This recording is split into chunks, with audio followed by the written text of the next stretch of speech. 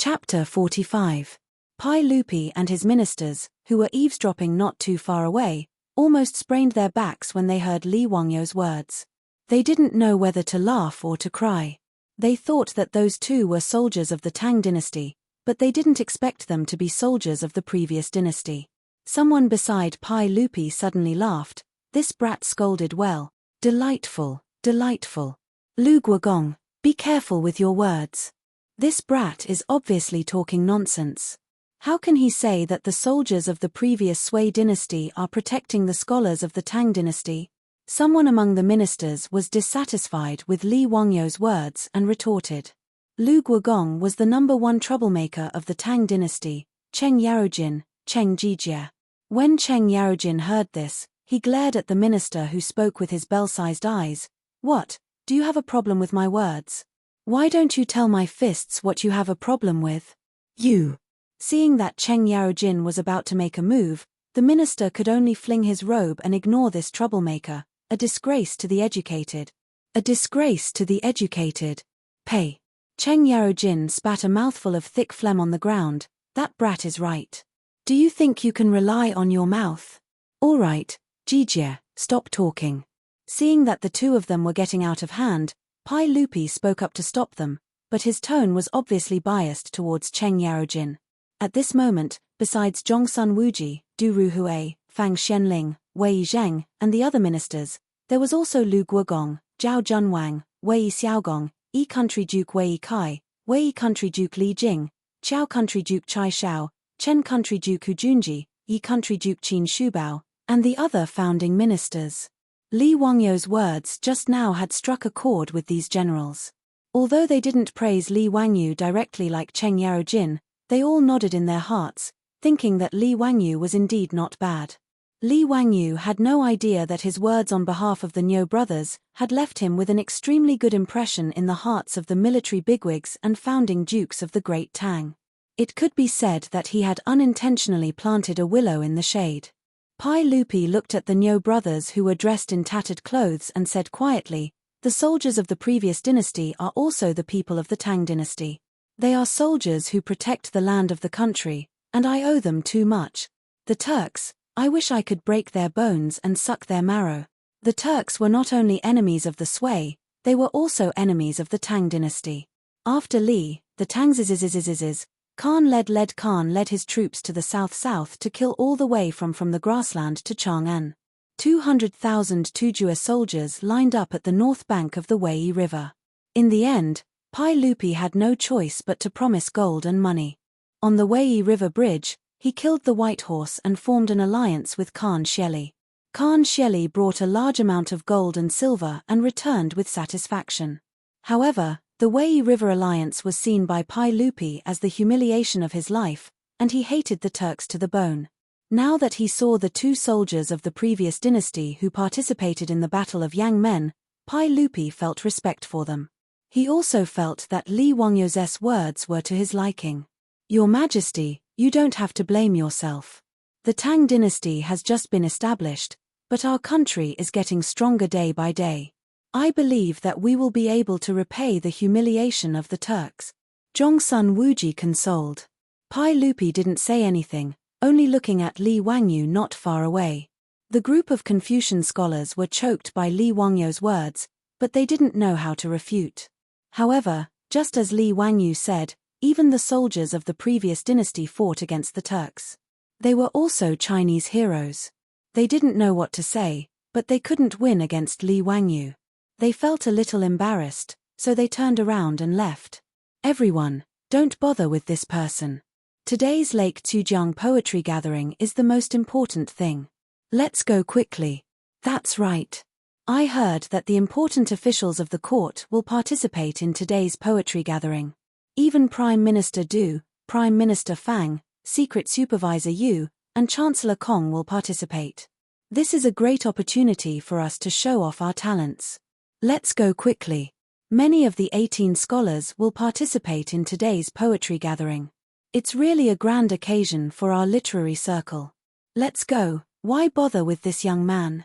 The Confucian scholars acted as if they didn't want to lower themselves to the same level as Li Wangyu.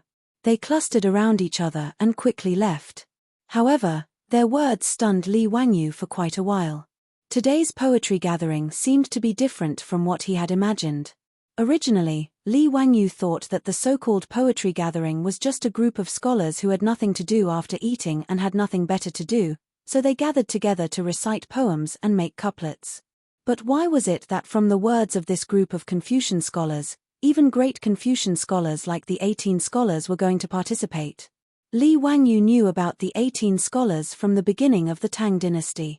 When Pai Lupi was still the emperor of Qin, he built the literature hall and recruited the talented scholars of that time. Du Ruhui, Fang Xianling, Yu Jining, Su Shizhong, Yao Xilian, Xue Shou, Chu Liang, Lu Deming, Kong Ingda, Li Xiandao, Li Shusu, Yu Shenan, Cai Yungong, Yang Xiangshe, Xu Jingzong, Shui Yuanjing, Gari Wenda, and Su Zun were all scholars. Pai Lupi also asked Yang Liban to draw portraits of the 18 scholars, which was called the 18 Scholars Ascending Yingju. Among the 18 scholars, there was no need to mention Du Ruhui and Fang Xianling. Yu Shenan, Kong Ingda, and Yao Xilian were all great scholars. There was even Xu Jingzong, who was later listed as the #1 treacherous official.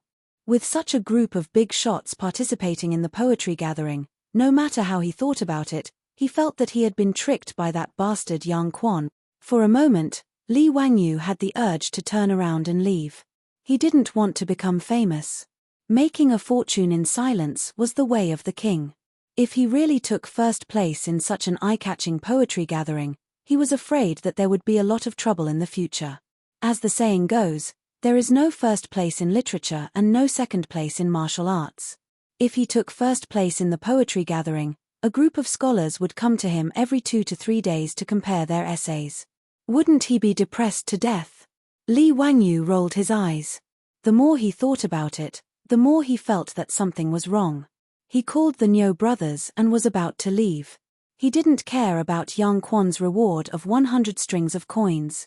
At most, he would draw a few more nude sketches in the next 2 days. As for Yang Quan, he would find a way to fool him later. In any case, Yang Quan didn't know what happened in Chang'an City. Who knew that when Li Wangyu was about to turn around and leave, he was blocked by someone. "Zio, where are you going?" "The poetry gathering is over there." Yu Shenan smiled and pointed in the direction that the scholars had left. Looking at Yu Shenan's wrinkled face, Li Wangyu felt a toothache. He was even more certain that he had fallen into Yang Quan's trap. It would be strange if Yu Shenan didn't know that Yang Quan had asked him to come to Chang'an to participate in the poetry gathering at Sujiang Pond. "Duke Yu, are you also going to participate in the poetry gathering? I suddenly remembered that I have something to do at home. It's a pity that I can't participate in today's poetry gathering. Duke Yu, take care. I'll take my leave first. Zio actually has something to do." "That's a pity. I heard from Shuqing that he was going to find someone to collect a debt. I wonder if Zio is going because of this." Yu Shenan smiled like an old fox. The only thing missing was his tail wagging behind him. Damn it. Using debt to threaten him again. Did Yang Bailaro have no human rights? Li Wangyu's expression changed. He immediately smiled at Yu Shenan and said, "Duke Yu, what are you talking about? No matter how important something is, I still have to participate in the poetry gathering. I'm going now. If I don't get first place, I swear I won't give up." He didn't wait for Yu Shenan to speak. He cupped his hands and turned around, leading the Niu brothers in the direction that the scholars had left in. Chapter 46. After Li Wangyu left, Pai Lupi led a group of officials over. "Elder Yu, this Li Zio's temperament is very lazy." In the crowd, an old man looked at Li Wangyu's back and said with a smile. The one who spoke was one of the 18 scholars, the chancellor of the Imperial College, the 31st grandson of the late Confucius, Kong Ingda. "You're right, Master Kong. Ziyu is a rare talent, but he has a lazy personality. He still needs to be polished." Yu Shenan smiled. After Yu Shenan returned to Chang'an from Hu County, he spread Li Wangyu's 2 poems far and wide. Li Wangyu had left a deep impression on a group of court officials and great scholars. Today, they unexpectedly saw Li Wangyu's eloquence, which made them feel funny and even more curious about Li Wangyu. Du Ruhui was not stingy with his praise. Just by looking at his 3 poems, I know that he is not a fish in a pond. In the future, he will be a capable official of His Majesty. Everyone knew how to carry a sedan chair, especially the other officials. Seeing that Fang Xianling, Zhongsun Wuji, and Yu Shenan were thinking highly of Li Wangyu, many officials also spoke up and praised Li Wangyu. Pai Lupi did not comment on this, and the officials and generals could not guess what he thought of Li Wangyu. Li Wangyu did not know that the reason why so many officials were participating in the poetry gathering was because Pai Lupi's first imperial examination after ascending the throne was imminent. The imperial examination of the Tang dynasty was divided into more than 50 subjects such as Shoucai, Ming Jing, Jinshe, Ming Fa, Ming Zi, and Ming Shu. Jinshe was the most important subject, and many of the prime ministers of the Tang dynasty were Jinshe. Jinshe mainly tested current affairs, poetry, and essays. The imperial examination was held by the Ministry of Ministers, and because it was usually held in the spring, it was also called the Spring Imperial Examination. In the Tang dynasty, not only did they look at exam results, but they also needed the recommendation of famous people. As a result, the examinees would rush to the noble family's door before the exam and present their representative works to them. This was called handing in the exam papers. Handing in the examination papers was a serious detriment to the original intention of the imperial examination. Originally, they wanted to give the commoners a path to promotion, but because of the scroll, the commoners had all become disciples of the aristocratic families. This was the reason why people said that there were no poor families in the upper class and no noble families in the lower class. In Pai Lupi's view, the aristocratic families were actually the cancer of the Tang dynasty. Although Emperor Li's imperial family was one of the most influential families in the Tang dynasty, the Longxi Li clan, one of the most influential families in the world, the Li clan was one of the most influential families in the world. However, the aristocratic families controlled culture and knowledge.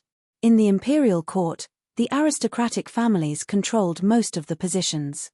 Pai Lupi was naturally afraid of the aristocratic families that threatened the imperial rule.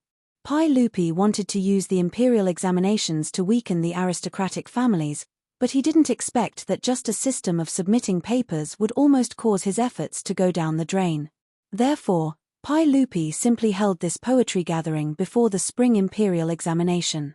He wanted to let the students from all over the country who came to Chang'an to participate in the imperial examination to show their talents in public, hoping to kill off the matter of submitting papers. On the grass on both sides of a winding stream beside Tujiang Pond, there were many mats laid out with a few tables on them. All the students who participated in the poetry gathering could occupy a mat and a few tables by themselves. When Li Wangyu led the Niu brothers here, there were already hundreds of students sitting beside Tujiang Pond. It stretched for hundreds of meters, and it was very lively. In the Tang dynasty, there were 2 kinds of people who were qualified to participate in the imperial examination of Chang'an. One was from the capital and the county academies, and they were called students. The second kind was those who first passed the county examination and then sent to the imperial examination, and they were called juren. The Niu brothers were not scholars, so they couldn't sit at the table and could only watch from the outside. Li Wangyu casually found an empty mat downstream of the stream and sat down cross-legged. Until now, he was still confused and didn't understand the rules of this poetry gathering. It looked like there was going to be a winding water window. Winding water window was a game that the scholars of the Tang dynasty liked to play.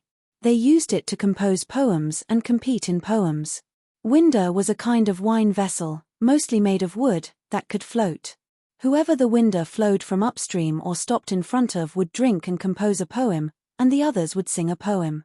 In Li Wangyu's view, this poetry gathering was just something that the scholars of the Tang dynasty had nothing better to do. If they had the time, wouldn't it be better for him to spend a few more sketches? While he was silently cursing, he did not notice that Leah had led a group of important officials to the side of the crooked river pool and entered a waterside pavilion beside the pool. Soon, there was a crisp sound from the waterside pavilion, and the people who were talking loudly by Tujiang Pond immediately quieted down. Li Wangyu saw a skinny old man come out from the waterside pavilion and said loudly, "Wine." As his voice fell, countless servants began to weave through the grass, bringing a pot of wine, some dried fruits, and writing brushes, ink, paper, and inkstone to each table. Li Wangyu immediately understood that they were going to compose a poem, but he didn't know how to judge. "Everyone, raise your cups and drink." The old man spoke again and raised his cup. The hundreds of students present, including Li Wangyu, all raised their cups and drank the wine in their cups. After drinking a cup of wine, the old man said loudly, "Everyone, please compose a poem with the theme of spring as the theme." Li Wangyu was stunned. Why did it feel like this poetry gathering was like an exam? In addition to the beautiful environment, wasn't this method of composing a poem a kind of imperial examination in the Tang dynasty? But since he was sitting here, he had to show some ability and copy it properly. Otherwise, it would be really bad if Yang Quan really pulled down his face and asked him to pay for it. With the theme of spring as the theme, the ancient poems with this theme in his mind were simply too common. Li Wangyu felt that he could copy 10 of them in one breath without any pressure. Looking around, Li Wangyu prepared to pick the most suitable poem to copy. But he saw many wild ducks frolicking in the Tujiang pond not far away. Li Wangyu immediately thought of which powerful poem he should copy. Su She Su Dongpa's Hui Chong Chun Jiang Xiaojing was most suitable for this Tujiang pond. Li Wangyu picked up the brush and wrote, changing the title of the poem. Tujiang Xiaojing. In Tujiang pond outside the bamboo, there are 2 or 3 peach blossoms. The duck knows when the spring water is warm. The artemisia is full of short reed buds. It is the time when the pufferfish is about to rise. 2 or 3 minutes later, when the other students were still thinking hard about how to compose a poem with the theme of spring, Li Wangyu had already finished writing the whole poem on the rice paper with beautiful thin gold characters. When the servant at the side saw him finish the poem so quickly, his eyes lit up and he immediately jogged over to take away the rice paper. Not long later, Li Wangyu's poem was delivered to the waterside pavilion by the Tujiang pond. "Who finished the poem so quickly?" Pai Lupi asked curiously. "Your Majesty, it was Li Wangyu from Hu County." When Pai Lupi heard this, he frowned slightly. "It's this kid again? Let me hear it." "Yes, Tujiang Xiaojing in Tujiang pond. Outside the bamboo, there are 2 or 3 peach blossoms. The duck knows when the spring water is warm." After the poem was recited, before the civil officials could say anything, a group of generals and dukes clamored. "Good poem. This poem is well written. Even a boor like me can understand it." "Naturally, it is a good poem. The truth is, the spring water is warm. Don't the duck know first?" "Ha ha." Because the dukes had a good impression of Li Wangyu before, when they heard that it was Li Wangyu's poem, they didn't care about anything else and praised it first. Their words made Pai Lupi and the civil officials not know whether to laugh or cry, but they couldn't deny that Li Wangyo's poem was really good. Chapter 47. The group of civil officials naturally couldn't evaluate Li Wangyo's poem like Cheng Yaojin and the others. Yu Shenan twirled his beard and smiled. "The poem is like seeing a painting, overflowing with spring light, harmonious and warm, good. Out of the ordinary, naturally superior." Zhongsun Wuji nodded and praised. "True and false, diverse and interesting. What a good duck foresight. Li Zio really has talent." Kong Yingda clapped his hands and cheered. While everyone was praising him, a discordant voice was heard. "Geese also foresight, why only ducks?" Everyone was stunned when they heard this, and many of them burst out laughing. Cheng Yaojin was immediately unhappy and jumped out, pointing at Xu Jingzong's nose and scolding, "Xu Jingzong, do you know how to speak human language?" The one speaking was one of the 18 scholars, Xu Jingzong. Xu Jingzong was only 36 years old this year. Although he was appreciated by Pai Lupi, his official life wasn't good. Now that he saw everyone praising Li Wangyo's poem, he was jealous and couldn't help but come over to nitpick. Yu Shenan was also unhappy with his words. According to the Yang family, this poem doesn't even need to be written. Guan Guan Ju Ju, in the continent of the river. In the continent of the river, Banju or Mingju is fine. Why write Juju? Yang family was Xu Jingzong's courtesy name. Xu Jingzong could ignore Cheng Yaojin's scolding, but he couldn't pretend he didn't hear Yu Shenan's words. He could only awkwardly cup his hands towards Yu Shenan. indicating that he had said something wrong. Being slapped in the face by Yu Shinan in public made Xu Jingzong very embarrassed. Although he asked for it, this person held the grudge against Li Wangyu and became more jealous of Li Wangyu. If Li Wangyu knew that he had such an undeserved calamity and took the blame for no reason, he would probably cry until he fainted in the toilet. Being targeted by the number one scoundrel of the Wu Ju dynasty, number one on the list of traitorous officials, wasn't this considered sitting at home while disaster came from the sky? Luckily, Li Wangyu did not know what had happened in the waterside pavilion. At this moment, he was drinking wine calmly and in a good mood, looking at the scholars around him scratching their heads and scratching their cheeks as they racked their brains to write poems. However, the old man from before did not give them too much time. After the time it took for an incense stick to burn, the servants took away the rice paper on the tables and sent them into the waterside pavilion. Not long after, servants came out and asked those scholars who didn't write anything or those who didn't know anything to leave their seats according to the name list. These scholars who were chased away knew that they had exposed their cowardice and didn't dare to say much. Each of them covered their faces with their sleeves and left in fear. Soon, less than half of the 100 people who had been sitting by the stream were left.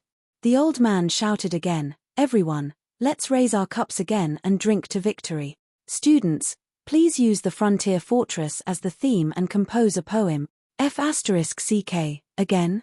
Li Wangyu looked at the remaining 40 to 50 people around him and thought to himself, could it be that this poetry meet is still an elimination system? Alright, let's cut the crap and continue to copy poems. It was just nice that the bunch of scholars had looked down on the Nyo brothers and he was still unhappy about it. He could copy a poem to vent his anger. Before Li Wangyu put down the wine cup in his left hand, his right hand picked up the brush and started to write. This time around, his speed was even faster. The other scholars were still thinking about the words of the old man when Li Wangyu had already laughed out loud and threw the brush down. The servant who took away Li Wangyu's poem had learned to be smart and stood not too far away from him. When he saw Li Wangyu throwing the brush down, he immediately ran forward and rolled up the paper and took it away. On the tables around Li Wangyu, a few scholars cursed in their hearts when they saw this scene. Who exactly was this young man? Are you sure you're composing a poem? Cao Ji, who was reputed to be extremely talented, had to walk 7 steps to compose a poem. This fellow in front of them didn't even need to think about it. Many scholars snorted coldly in their hearts. This person was obviously trying to please the crowd with claptrap. In the waterside pavilion, Kong Ingda had just announced the topic of the poem to everyone. He had just walked back when the servant brought in Li Wangyu's poem. Pai Lupi couldn't help but stare. Is this fellow playing with us? How can he compose a poem so quickly? Nonsense. For something like composing a poem, other than needing quick thinking and outstanding literary talent, it also needed inspiration. Even so, most of the masterpieces that had been handed down from ancient times were actually a long process of deliberation. The poem had to fit the mood of the author, be catchy, have to have rhyme, etc. For a sentence of a poem or a word in the poem, scholars didn't hesitate to spend their effort and time. The Tang dynasty poet Zhou Dao once used a few years to compose a poem. A sentence, birds sleep in the trees by the pond, monks push the door under the moon. He racked his brains over whether to use the word knock or push and offended Hanyu, causing a beautiful story. From then on, deliberation became a popular and commonly used word. It was used to describe repeatedly pondering and deliberating when writing an article or doing something. From this, one could see that composing a poem wasn't something that could be done casually. That was why Cao Ji's poem in 7 steps became a beautiful story. The group of officials were also dumbfounded by Li Wangyu's speed. Xu Jingzong jumped out again. Your Majesty, this fellow is clearly disrupting the poem gathering. He should be punished as a warning to others. Bastard, it's you again? If I don't let you know the power of my fist today, you won't be able to learn how to speak properly. Cheng Yaojin also went against Xu Jingzong today. He was a founding duke. If he really wanted to beat Xu Jingzong up, then so be it. Xu Jingzong would be beaten up for nothing and wouldn't be able to find a place to cry. Pai Lupi shouted in dissatisfaction, Jijie, have you caused enough trouble? Your Majesty, it's not that I want to cause trouble. It's clearly this fellow who is deliberately causing trouble time and time again. Mitch, you're a duke, and you have the nerve to cause trouble for others? Pai Lupi glared at him. Cheng Yarojin was Pai Lupi's most trusted general. How could Pai Lupi really reprimand him for Shu Jingzong? He was just using this as an excuse to vent his dissatisfaction with Li Wangyu. Pai Lupi was depressed because he had a good impression of Li Wangyu just now. He had even personally come up with the poem about the frontier fortress. He wanted to see what kind of poem Li Wangyu, who had passionately lectured the group of scholars, could write about the frontier fortress. In the end, Li Wangyu didn't give him any face at all. Kong Ingda had just announced the topic and he had already finished writing. Other than scribbling, what other explanation could there be? Yu Shenan was also somewhat embarrassed. He had just praised Li Wangyu. Why did this fellow drop the ball? Pai Lupi was able to propose a second poem about the frontier fortress. Everyone present was shrewd. How could they not see that this had something to do with the small argument by the crooked river pool? It was clear that Pai Lupi was already interested in Li Wangyu and wanted to see his talent one step further. Your Majesty, let me go and warn that weary fellow to write another poem. Yu Shenan could only speak up. He hoped that Pai Lupi would give him face and give Li Wangyu another chance. Pai Lupi didn't express any opinion. He let out a cold snort from his nostrils, tacitly agreeing with Yu Shenan's words. Yu Shenan didn't care about his old age. He turned around and wanted to leave the waterside pavilion to beat up Li Wangyu. However, he heard Kong Ingda let out a soft cry. Hey, this poem is amazing. Good leaving the fortress. Kong Ingda held the paper in his hand. He was so excited that his beard trembled. His words attracted the attention of everyone in the waterside pavilion. Pai Lupi didn't understand and asked, Kong Ingda, what poem did that fellow write?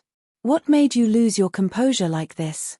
This poem is vigorous and open-minded, with a majestic momentum, and stirring one's heart. It can be said to be the best of the 7 absolutes. Oh! For Kong Ingda to praise it so much, could it be that the fellow wrote some amazing poem? Quickly, read it for us. Yu Shenan was also excited. He thought that Li Wangyu had made a mess. Now it seemed that it wasn't what the officials in the waterside pavilion thought. The poem is called Leaving the Fortress. The bright moon of the Qin and Han dynasties, the long march of 10,000 li has not yet ended. But with Long Chengfei, the general, there will be no horse to cross the Yin Mountains. Kong Ingda used a yin and yang tone to recite Li Wangyu's poem. The waterside pavilion was completely silent. Everyone stared at Kong Ingda in disbelief. Are you playing with us? Such a magnificent poem was written by that tired kid without any hesitation. Chapter 48. When everyone was still shocked by Li Wangyu's leaving the fortress and didn't know what to think, they heard a person in the waterside pavilion laugh loudly. Haha, I already said that this kid is amazing. Shu Jingzong, what else do you have to say? Cheng Yaojin's laughter made the frozen atmosphere in the waterside pavilion loosen up. Shu Jingzong's face twitched a few times and he shut his mouth. He jumped out twice to criticize Li Wangyu, but he didn't expect to be slapped in the face. This made Shu Jingzong sullen and depressed, feeling that he lost face in front of Pai Lupi today. Li Wangyu copied Wang Changling's leaving the fortress and it was hailed as the head of the Tang dynasty's 7 absolutes in the future. Needless to say, the group of dukes and generals in the waterside pavilion were all extremely excited by Li Wangyu's poem. Even the civil officials fell for it. Many of the civil officials in the beginning of the Tang dynasty had also experienced war. Take the Wei River Alliance in the 9th year of Wuda as an example. Pai Lupi led Jiao Shelian, Fang Xianling and 6 others to the Wei River to negotiate with Sheli Khan. The civil officials in the beginning of the Tang dynasty couldn't be compared to the weak scholars in the later generations. Pai Lupi himself was an emperor on horseback. More than half of the Tang dynasty's rivers and mountains were conquered by him personally. Therefore, Li Wangyu's leaving the fortress could be said to have written in the hearts of everyone present. Zhongsun Wuji couldn't help but sigh. Xielingyun said that the world's geniuses only have 1 stone. Cao Zijian alone has 8 stones, he has 1 stone. Since ancient times, they have shared one stone. I think he said it wrongly. This Li Zio is clearly the Chilean son who has 8 stones. No one in the waterside pavilion felt that Zhongsun Wuji's words were exaggerated. They all nodded in agreement. Li Wangyo's 2 poems were also passed around in the hands of everyone. Li Wangyo's words are so strange. Someone immediately discovered Li Wangyo's unique thin gold body. Haha, this old man knows this character. It's Zio's original thin muscle body. This lean muscle body's handwriting is thin and strong, yet it doesn't lose its meat. It's really good handwriting. Yu Shinan explained with a smile. The more Li Wangyu shone in this poetry competition, the happier Yu Shinan was. He didn't want a hidden gem like Li Wangyu to be buried among the common folk. If Pai Lupi didn't want to use Li Wangyu because of Li Ju, Yu Shinan didn't mind taking advantage of his seniority and making a scene. In any case, he was already 70 years old. Confucius had once said, at 70 years of age, follow your heart's desires and do not overstep the rules. Such a great scholar, even Li had to be respectful when facing Yu Shinan. Yu Shinan had been a loyal and upright person all his life. When his brother Yu Shiji was captured by Yuan Huaji and was about to be executed, Yu Shinan knelt on the ground and begged to be executed for his brother. He was praised by the world. In contrast, Shu Jingzong was a shameless villain. His father Shu Shanshan was killed by Yuan Huaji. In order to survive, Shu Jingzong danced with joy. It could be seen how bad his character was. Your Majesty, what do you think of this poem? Yu Shinan asked Pai Lupi with a smile. In fact, these words didn't give Pai Lupi any face.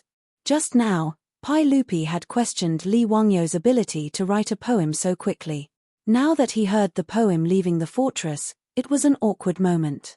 As a result, Yu Shinan went to ask the emperor about Li Wangyo's poem.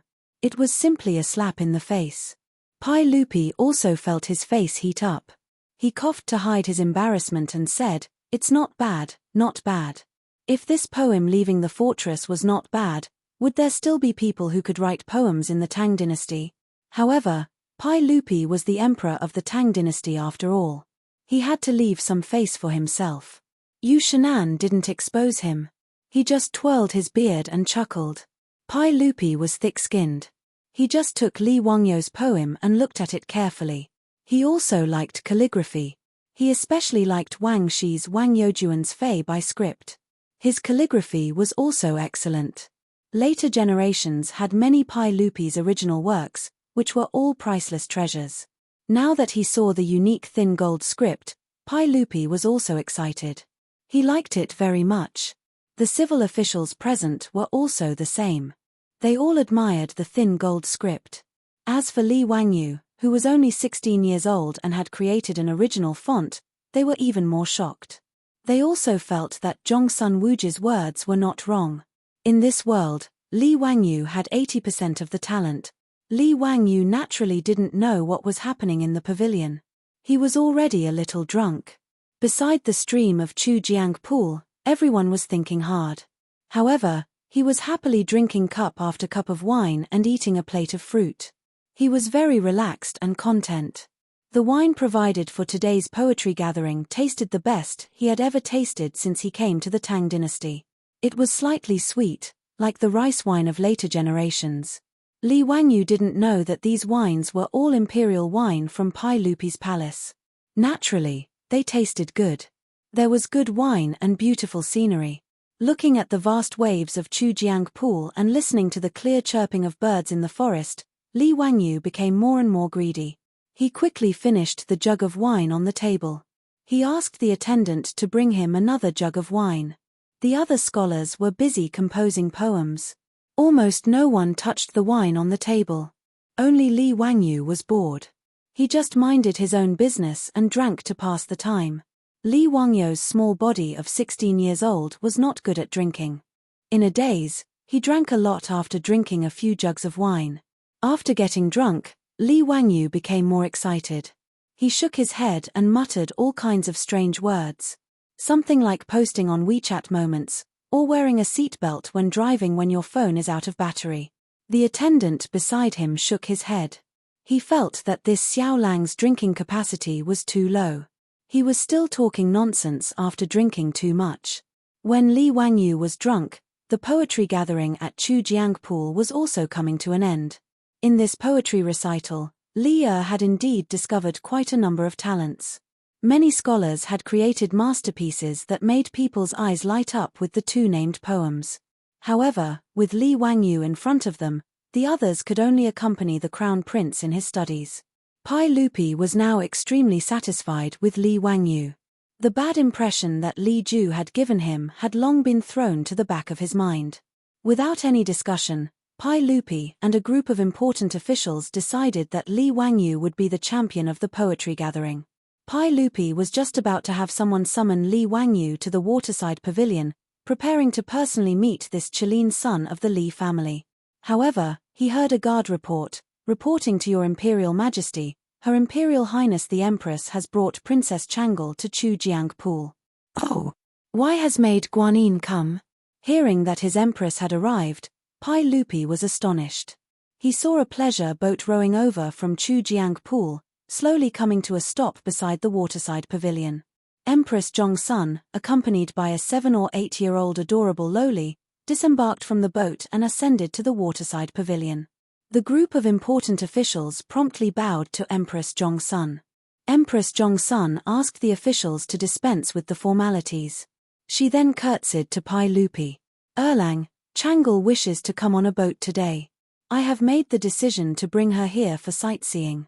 At the same time, I want to see what kind of young talents Your Imperial Majesty has unearthed at this poetry gathering. Pai Lupi hurriedly extended his hand to support Empress Zhongsun. Maid Guanyin, you are pregnant. You must be careful. At this time, Empress Zhongsun was already 5 months pregnant. Her body was beginning to show signs of pregnancy. She had already given birth to 2 sons and a daughter for Pai Lupi. However, the 2 of them were still young husband and wife. They were very loving. Pai Lupi was very distressed for Empress Zhongsun. Maid Guanyin, you have truly come at the right time.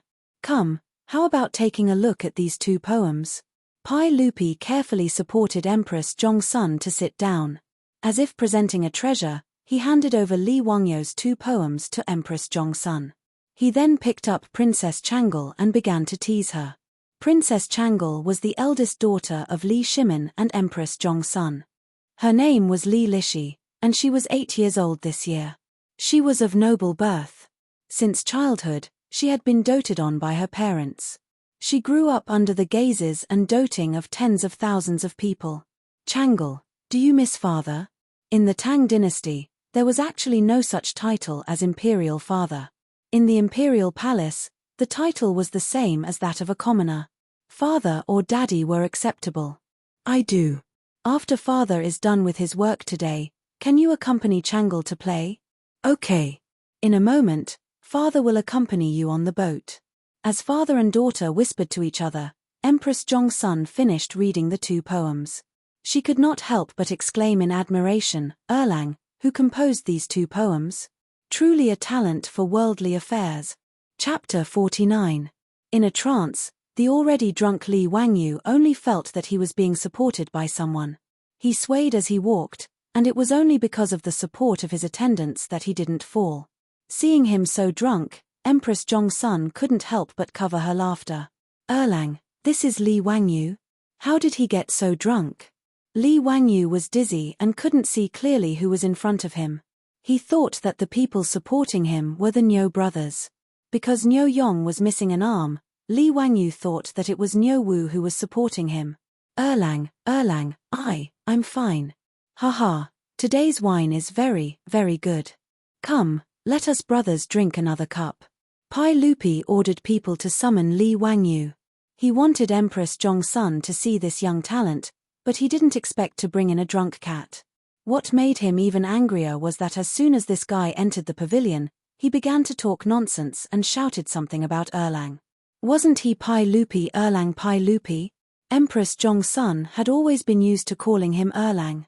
The ministers in the pavilion didn't know that Li Wangyu was calling Niu Erlang. They only thought that this guy had drunk too much and directly called His Majesty Erlang. Everyone was stunned. Did this guy go crazy? Drink another cup. Who do you want to drink with?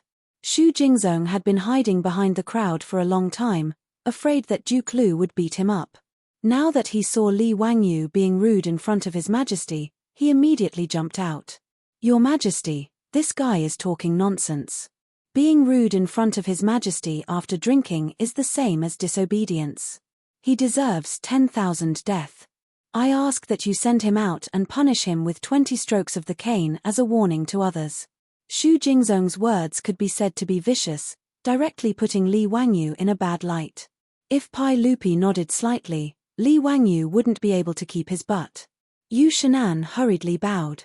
Your Majesty, Ziyu is young and greedy for alcohol. I beg for your Majesty's forgiveness.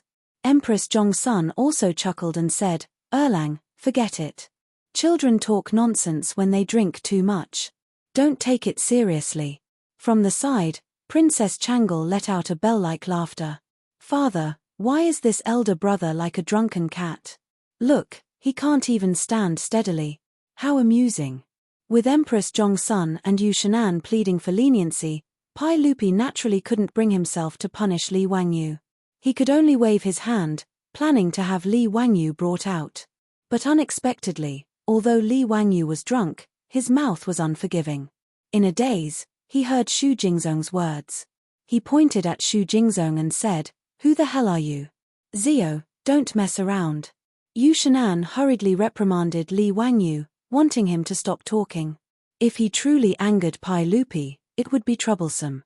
However, Xu Jingzong would not let Li Wangyu off. Today, he had lost face several times because of Li Wangyu. With great difficulty, he had finally found an opportunity. How could he be willing to let it go? Your Majesty, I see that this Li Wangyu is only SOSO. Those 2 poems from before might have been written in advance by someone. Otherwise, how could he have written such a masterpiece so quickly? Why don't your Majesty set a topic and have him compose a poem in front of you? Seeing that Li Wangyu was unable to stand steadily, Xu Jingzong wanted him to compose a poem on the spot. He wanted to see Li Wangyu make a fool of himself. Your Majesty, Ziyu is already drunk. I'm afraid that this poem cannot be composed. Yu Shan'an hurriedly helped Li Wangyu evade. The drunken cat Li Wangyu did not hear anything else clearly, only hearing the word compose a poem. He did not wave his hand. Who said that I can't compose a poem? I have countless poems in my stomach. Speak, what kind of poem do you want me to compose? I have everything you need. Yu Shan'an was angered by Li Wangyu's words. How could he not know that this fellow was so talkative after drinking? Before Yu Shan'an had time to speak up for Li Wangyu, Xu Jingzong had already seized the opportunity. Facing Pai Lupi, Xu Jingzong bowed. Your Majesty, since Li Wangyu has said so, why don't you give him an opportunity to display his talent and let us admire his masterpiece? Pai Lupi was speechless. This fellow is still composing poems? I think it's more like a dream. His words caused all of the important officials in the pavilion to burst into laughter. Princess Changle giggled. Hehe, dreaming is good. Changle loves to dream the most. All of the officials knew that Pai Lupi was joking. Who knew that Xu Jingzong, with a deadpan expression, bowed again? Yes, Your Majesty has ordered that Li Wangyu compose a poem on the topic of dreaming. Once these words left his mouth, all of the officials were stunned. Everyone could tell that Pai Lupi was clearly joking. How could this Xu Jingzong be so despicable? Pai Lupi frowned. Xu Qing, I was only speaking without thinking. Your Majesty, a monarch does not speak lightly. Xu Jingzong's mind was currently filled with thoughts of how to make Li Wangyu lose face and make a fool of himself. In a moment of anger, he rebutted Pai Lupi. Xu Jingzong's words caused Pai Lupi to choke and be unable to say anything for a long time. It was Cheng Yarojin who jumped out from the side, grabbing Xu Jingzong by the collar. You scoundrel. I see that you're itching for a beating today. The Tang dynasty has so many weapons, yet you insist on learning the sword. You swordsman. Previously, Cheng Yarojin had heard Li Wangyu's brilliant curses by the side of the crooked river pond. He had been greatly satisfied and had been silently memorizing it. Now that he finally had the opportunity to use it, he opened his mouth and began to spew. Xu Jingzong was able to endure. Faced with Cheng Yaojin's humiliation, he did not say a word. Even as Cheng Yaojin's saliva sprayed on his face, he did not try to defend himself. Everyone could tell that Lu Guogong was learning from Li Wangyou's previous curses. None of them could restrain themselves from laughing. Even Pai Lupi was so angry that he began to laugh. However, this was the first time that Empress Changsun and Princess Changle had heard such curses. They were both dumbfounded. Second young master, when did Lu Guogong become so eloquent? Empress Changsun asked Pai Lupi in a low voice. Pai Lupi chuckled mischievously. Leaning close, he repeated Li Wangyou's curses to the group of Confucian scholars. Empress Changsun could not help but roll her beautiful eyes. The reason why Cheng Yaojin had jumped out was because Li Wangyou was to his liking today. Regardless of whether it was the cursing of the Confucian scholars at the edge of Lake Chu or the stunning leaving the fortress, Cheng Yaojin had a favorable impression of Li Wangyou. As a result, he had deliberately pestered Xu Jingzong endlessly in order to fool Pai Lupi over with his earlier joke. However, no one had expected that drunken cat Li Wangyou would suddenly shout, "If you want to compose a poem, then compose a poem." Simple, very simple. Dreaming is also simple. Shaking off the attendant who was supporting him, Lu Guogong staggered towards the seating area in the waterside pavilion. As he neared, Li Wangyou swayed his body and shouted to Xu Jingzong, "You, help me take off my boots." As previously mentioned, the Tangs had to take off their boots when they Saturday. Li Wangyou was so drunk that he actually remembered to take off his shoes. This was quite rare. Xu Jingzong's face was as black as the bottom of a pot. Although his official position was not high, he was still one of the 18 scholars. Li Wangyou actually yelled at him to take off his boots. This was simply a naked humiliation. However, without waiting for him to speak, Pai Lupi's light words floated over. "Since Xu Qing wants Li Zio to compose a poem while drunk, it is only right that you help him take off his boots." Pai Lupi, the Emperor of the Ages, was definitely a narrow-minded fellow. He was taking revenge on Xu Jingzong for embarrassing him earlier. Now he was forcing Xu Jingzong to take off Li Wangyou's boots. Chapter 50.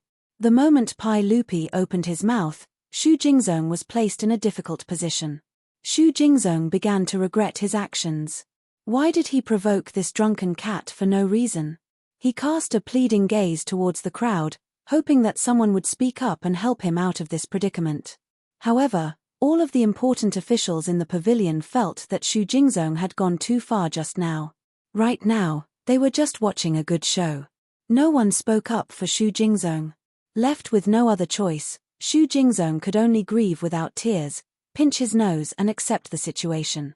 He, the Grand 18th Scholar, actually had to take off his boots for Li Wangyou, a fledgling. What kind of humiliation was this? Trembling, Xu Jingzong squatted down, using all his strength to remove Li Wangyou's boots. Thank you. Li Wangyou did not forget to pat Xu Jingzong on the shoulder, expressing his thanks. It would have been better if he had not said anything. After he finished speaking, Xu Jingzong's face flushed red. "Thank you, my ass. Do you really think I'm your servant?" "Li Wangyou, from now on, the two of us cannot exist under the same sky." Ignoring how Xu Jingzong was roaring in his heart, Li Wangyou leisurely walked over to the banquet table, plopping his butt on the table. Picking up a brush, he licked the ink twice. Discovering that the ink had already dried, he pointed the brush at a figure by the table. You grind the ink for me."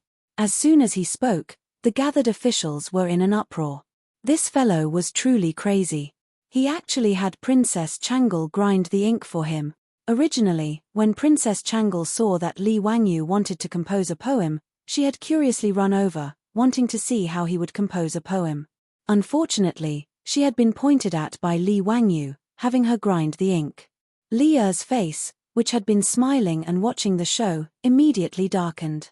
He reached out and patted the table beside him. He stood up and said, "How dare you ask my princess to grind ink for you? Li Wangyou, do you want to die? What's all this noise about? It's just grinding the ink. It's not like I'm going to publish it." "Hehe, princess, How are you? Big brother will give you a tip later. Li Wangyu spoke incoherently. He thought that he was in a nightclub in the future, but he didn't know that the princess he was talking about was not the princess he was talking about. No one understood what Li Wangyu was talking about, but they knew that Li Wangyu wasn't talking about anything good. Moreover, this guy actually dared to call himself Big Brother. He was simply asking for death. In the Tang dynasty, the term elder brother referred to the father as well as the elder brother. According to the old Tang book, Wang Ju's biography, Emperor Xuanzong wept and said, "Fourth brother is benevolent and filial." The fourth brother he was talking about was his father, Tang Ruizong. Because Tang Ruizong was the fourth son, Tang Xuanzong called him fourth brother. In the future, there was also a letter written by Pai Lupi to his son. At the end of the letter, he also addressed himself as his brother. When Xu Jingzong heard this, he was secretly delighted. Li Wangyu actually dared to flirt with Princess Changle, claiming to be her older brother. He was simply seeking death. Pai Lupi flew into a rage. Just as he was about to call for the imperial bodyguards to drag Li Wangyu out, Empress Zhongsun gently tugged on his sleeve.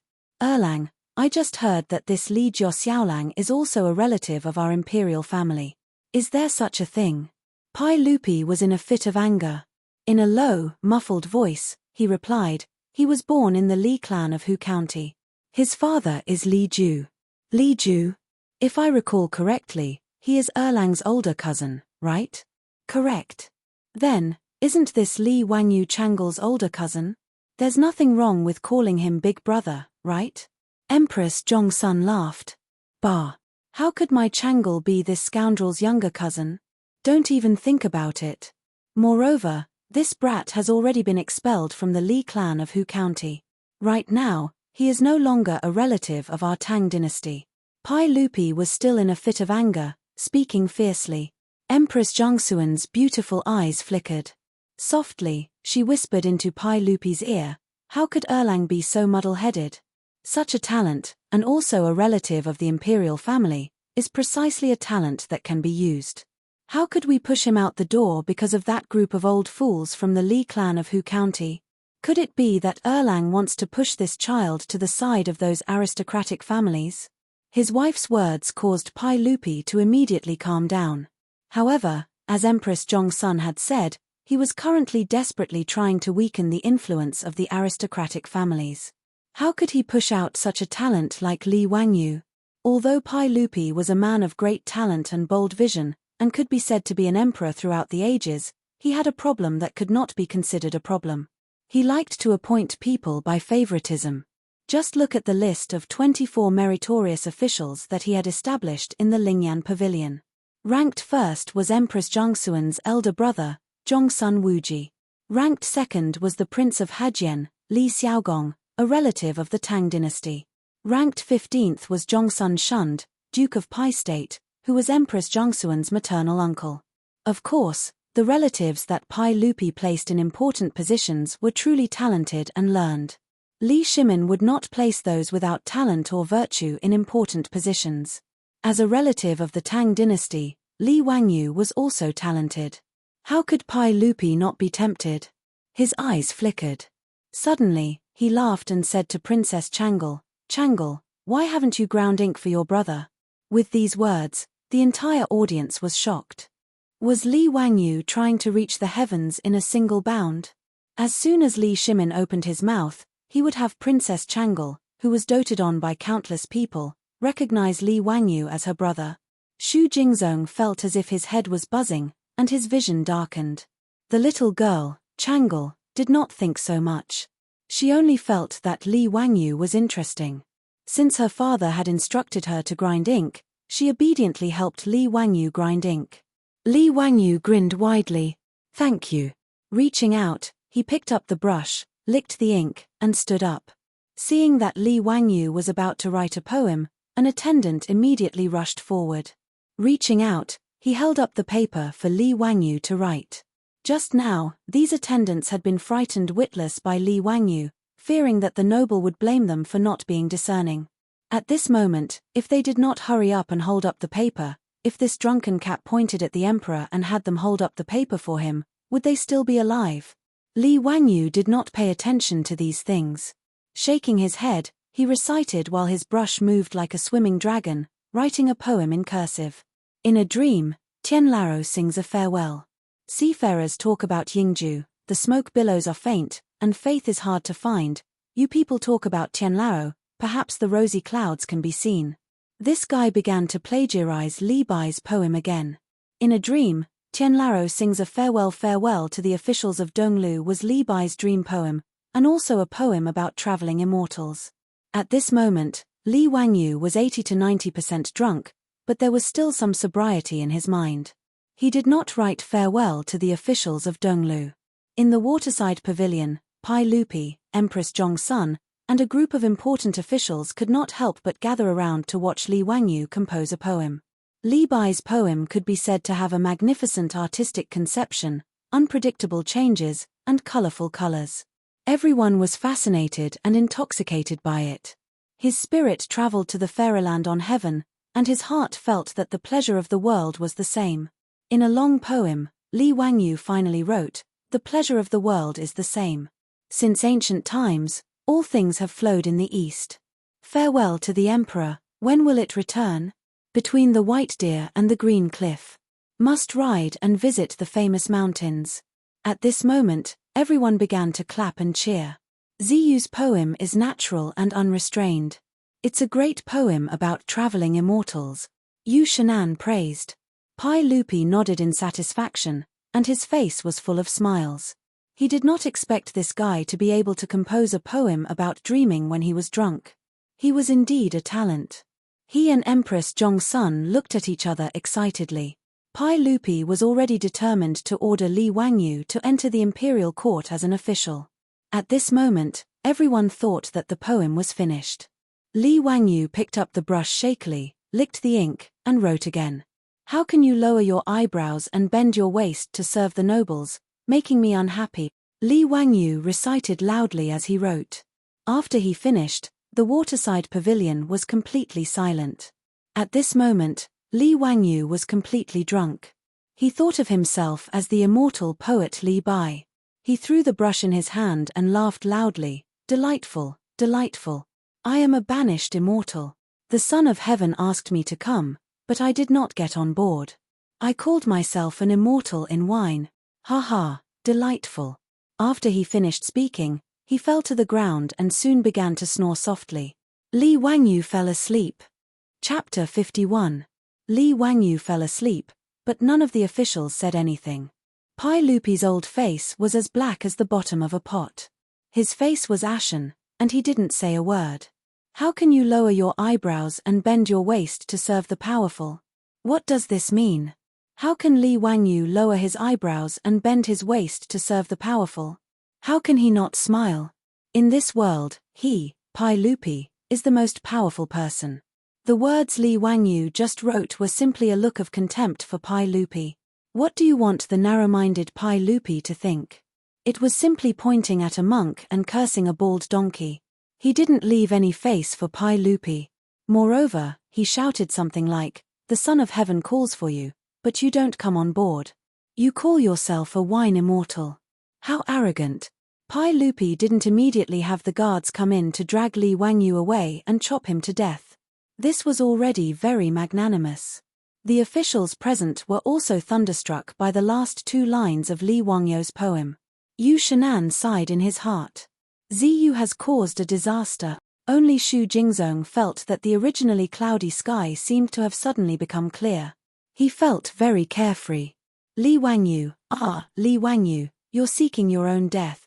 Looking at Li Wangyu, who had fallen to the ground and was sound asleep, Xu Jingzong couldn't help but smile.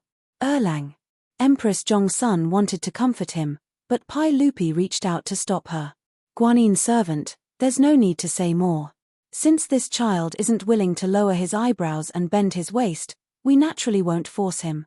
Let him be happy. After Pai Lupi finished speaking, he ignored the others. With a sullen face, he picked up Chang Le and turned to leave. Empress Zhong's son sighed helplessly. She turned to the officials and dukes and said, "His Majesty is in a fit of anger. We can't say much. I'll have to trouble you all to take care of the Li family's young man." No matter what, you have just heard His Majesty's order to let Changle call Li Jiao Xiaolang brother. There are some things that His Majesty can do, but you can't. You must not act on your own initiative. All the officials present understood her meaning and hurriedly bowed to Empress Zhongsun. Your Highness the Empress is too serious. This official naturally will not meddle. Empress Zhongxuan's words were a warning to the officials, telling them not to deal with Li Wangyu just because Pai Lupi left in a fit of anger.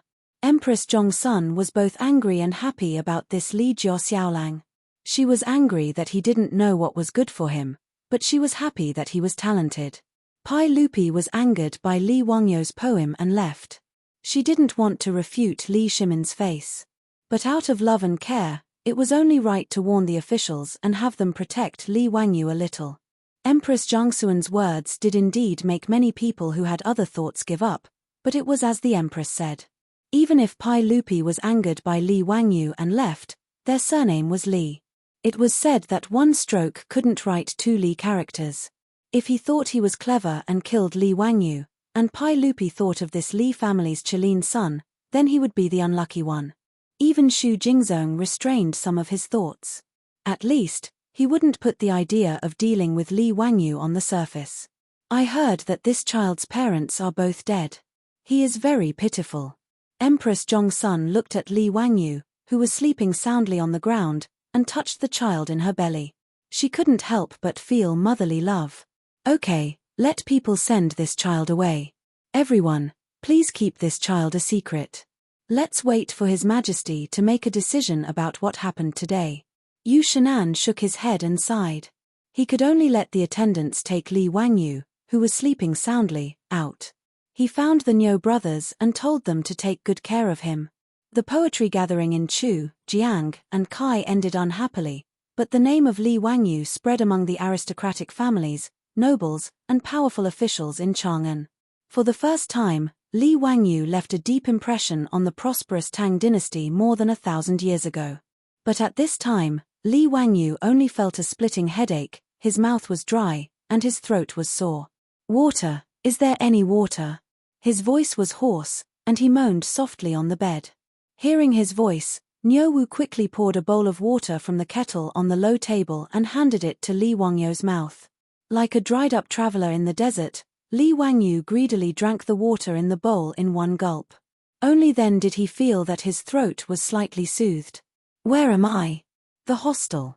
Niuwu laughed and said, Xiao Lang, you can't hold your liquor well. You're so drunk that you're completely unconscious. Li Wangyu was completely drunk. In his mind, he only remembered that he seemed to be drinking by the stream in Chu, Jiang, Kai. He had no idea what happened after that and how he came back. Erlang, is the poetry gathering over? He thought of the poetry gathering and quickly asked. Yang Quan had told him that he had to be the champion of the poetry gathering.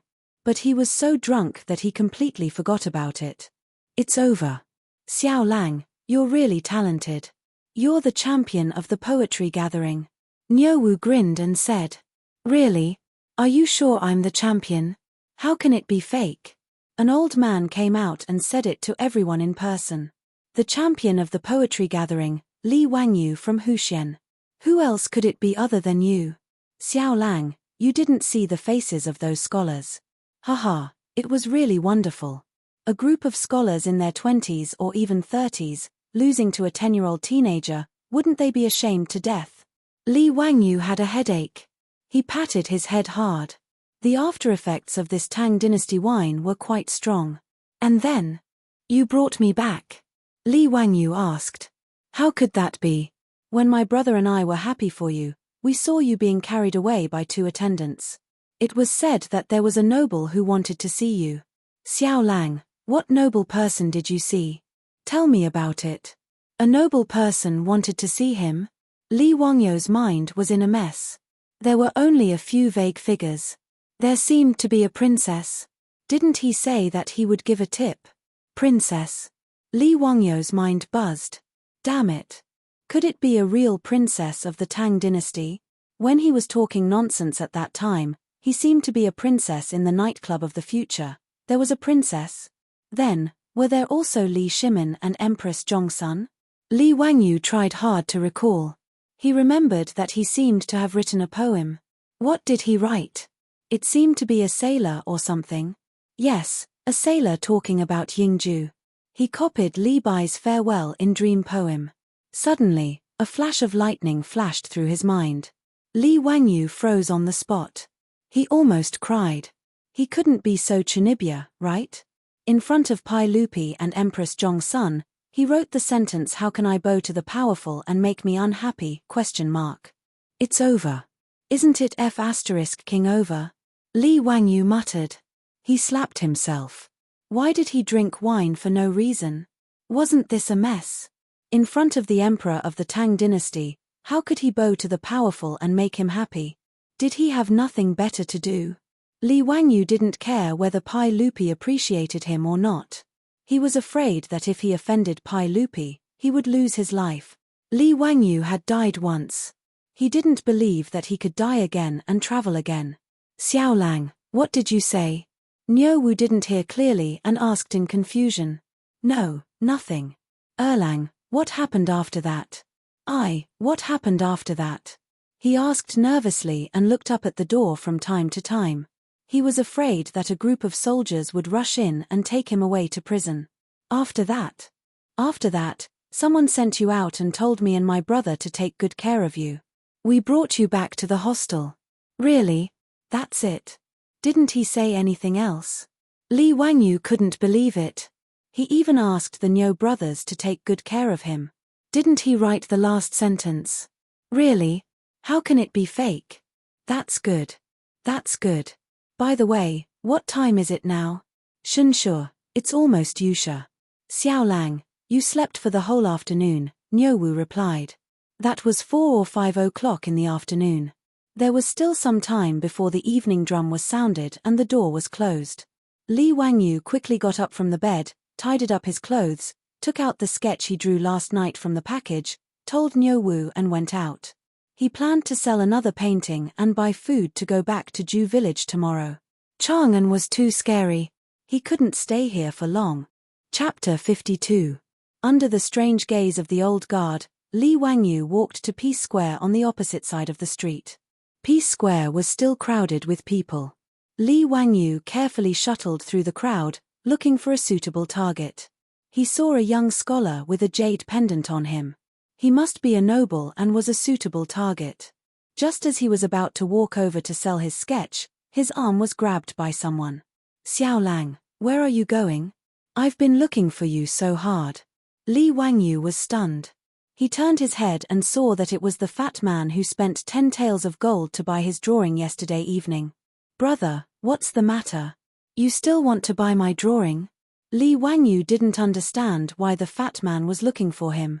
Could it be that he wanted a refund? The fat man didn't answer.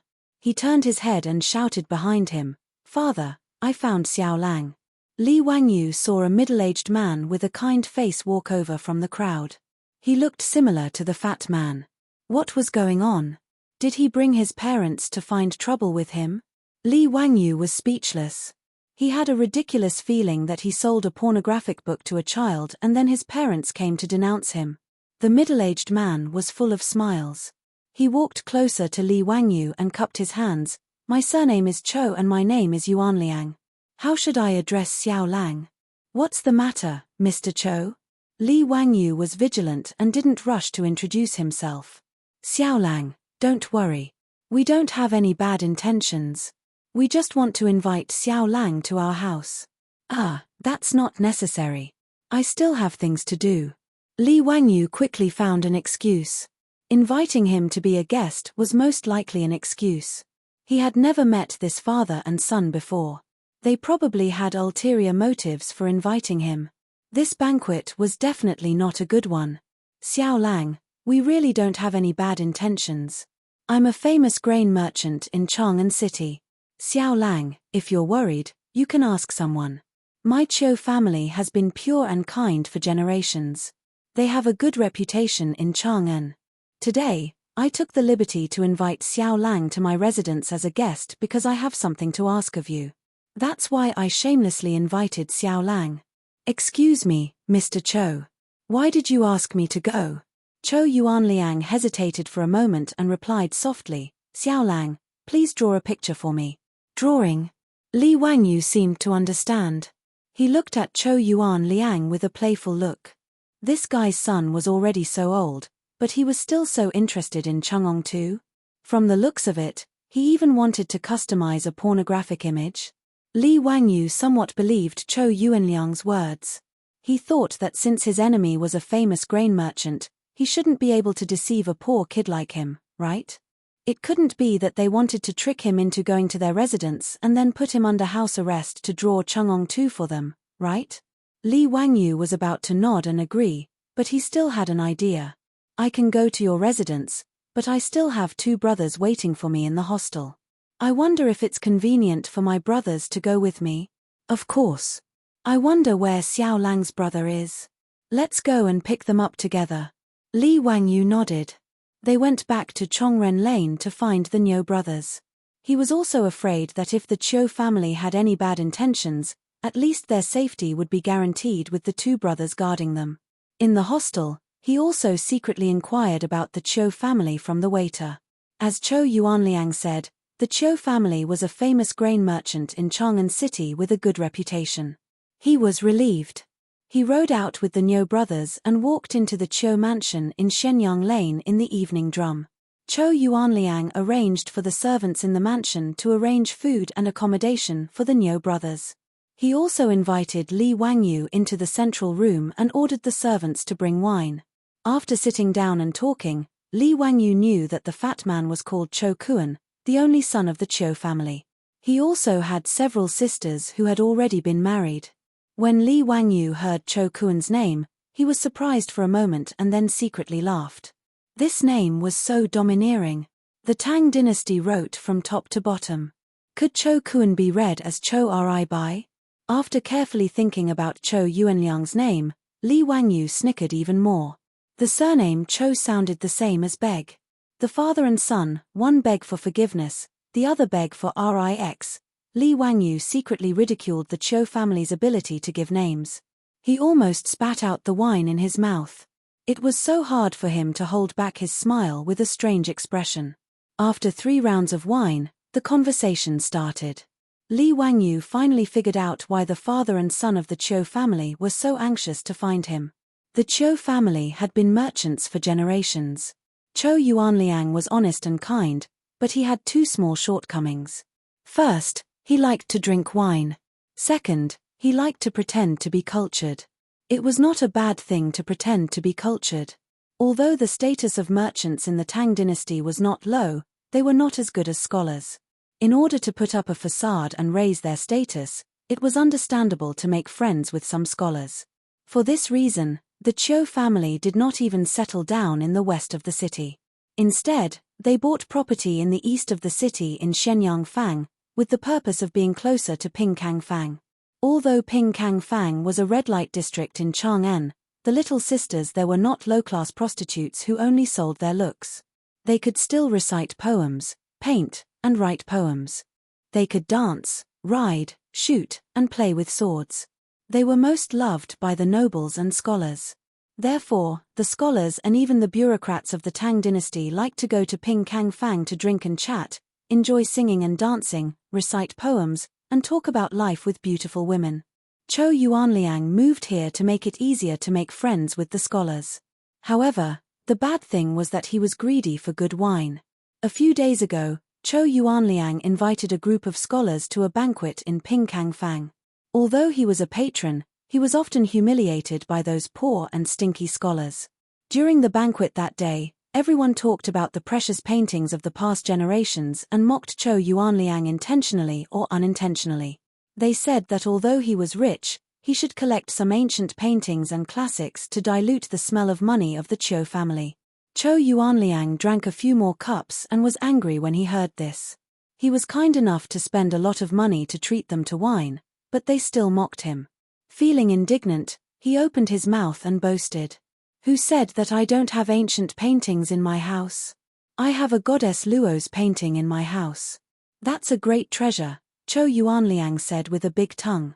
His words caused everyone to be stunned for a moment before they burst into laughter. We only know Jiyu Kaiji's ode to Goddess Luo from the East Jin dynasty. What is Master Cho's ode to Goddess Luo? Haha, that's right. Master Cho, did you make a mistake? Cho Yuanliang was indeed wrong. He remembered ode to Goddess Luo as ode to Goddess Luo. However, under the influence of alcohol, for his own face, Cho Yuanliang's neck stiffened and he refused to admit that he was wrong.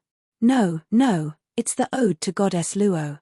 No one knows when or who made this painting, but it's a great painting. In the painting, Goddess Luo has no makeup, her clothes are plain, her body is light, and she looks like she's on the river. The most important thing is that the Goddess Luo in this painting is vivid and lifelike. She's the size of a real person, as if she's going to walk out of the painting at any time. It's very magical. That's the heirloom of my Cho family. It's a treasure that can't be easily shown to others. Cho Yuanliang was purely bragging. He drank too much and spoke nonsense. However, he was usually honest, so his words made everyone believe it. Is there really such a magical painting? Master Cho, can you let us take a look and broaden our horizons? Everyone asked to see the painting, which made Cho Yuanliang sober up a little. He quickly found an excuse to dodge it. Originally, this matter was over. He was just bragging in front of everyone because he drank too much.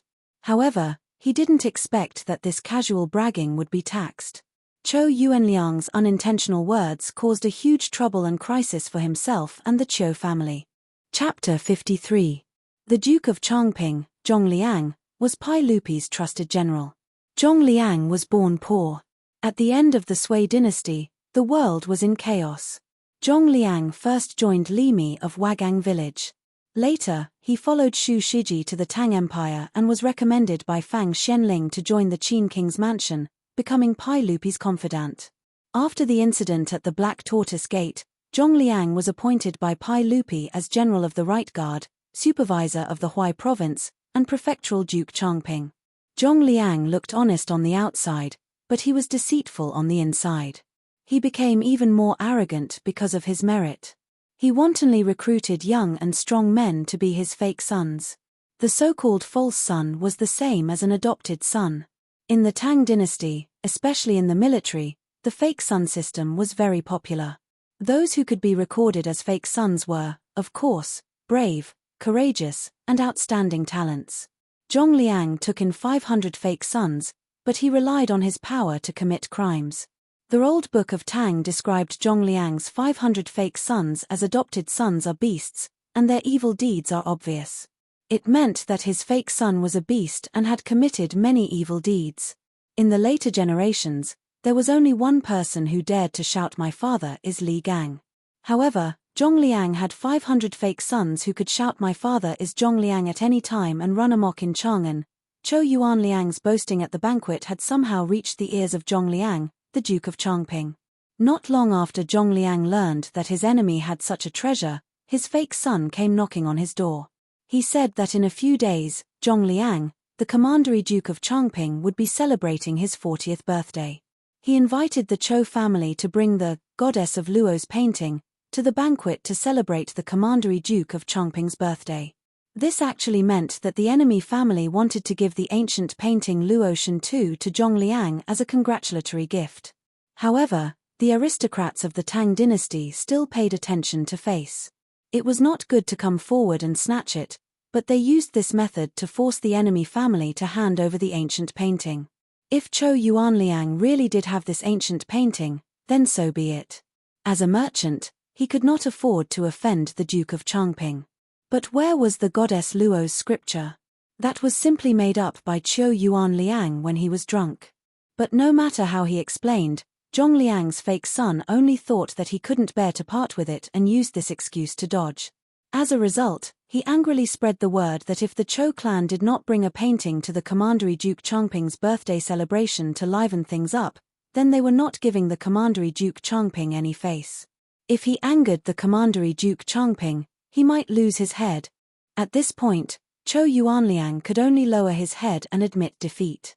He promised that on the day of Duke Changping's birthday, he would bring the Goddess of Luo's painting to celebrate and liven things up for the Duke. After Zhongliang left with satisfaction, Chou Yuanliang looked around for a brilliant painter, wanting to draw a Luotian painting to deal with it. However, he had boasted so much back then. How could he find an artist to draw a painting that was exactly the same as a real person in such a short time? He spent a lot of money and found several painters to draw the so-called goddess Luo painting, but he was not satisfied with any of them. Seeing that Zhongliang's birthday was approaching, the Chou family was about to face a disaster. When Chou Yuanliang saw the sketch of a naked woman bought by Chou Kuan, he saw hope at once. That was why Chou Yuanliang dragged Chou Kuan to look for Li Wangyu all over Pingkang Fang. Finally, with the blessings of the heavens, he found it. After explaining all this to Li Wangyu, Chou Yuanliang looked hopefully at Li Wangyu. "Xiao Lang, may I ask if this painting was made by you?" The reason why Chou Yuanliang guessed that the sketch was made by Li Wangyu was because the paper was very new. It was obviously a newly completed painting. Secondly, he had heard Chou Kuan describe the process of buying the painting. He guessed that the painting was made by the person who sold it. Otherwise, the price would not have been so easily negotiated. Li Wangyu thought for a moment and then nodded slightly. "That's great. It really was made by Xiao Lang. Then may I ask Xiao Lang to draw a goddess of Luo's painting for me? Don't worry, I will buy it for 100 taels of gold." Li Wangyu naturally would not refuse this condition. He immediately nodded and agreed. He was currently in a panic because of the lack of money. Anything that could earn money was a good thing. "Duke Chou, can you exchange the gold for food?" "What? Xiao Lang's family is also in the food business?" Chou Yuanliang was puzzled. Li Wangyu shook his head. "The villagers in the village where I live are poor." He could not say that it was to prepare for the locust plague a month later. He could only say that Dingju village was poor. "Xiao Lang is really righteous. How about this? I will exchange 200 stones of food with you. How about it?" Li Wangyu was overjoyed. He quickly stood up and bowed. "Thank you for your kindness, Duke Chou." For an adult, eating a catty of food a day was enough to sustain his life. 1 stone of food was 250 catties, which could feed an adult for 8 or 9 months. 200 stones of food was enough for the 563 people of Dingju village to eat for 3 months. With the small amount of food in the village, it could support them for a while. 100 taels of gold could only buy 160 stones of food. However, Chou Yuanliang was willing to give him 200 stones. This was naturally a good thing.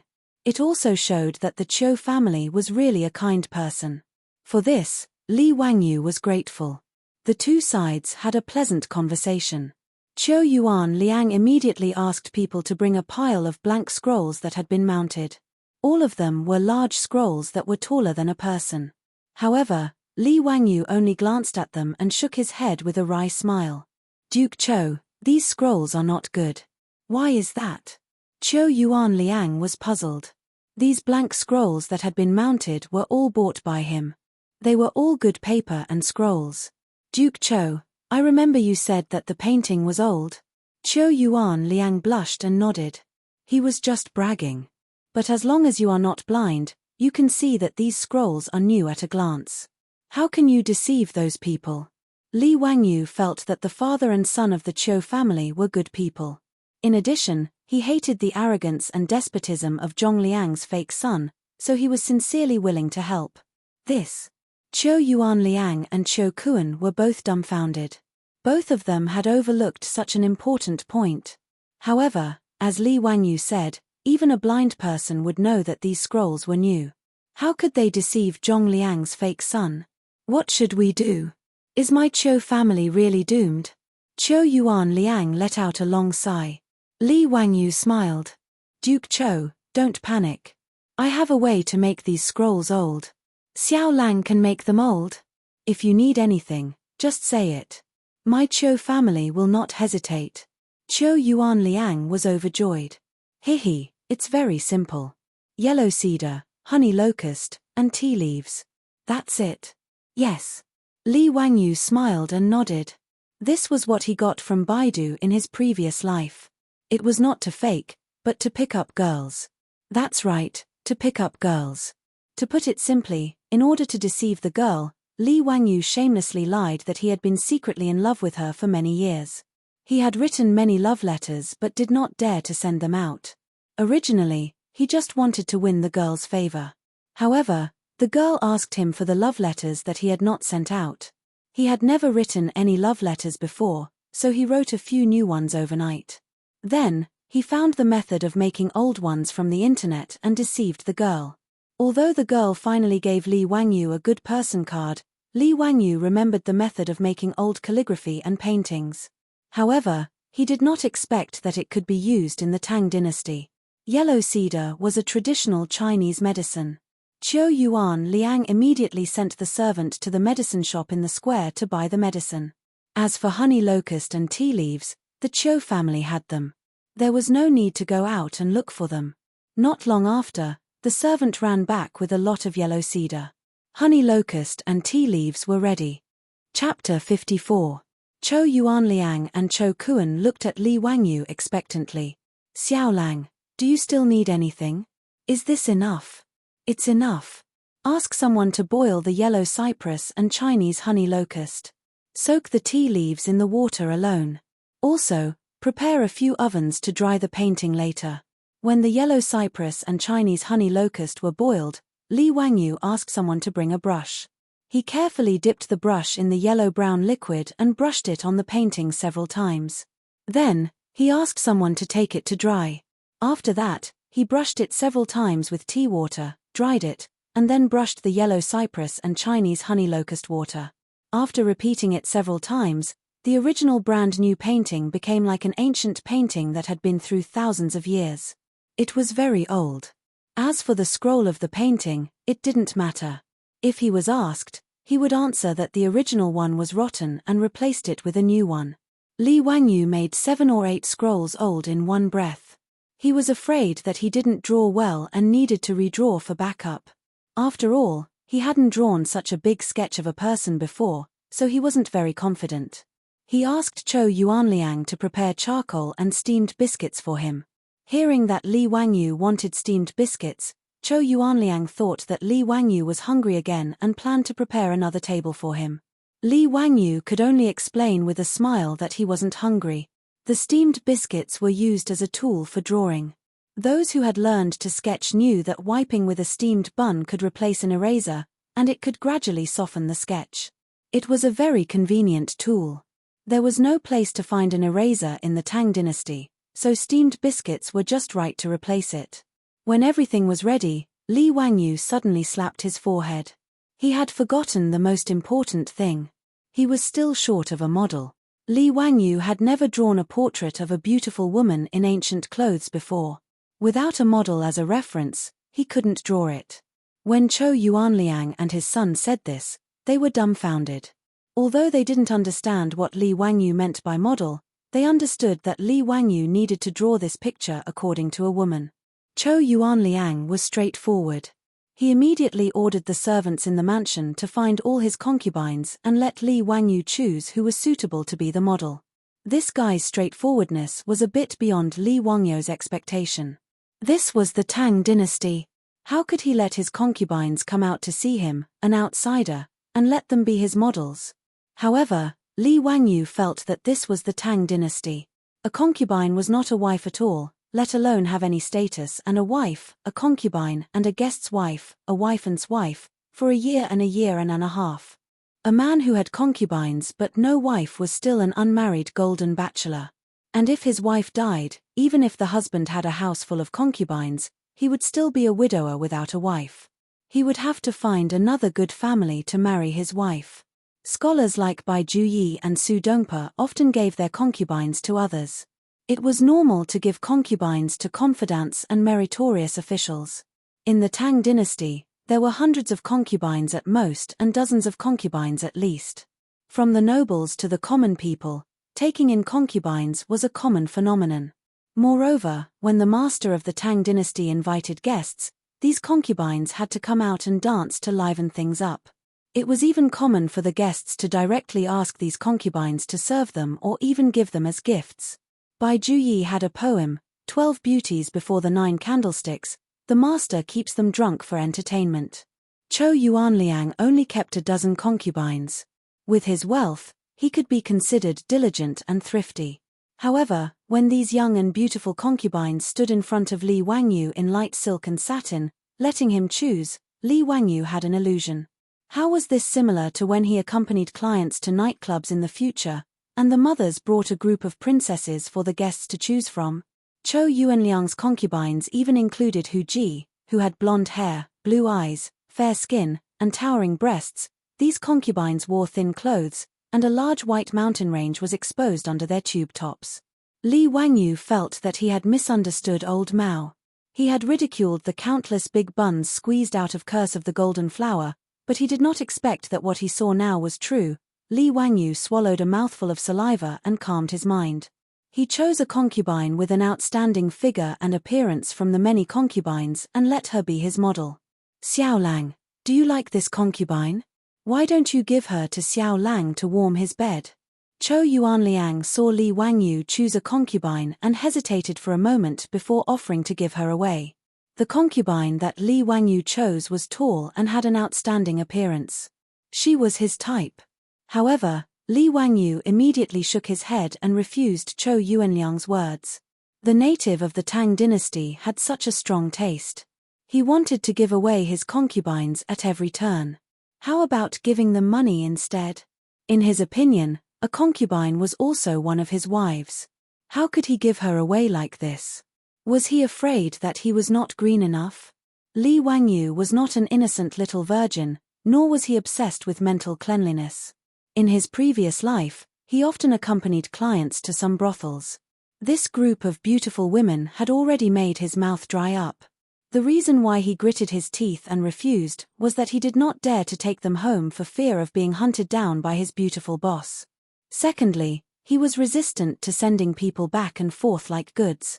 Chou Yuanliang thought that Li Wangyu was young and shy, so he enthusiastically persuaded him again with an attitude that if he did not accept his wife, he was looking down on him.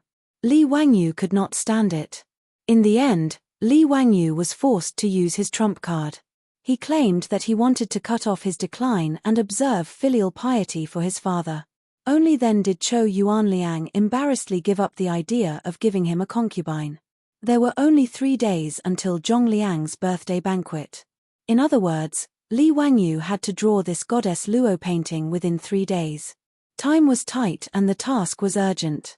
Li Wangyu planned to work through the night and strive to draw this goddess Luo painting as soon as possible. He was also afraid that Su Changqing and the others would be worried about him at home, so he asked Niu Wu to make a trip.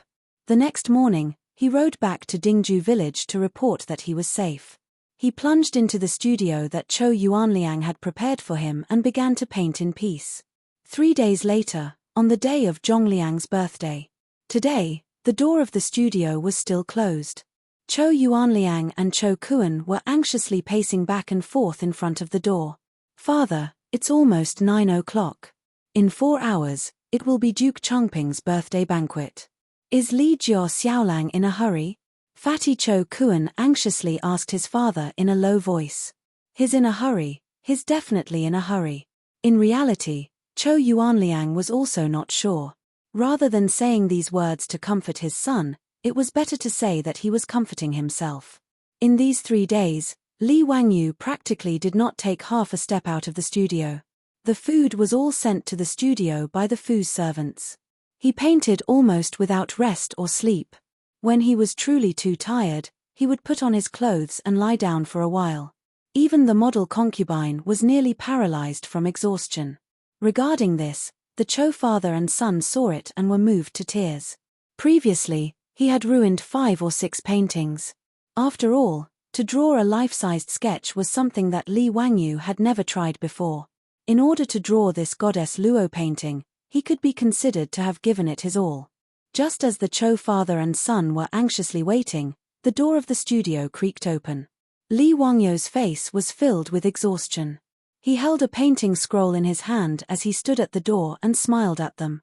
Under the sunlight, Li Wangyu's body seemed to be covered in a golden glow, revealing 8 spotlessly white teeth. Fortunately, I did not disappoint. Chapter 55. Chou Yuanliang and Chou Kuan were both excited. They reached out with trembling hands to take the picture in Li Wangyo's hand, which was related to the life and death of the whole family. The old and yellow picture scroll was slowly unfolded. A beautiful and dignified woman in plain clothes seemed to be standing in front of them, smiling at them without saying a word. Her facial features were delicate, with willow leaf eyebrows, red phoenix eyes, a hanging nose, cherry mouth, and ears without accessories. Her appearance was somewhat similar to Chou Yuanliang's beautiful concubine, but she had a bit more of an otherworldly immortal aura. Goddess Luo, was Mi Fei, the spouse of Hebo, the god of the Yellow River in China's pre-Qin mythology. She was the local water god in charge of the Luo River. Li Wangyo's sketch Luotian II was based on Chou Yuanliang's concubine. Her fluttering clothes accentuated the fact that she was riding the clouds and walking slowly on the vast waves. For a moment, Chou Yuanliang and Chou Kuan were stunned. In fact, Li Wangyo's sketching level was at most the level of the students in the ordinary art schools of later generations. If it was given to those professional teachers, he would be criticized. However, in the Tang dynasty more than 1,000 years ago, Li Wangyo's sketching skills were already amazing. Even in Europe, during the Renaissance of the 15th century, 700 or 800 years later, Leonardo da Vinci, Michelangelo, and others invented and used the principles of perspective, anatomy, and composition, which provided a scientific basis for the three-dimensional and spatial sense of the sketching performance and gradually perfected the sketching skills.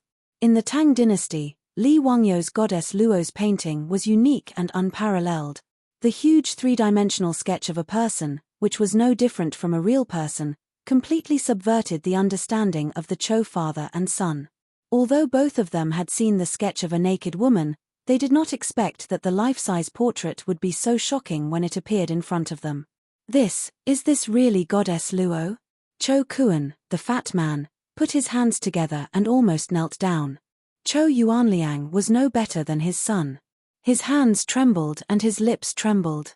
Just as he looked up to say something to Li Wangyu, an accident happened. He was too excited. Just as he was about to speak, he felt his heartbeat quicken. Then, everything went black and he fainted. Chou Yuanliang suddenly fainted and fell to the ground, which shocked Chou Kuan and Li Wangyu. They quickly stepped forward to support him. Chou Kuan frantically called for the manor's servant to immediately invite the medical workers from the square over. That's right, a medical worker, not a doctor. The medical conditions in the Tang dynasty were not that good. Just look at the lifespan of the royal family. In addition to the Imperial Medical Bureau, the Tang dynasty also had a professional official medical institution, the Imperial Medical Bureau. The Imperial Physician Department not only provided medical services for the ministers and nobles in Chang'an, but also for ordinary officials, soldiers, and officials. The doctors in the Imperial Medical Department were divided into physician, and worker according to their medical skills. As for the civilian doctors, they were called Luyan worker. They were doctors who worked in the pharmacy and their medical skills were quite reliable. The other was the Jianghu traveling doctor, who basically treated patients according to fate. It all depended on whether the patient's life was tough or not. There was a pharmacy in Shenyang Square, so naturally, there were doctors who worked there. The Chou family's servant trotted out to invite the doctor. The others hurriedly carried Chou Yuanliang into the room and onto the bed. Not long after, a white-bearded doctor rushed in under the lead of the Chou family's servant. After a diagnosis, acupuncture, and massage, Chou Yuanliang finally woke up. Dr. Zhong, how is my master? Why did he suddenly faint? Chou Kuan was a filial son. At this moment, he was so anxious that he was about to get angry. It's nothing serious. He suffered from internal injuries of the 7 emotions, dizziness due to the wind, lack of upper qi, lack of qi and blood, and dizziness due to lack of qi and blood. I have already performed acupuncture on Master Chou. Take a few decoctions and he will be fine after a few days of recuperation. Li Wangyu only understood half of Dr. Zhong's words. The gist of it was that Chou Yuanliang was too emotional. Coupled with the lack of qi and blood, he fainted. Thinking about it, it was probably due to the excitement of seeing Li Wangyo's Luotian's painting.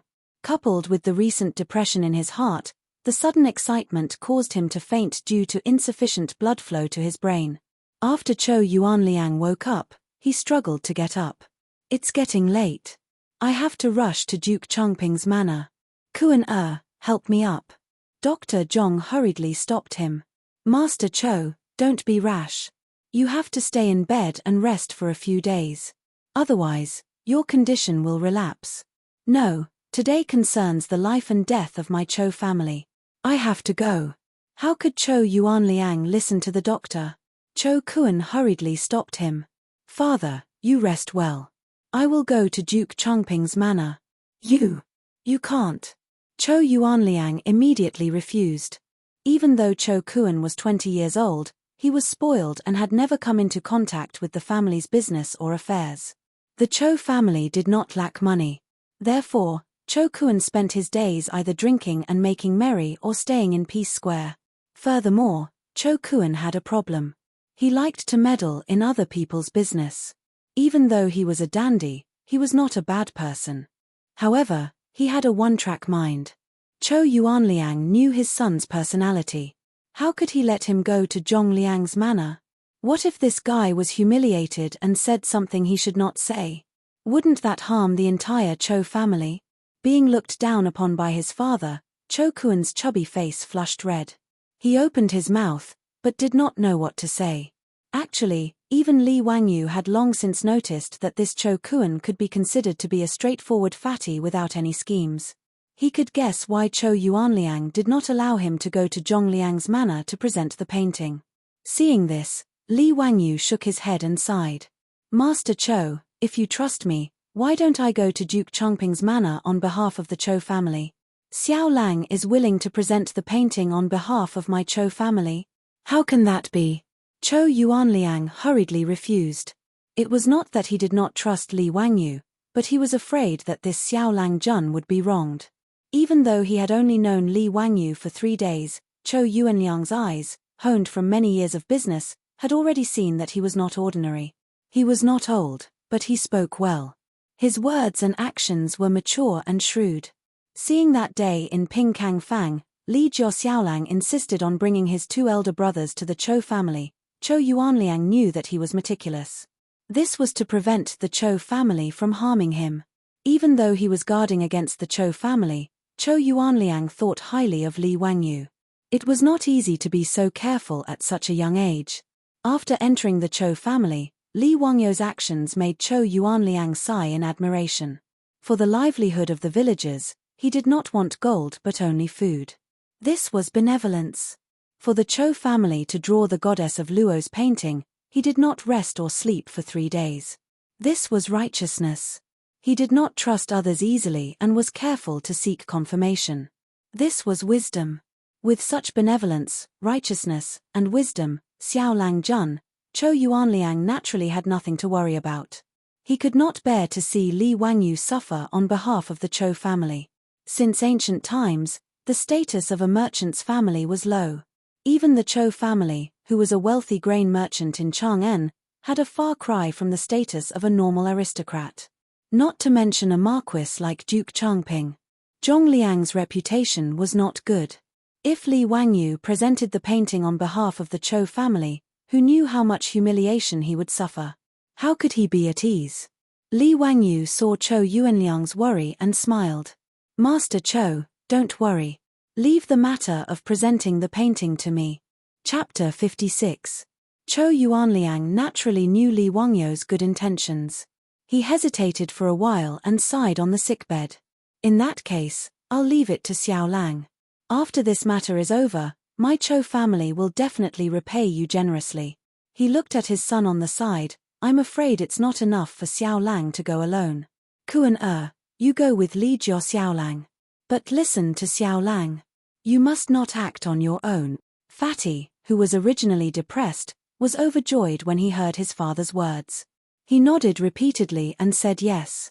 Chou Kuan, this fatty, did not have any other abilities, but he was very filial and listened to his father. Although he was a few years older than Li Wangyu, since his father asked him to listen to Li Wangyu, he would never say anything. Xiao Lang, I'll leave it to you. Cho Yuanliang lay on the sickbed and cupped his hands toward Li Wangyu. Mr. Cho, you're too serious. You have a good rest. Brother Cho and I will be back soon. It was getting late. After finding a good gold-rimmed Phoebe box to put the picture scroll, Li Wangyu and Cho Kuan rode the Cho family's strong horses to Zhongliang's mansion. The Tang dynasty advocated riding horses. If one did not have money, one could also ride a donkey. It was rare to see people riding in sedan chairs in later TV series. The Tangs thought that sedan chairs were too effeminate. If one was not 70 or 80 years old or physically disabled, no one would want to ride in a sedan chair. They would be laughed at. The most important thing was that Pai Lupi was the emperor of horses. When he went out, those golden and silver carriages were just decorations. He always rode horses. If the top was good, the bottom would be even better. In the Tang dynasty, riding horses was the right way to go. The tall and handsome horses were comparable to the luxury cars of the later generations. Even the women went out on horseback, just like the men. At most, he would wear a conical hat with a black veil hanging from the edge of the hat, covering his face and body. Li Wangyu looked at Cho Kuan, this fatty, riding a horse. He was worried about the horse under him. Would it be crushed by Cho Kuan's huge body? That would be a sin. He felt that if the horse carrying Cho Kuan on its back had something to say, it must be because of the bitterness in the baby's heart. But the baby did not say anything. Zhongliang's mansion was located in Anqing Lane, northeast of Chongren Lane. Because Chang'an was too big, it was nearly 4 kilometers away from the Cho mansion. The two of them chatted along the way. Before the banquet started, they arrived in front of Duke Chongping's manor, which was located on the side street of the Gate of Heaven Influence. In the city of Chang'an of the Tang dynasty, only the third-grade officials of the royal family and above could open their doors to the street. Ordinary people could only open their doors in the square. Zhongliang was the founding prefectural duke and was a primary grade 2 prefectural duke. Naturally, he had the right to open the gate of his residence to the main street. At this time, the 80-meter-wide side street of the Gate of Heaven Influence was already filled with horses. The attendants of the various officials who came to attend the banquet were all chatting outside Duke Chongping's manor, waiting for the banquet to end to pick up their masters. Li Wangyu and Cho Kuan had just arrived in front of Duke Chongping's manor when they heard someone shout before they even got off their horses. Where did this merchant come from? Don't you know the rules? Is this a place where you can stop? Get lost. Li Wangyu was stunned. Why were they being chased away when they had just arrived at the entrance? Looking up, they saw a middle-aged man standing at the entrance of Zhongliang's manor. He looked like a steward and was shouting at them. The reason why this steward could tell that Cho Kuan was a merchant, including how Li Wangyu could tell that Cho Kuan was selling the map at a glance, was not because of his sharp eyes, but because of the color of Cho Kuan's clothes. One of the main characteristics of the Sui and Tang dynasties was the color of clothes, which mainly referred to men's clothes. Women did not matter. Regardless of whether they were noble women or commoners, they all wore colorful clothes as long as you could afford them. In the Tang dynasty, the color of one's clothes could not be casually worn. Bright yellow was used exclusively by the imperial family. This went without saying. Civil and military officials of the third rank and above wore purple. Fourth rank officials wore dark red, fifth rank officials wore light red, sixth rank officials wore dark green, seventh rank officials wore light green, eighth rank officials wore dark green, and ninth rank officials wore light green. Officials wore light green, while merchants could only wear black.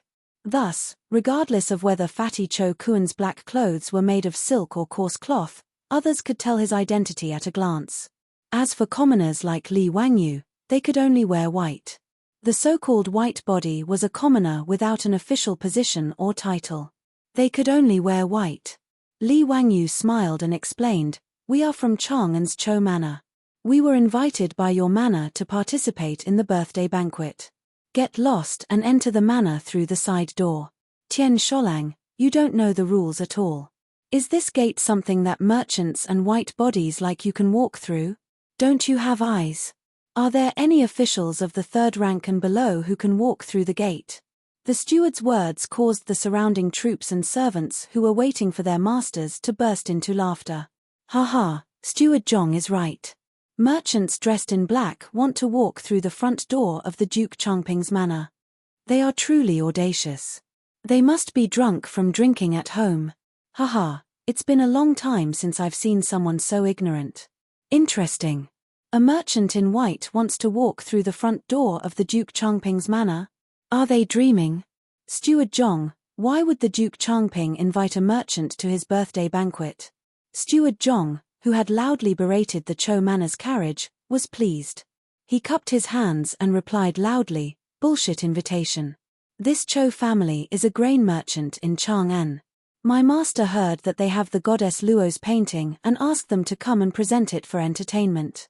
Steward Zhong's words caused the troops and servants who were waiting for their masters to laugh even louder. In reality, their status was not higher than that of Li Wangyu and Cho Kuan, and their pockets were not as rich as the two of them. But at this moment, these troops and servants felt that they were superior and could freely laugh at the two who wanted to walk through the front door of the Duke Changping's manor. Originally, Li Wangyu did not care about walking through the front door. He was only here to help the Cho manor present the painting and did not want to cause trouble. But the bad thing was ruined by the fatty Cho Kuan. This fellow had lived a life of luxury since childhood and had never suffered such humiliation. His head heated up, he forgot his promise to his father that he would not speak carelessly and that he would listen to Li Wangyu in everything. Cho Kuan pointed the horsewhip in his hand at Steward Zhong. "Dog slave, my Cho manor came with good intentions to celebrate the Duke Changping's birthday. You dare to humiliate me?" His words caused an uproar in front of the Duke Changping's manor. Although Steward Zhong was only a steward in the outer courtyard of the Duke Changping's manor, he was used to being fawned upon by others. Being scolded by Cho Kuan, he was stunned. After a long time, Steward Zhong finally reacted. He was so angry that his lips were trembling. Pointing at Cho Kuan, he shouted at the troops of the Duke Changping's manor on duty, "Beat him! Beat this Tian Shenu to death!" Before Cho Kuan could react, he was pulled off his horse by the troops of Zhongliang's manor. Then, with a flurry of punches and kicks, he was knocked to the ground.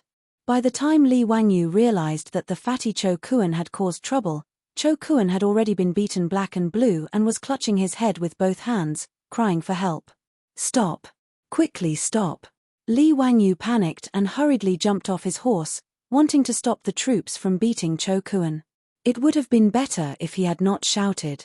After he shouted, not only did he not stop the troops of Zhongliang's manor from beating Cho Kuan, a few of the troops even surrounded him with sinister smiles. Clearly, they were also prepared to teach Li Wangyu a lesson. Chapter 57. The nobles of the Tang dynasty all had their own troops, and this troop was both a servant and a private army. Zhongliang was a general born in a marquis, so his troops were mostly private soldiers. Almost all of them fought in the military, but this was permitted by the laws of the Tang dynasty. These warriors were large and their arms were thicker than Li Wangyu's thighs.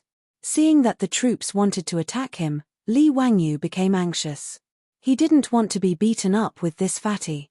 In a moment of desperation, Li Wangyu grabbed the painting scroll from the gold-threaded Phoebe Junnan wood box and raised it high in the air as he roared. "All of you, stop. Otherwise, I'll tear apart the ancient painting that the prefectural Duke Changping wants to see." It was no wonder that Li Wangyu was terrified. With his 16-year-old body, don't even talk about fighting with these troops, he reckoned that they could throw him to the ground with just a flick of their little finger. Not wanting to be beaten up for no reason, Li Wangyu could only use the kidnapping tactic. He wanted to use the ancient painting as a hostage to ensure his and Cho Kuan's safety. Hearing his roar, Steward Zhong's face couldn't help but twitch a few times. "Bastard! You dare to break the prefectural duke's ancient painting? Let's see how many heads you have to chop off." Li Wangyu couldn't help but curl his lips. In his heart, he thought that this Zhongliang was indeed arrogant and despotic. Just look at the steward in his residence. No wonder Zhongliang was ordered to be executed by Pai Lupi in the 20th year of Zhengguan. It wasn't without reason. The goddess of Luo's painting that he painstakingly drew for 3 days became the prefectural duke's ancient painting from this guy's mouth. It was truly abominable to the extreme. However, this was only the 2nd year of Zhengguan. Li Wangyu couldn't wait for Zhong Liang to be executed 18 years later. He was surrounded by several of Zhong Liang's troops and was about to be beaten up. When this scene landed in front of the prefectural Duke Changping's residence, the troops and servants who were attending the birthday banquet couldn't help but make a ruckus. As the saying goes, one doesn't mind watching a good show. TSK, TSK. Using the painting that prefectural Duke Changping wants to threaten the people of the prefectural Duke Changping's estate, this guy is really courting death. Isn't it? Originally, they would only suffer some physical pain at most. But now, this matter can't be settled peacefully. I'm afraid these two untactful things will at least lose a layer of skin. Peeling off a layer of skin is already considered good. If Commandery Duke Changping is angered, I'm afraid this enemy of his will be finished. While everyone was laughing and talking about Li Wangyu and Cho Kuan, they saw Li Wangyu holding the scroll in his hand. He wanted to use it as an amulet, but he didn't expect that the surrounding troops would grab the scroll in his hand and snatch it away. Li Wangyu was dumbfounded. The only protective talisman he could think of was gone just like that. Shouldn't we all have a good talk? They were all civilized people, so why did they have to fight? Seeing that the fists of Zhong Liang's troops were about to come crashing down, Li Wangyu could only prepare to use the life-saving move he learned from his school days. He hugged his head with both hands and squatted on the ground, trying his best to reduce the area of his body that would be hit. At this moment, a sudden shout came from outside the crowd. "You be asterisked keys, stop right there." Hearing this, Steward Zhong was furious. Who the hell is meddling in other people's business? You dare to meddle in the affairs of our prefectural Duke Changping's estate? How many heads do you have? When he saw the appearance of the person who had come, he almost fainted from fright. Lu. I don't know, please forgive me. Steward Zhong was so scared that he couldn't speak clearly. The shout came from two large men on horseback. One was a large man with a yellow face, the other was a dark-skinned man with sideburns. It was obvious that the two of them were also nobles of Chang'an. Behind them followed a group of valiant troops. Seeing that Zhong Liang's troops had no intention of stopping, the troops behind the two men immediately rolled up their sleeves and rushed forward.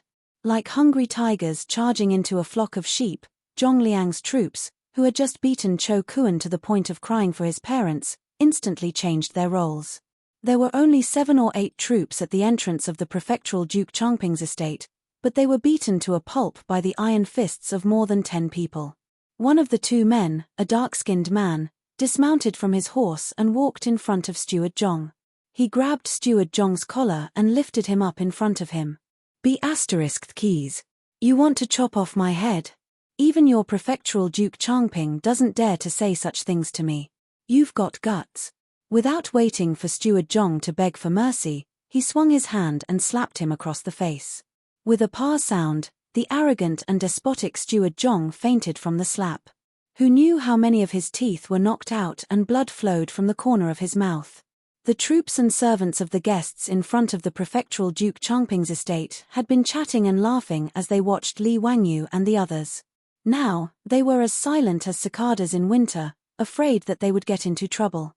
The two men who had beaten up Zhong Liang's steward and his troops were naturally recognized by the servants of the Chang'an city's nobles. Many people were muttering in their hearts. What exactly was the matter with these two throwing tantrums today? Could it be that they were standing up for the merchant who had been beaten?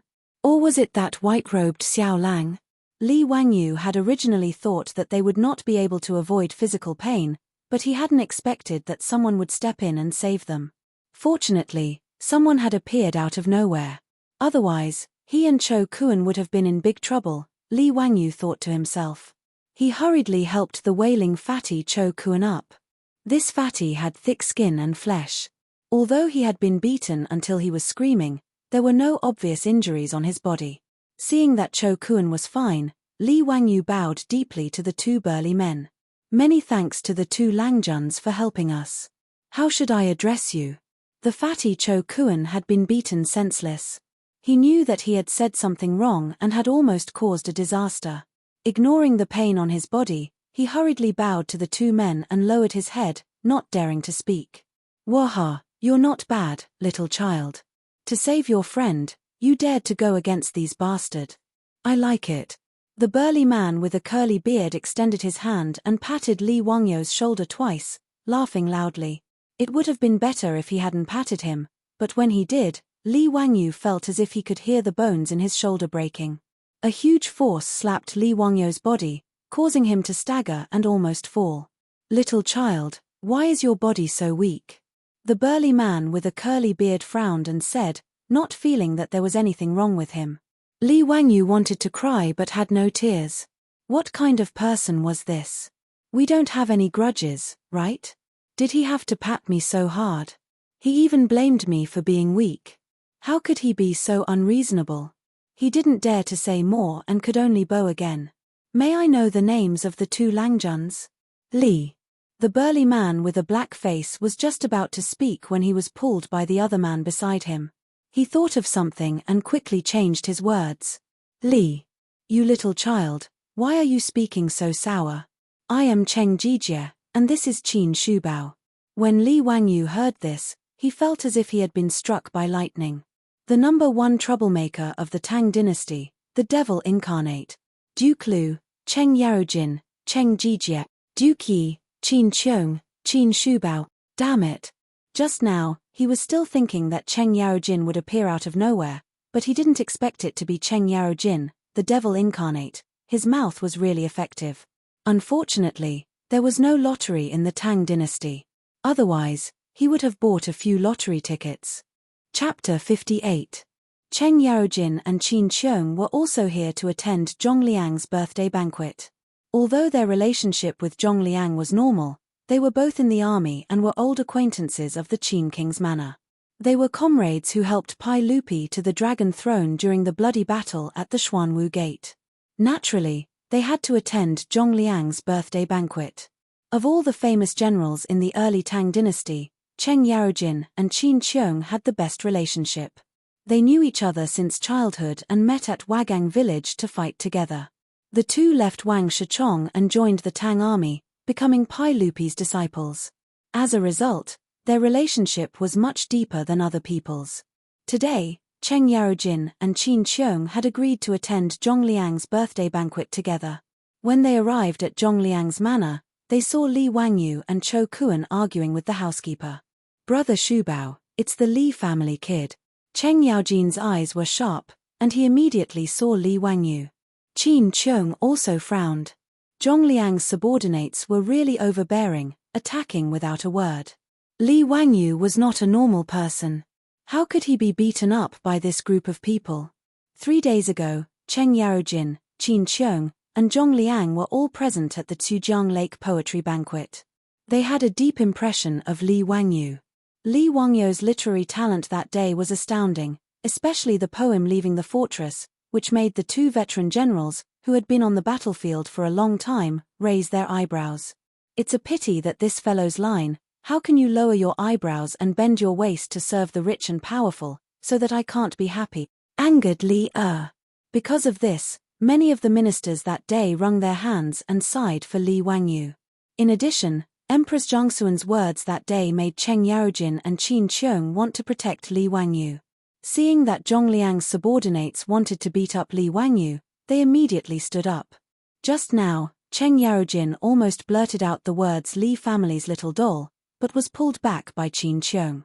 Only then did she remember that Empress Zhong's son had ordered her to keep what happened that day a secret, so she quickly changed her words. Li Wangyu was already drunk when he entered the waterside pavilion that day. How would he know that the two Grand Dukes knew him? He was still wondering why the two Grand Dukes would step forward to save him. He bowed again respectfully and said, "Li Wangyu greets High Duke Lu and High Duke Yi. Thank you for saving both of them. Xiao Lang, there's no need to be so polite." Qin Qiong smiled. Cheng Yarojin said casually, "Why are you being so polite? Just call us uncle." Li Wangyu was speechless. Was he already so lovable? Or were all the famous generals of the Tang dynasty so unassuming? They had just met, and he wanted her to call him uncle? The Tang dynasty wasn't like the modern era, where people called people uncle. This kind of relative address wasn't used casually in the Tang dynasty. Usually, Only relatives would call each other that way. Li Wangyu began to wonder if he had been taken advantage of by this guy. Nephew, what are you doing here at Zhongliang's residence? Cheng Yarojin didn't hold back and directly called him nephew. Replying to High Duke Lu, I'm here to deliver a painting to Duke Changping. As soon as he finished speaking, Cheng Yarojin slapped him on the shoulder and said, Call me uncle. Li Wangyu felt his body go numb. He didn't know whether to laugh or cry, and could only obediently say, yes, yes. Greetings to Uncle Cheng and Uncle Qin. Why aren't you going back to Huxian? Why did you come to Zhongliang's residence to deliver a painting? Li Wangyu was stunned. Uncle Cheng, how do you know that I live in Huxian? His words also made Cheng Yarojin stunned. He knew he had said the wrong thing. Qin Shubao couldn't help but roll his eyes. He looked at the sky at a 45-degree angle, not wanting to know this idiot. Cheng Yarojin glared at him and said shamelessly, Why are you saying so much nonsense?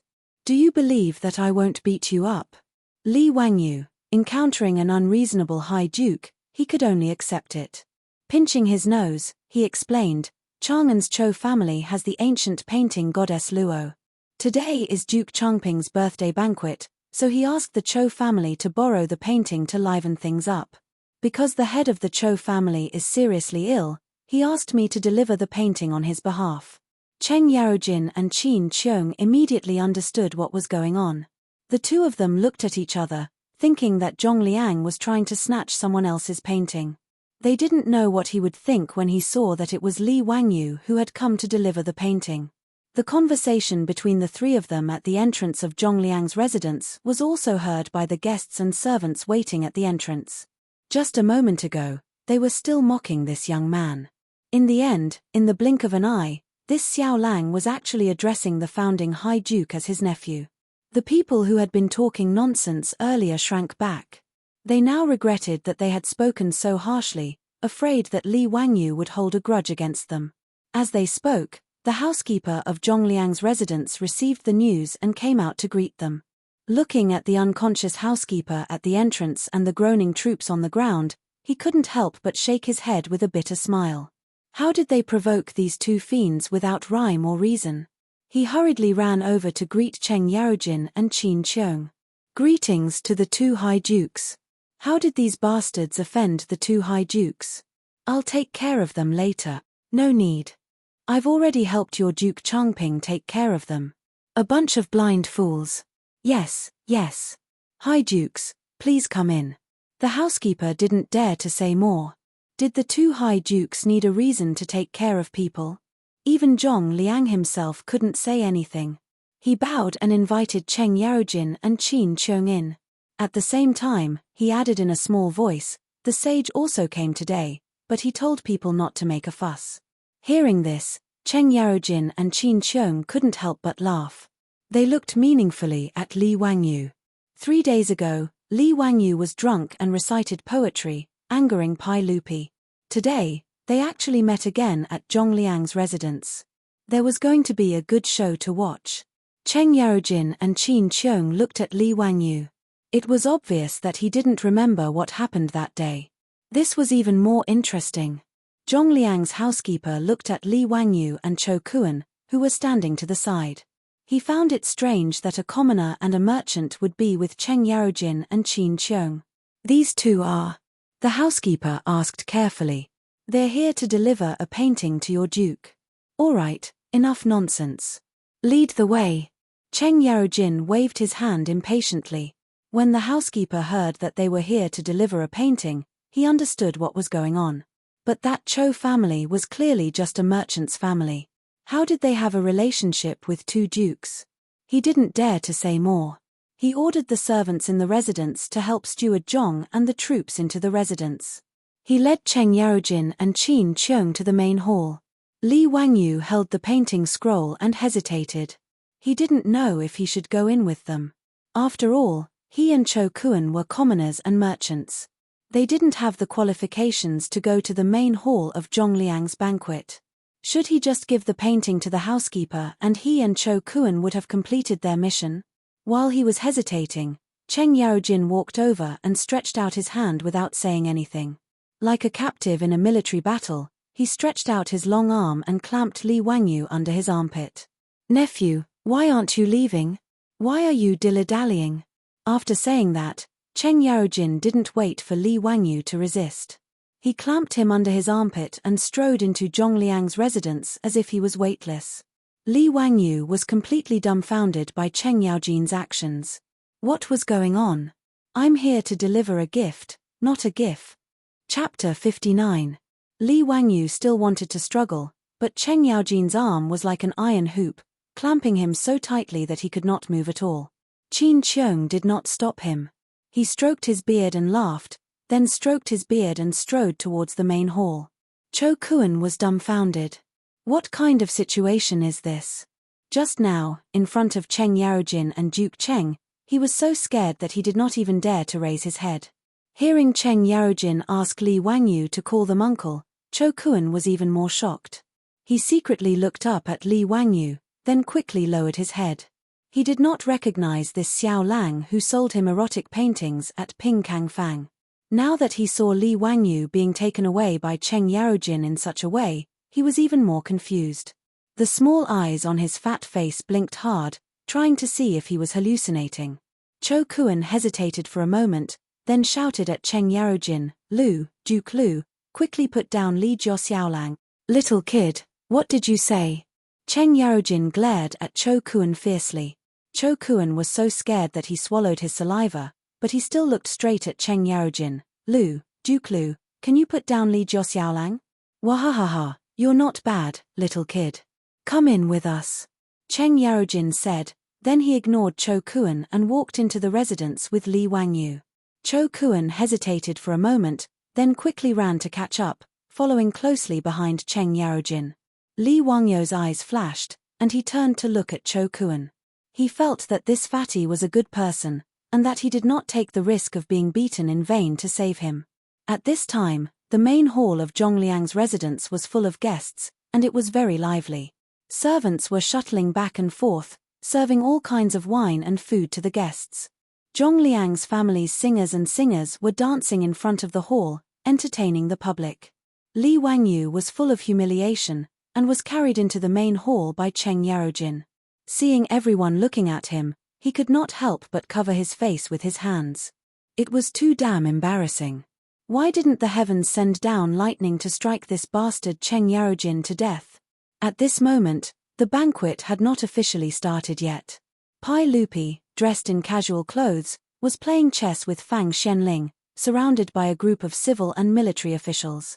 The game they played was called elephant play, which meant symbolic play. It was the predecessor of Chinese chess. During the Tang dynasty, there were already horses, generals, chariots, pawns, and other types of soldiers in the elephant opera. The way in which the horses moved diagonally and the chariots moved straight was very similar to the way in modern Chinese chess. The chessboard was also arranged vertically and horizontally. 10 horizontal and 9 vertical, there were a total of 64 squares. However, the chessboard in the Tang dynasty's elephant show was made of metal, and the chess pieces were 3-dimensional. It was a bit similar to modern chess. Pai Lupi was also a Go fan. According to the old Tang book, biography of Lu Cai, Emperor Taizong Li Shimin often read the elephant scripture. Cheng Yarojin walked into the main hall with Li Wangyu under his arm, which naturally attracted the attention of all the civil and military officials, including Pai Lupi. "Jijie, what are you doing? Whose Xiao Lang is this? Did you catch him alive?" Pai Lupi laughed. He thought Cheng Yarojin was teasing some rich kid. When Cheng Yarojin put Li Wangyu down, Li Wangyu stood up straight. Pai Lupi could not help but be surprised. Many of the civil and military officials in the central room had participated in the Chu River Lake Poetry Gathering 3 days ago. Seeing that the person Cheng Yarojin had brought in was Li Wangyu, everyone's expression became strange. Their eyes could not help but steal glances at Li Er. Pai Lupi's face, which was full of smiles, suddenly became as black as the bottom of a pot. When he saw Li Wangyu, he was angry. This scoundrel kid actually dared to write in front of him, "How can I lower my eyebrows and bend my waist to serve the rich and powerful?" and even arrogantly said, "When the Son of Heaven calls, I will not board the boat." He really did not give him any face. If it were not for the fact that this kid was talented and was a relative of the Li clan, Pai Lupi would have ordered him to be beheaded. He originally thought that he would just ignore this scoundrel and let him fend for himself in the countryside. He did not expect to see him in Zhongliang's mansion 3 days later. This made Pai Lupi gnash his teeth in anger. Li Wangyu did not know about this. After he was put down by Cheng Yarojin, he saw so many nobles of the Tang dynasty looking at him. He immediately bowed and greeted them. "May I ask which one of you is the Duke of Chongping? This little one is representing my enemy to send the god of Luo painting." Zhongliang was originally filled with joy because Li Er had come to congratulate him in disguise. At this moment, when he saw Li Wangyu appear, he was also extremely stunned. When he heard Li Wangyu's words, his face also darkened. "Can you stop messing around? This old man only wanted to bully a merchant and take an ancient painting. Why did you, a relative of the Li clan, come here to join in the fun?" Don't look at how Pai Lupi left in a fit of anger. Empress Zhongxuan's words were true. No matter what, Li Wangyu was still a relative of the Pai Lupi. Although everyone knew that Li Wangyu was expelled from the Li clan in Huxian, who could guarantee that the Pai Lupi would not use this kind of Qilin child in the future and let him return to the imperial family? Did they dare to offend Li Wangyu? Were they not afraid that Pai Lupi would turn against them? Cheng Yarojin harbored even more evil intentions and even fanned the flames. He pointed at Zhongliang and said to Li Wangyu, "Nephew, that is the Duke of Chongping. Quickly hand over the painting. If you're late, be careful that you don't get beaten up again." TSK, you were almost beaten up by the Duke of Chongping's troops at the entrance. Haven't you learned your lesson yet? On the surface, he was talking about Li Wangyu, but in fact, he was giving Zhongliang a hard time.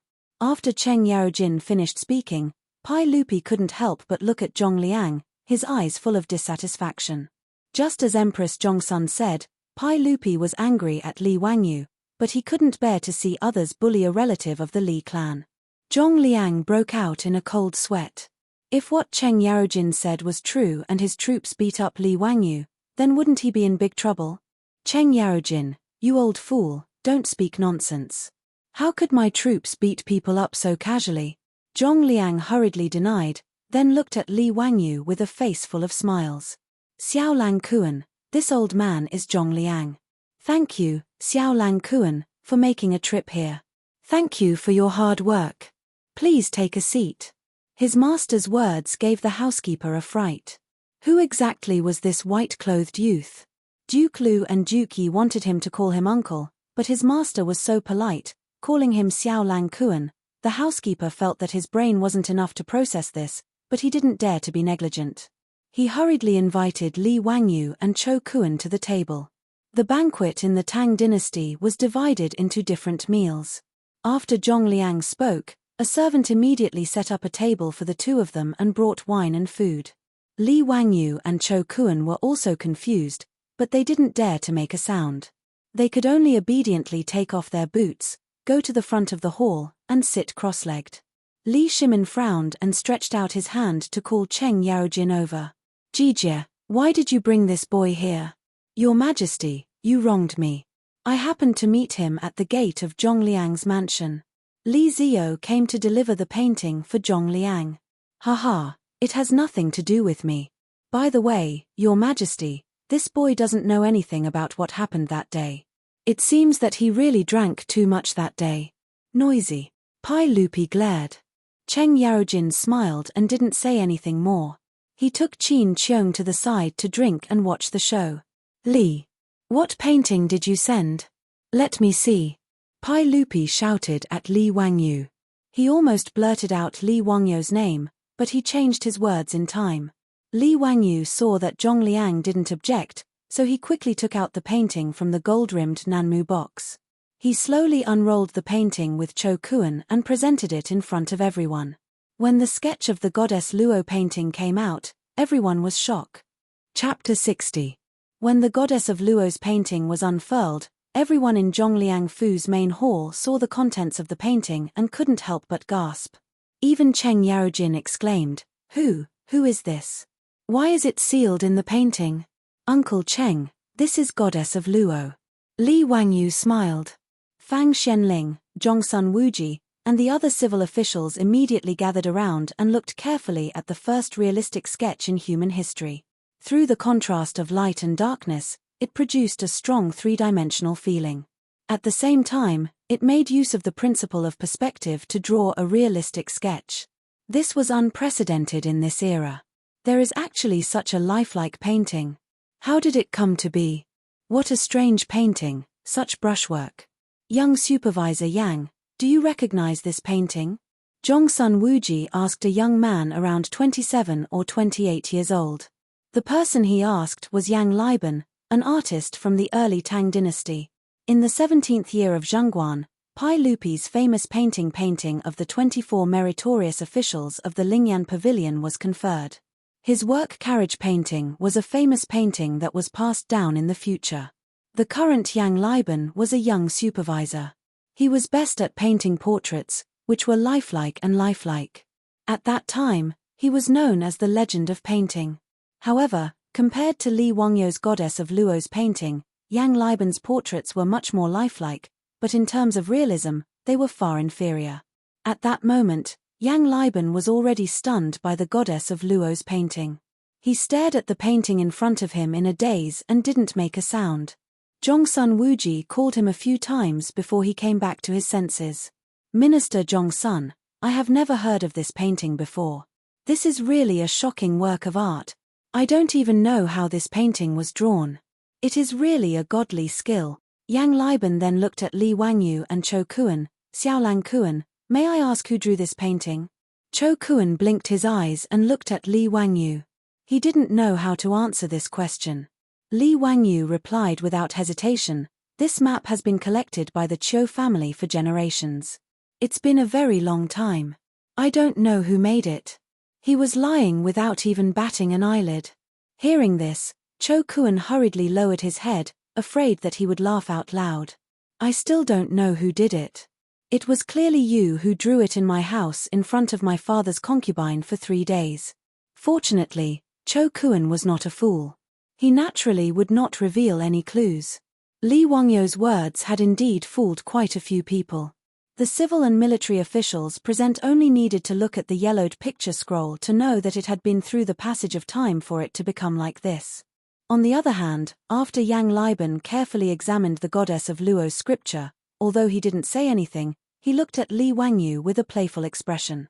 While everyone was carefully examining the Goddess of Luo's scripture and exclaiming in surprise, a voice came from outside the crowd. This painting is just SOSO. As the saying goes, literature carries Tao. There is Tao in the painting, but there is no Tao in the painting. If there is Tao but no art, then although the object is formed in the heart, it cannot be formed in the hand. It only has the form, but not the spirit. The painting is precious, but what is the spirit? These words were rather blunt. The meaning was that the Goddess of Luo's scripture only had the form, but not the spirit. Li Wangyu was taken aback by these words. Raising his head, he saw that it was the curly-bearded young man who had been playing chess with the others. He had no idea that the speaker was Pai Lupi, Li Shimin. Pai Lupi was one of the greatest emperors of all time, but sometimes, he was like a child who liked to compete with others. There had once been a Hu merchant from the western regions who was skilled in playing the pipa and had composed an extremely gorgeous and complicated song. Pai Lupi had even arranged for a court musician to eavesdrop and learn from him. After the Hu merchant played, Pai Lupi pretended to be relaxed, saying that there was nothing strange about this song and that his court musician also knew how to play it. Then, he called out the court musician who had secretly learned from him to play, thus proving that the song was not strange at all. Thus, Pai Lupi's personality was sometimes quite childish, making people not know whether to laugh or cry. At this moment, Pai Lupi's competitive nature was acting up. He already disliked Li Wangyu, and now that everyone was praising his painting, he was even more annoyed. Pai Lupi's criticism of the Goddess of Luo's scripture was not wrong, strictly speaking. After all, the essence of traditional Chinese painting was the way of painting. A masterpiece had to be elegant, profound, and memorable. It was a work of charm.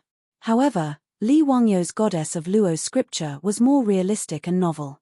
The two painting methods were different, and they could not be compared. Zhongsun Wuji and Fang Xianling knew about Pai Lupi's little problem, so they smiled and did not say anything.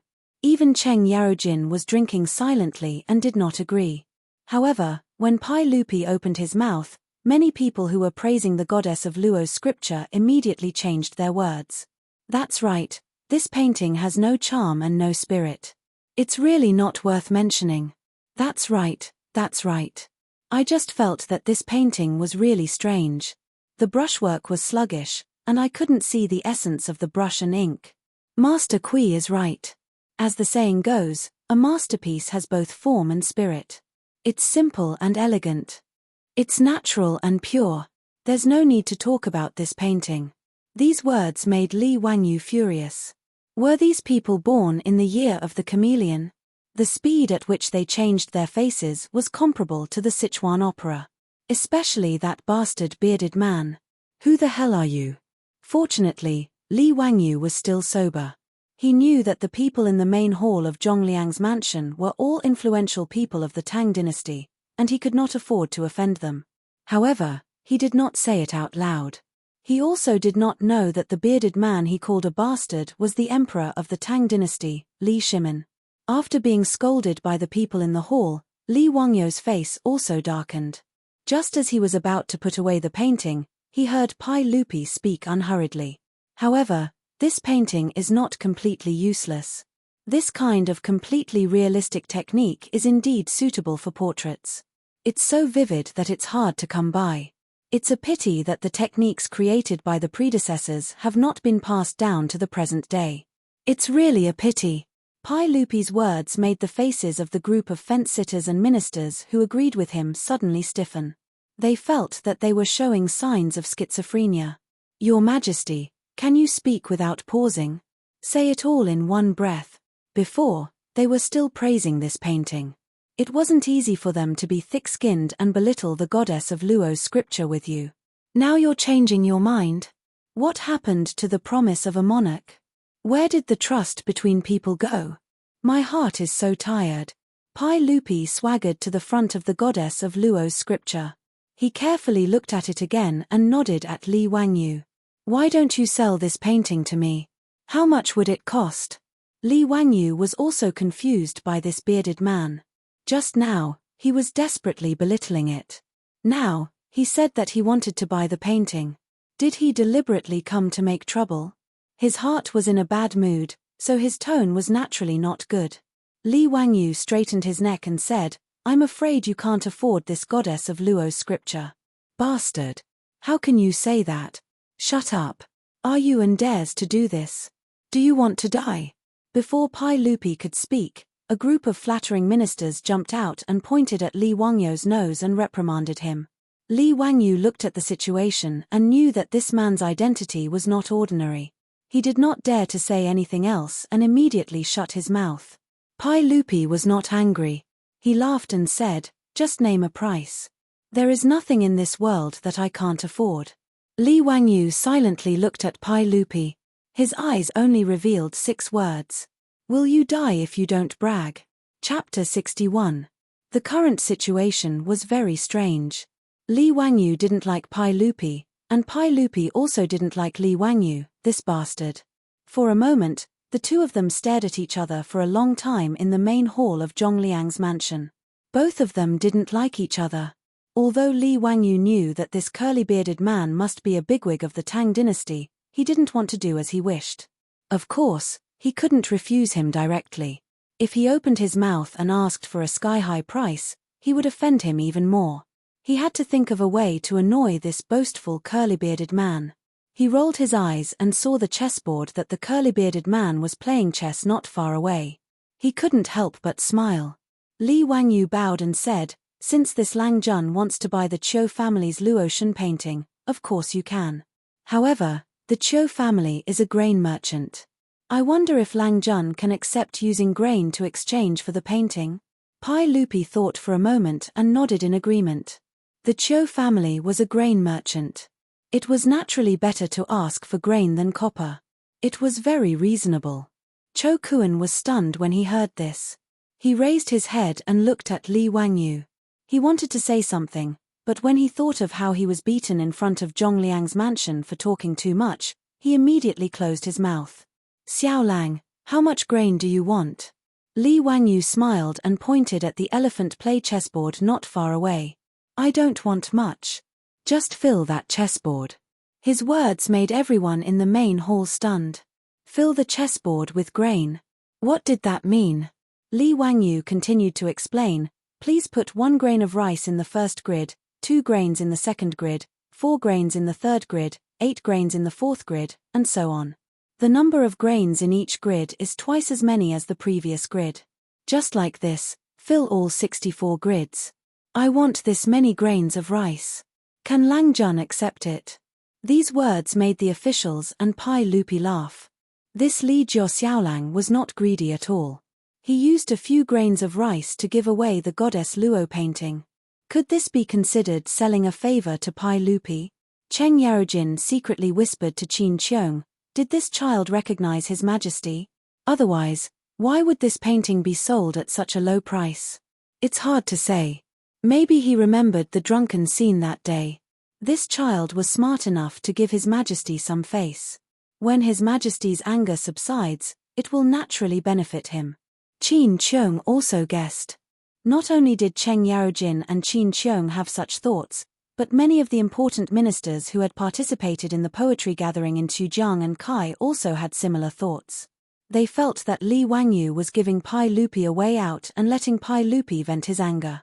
Even Pai Lupi felt that this kid was more pleasing to the eye.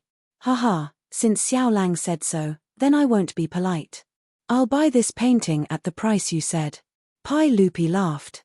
He turned his head and said to Zhong Liang, Official Zhong, I'll borrow a dan of grain from your residence.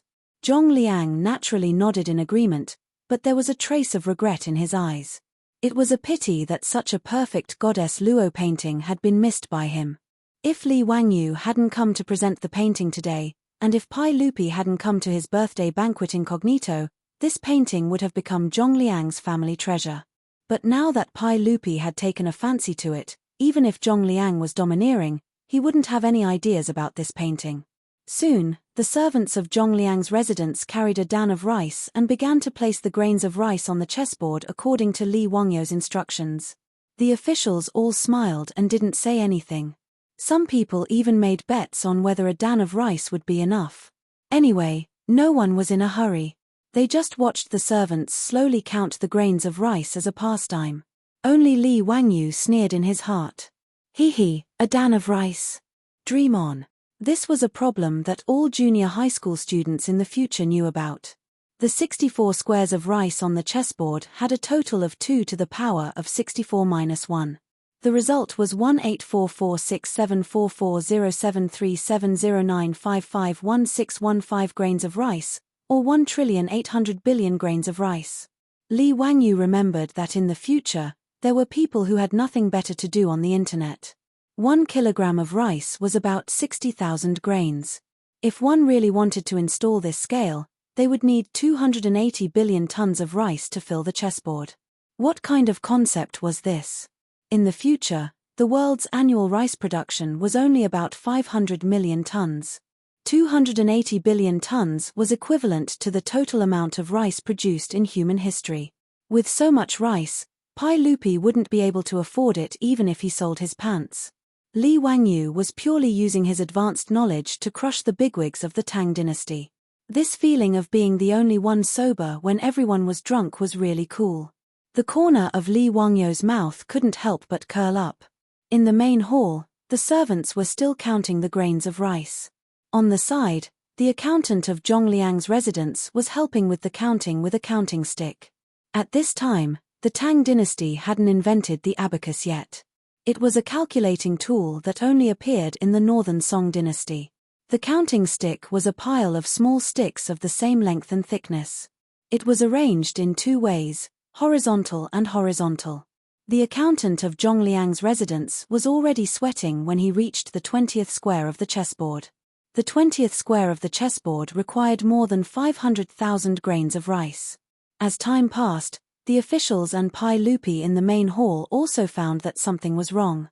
Why was there more and more rice? Pai Lupi immediately asked someone to calculate how much rice was needed. Immediately, a servant brought out a scale and began to weigh the grains of rice. Other officials who were proficient in mathematics began to send paper, brushes, and counting sticks. Together with the accountant of Zhongliang's residence, they calculated how many grains of rice were needed to fill the chessboard.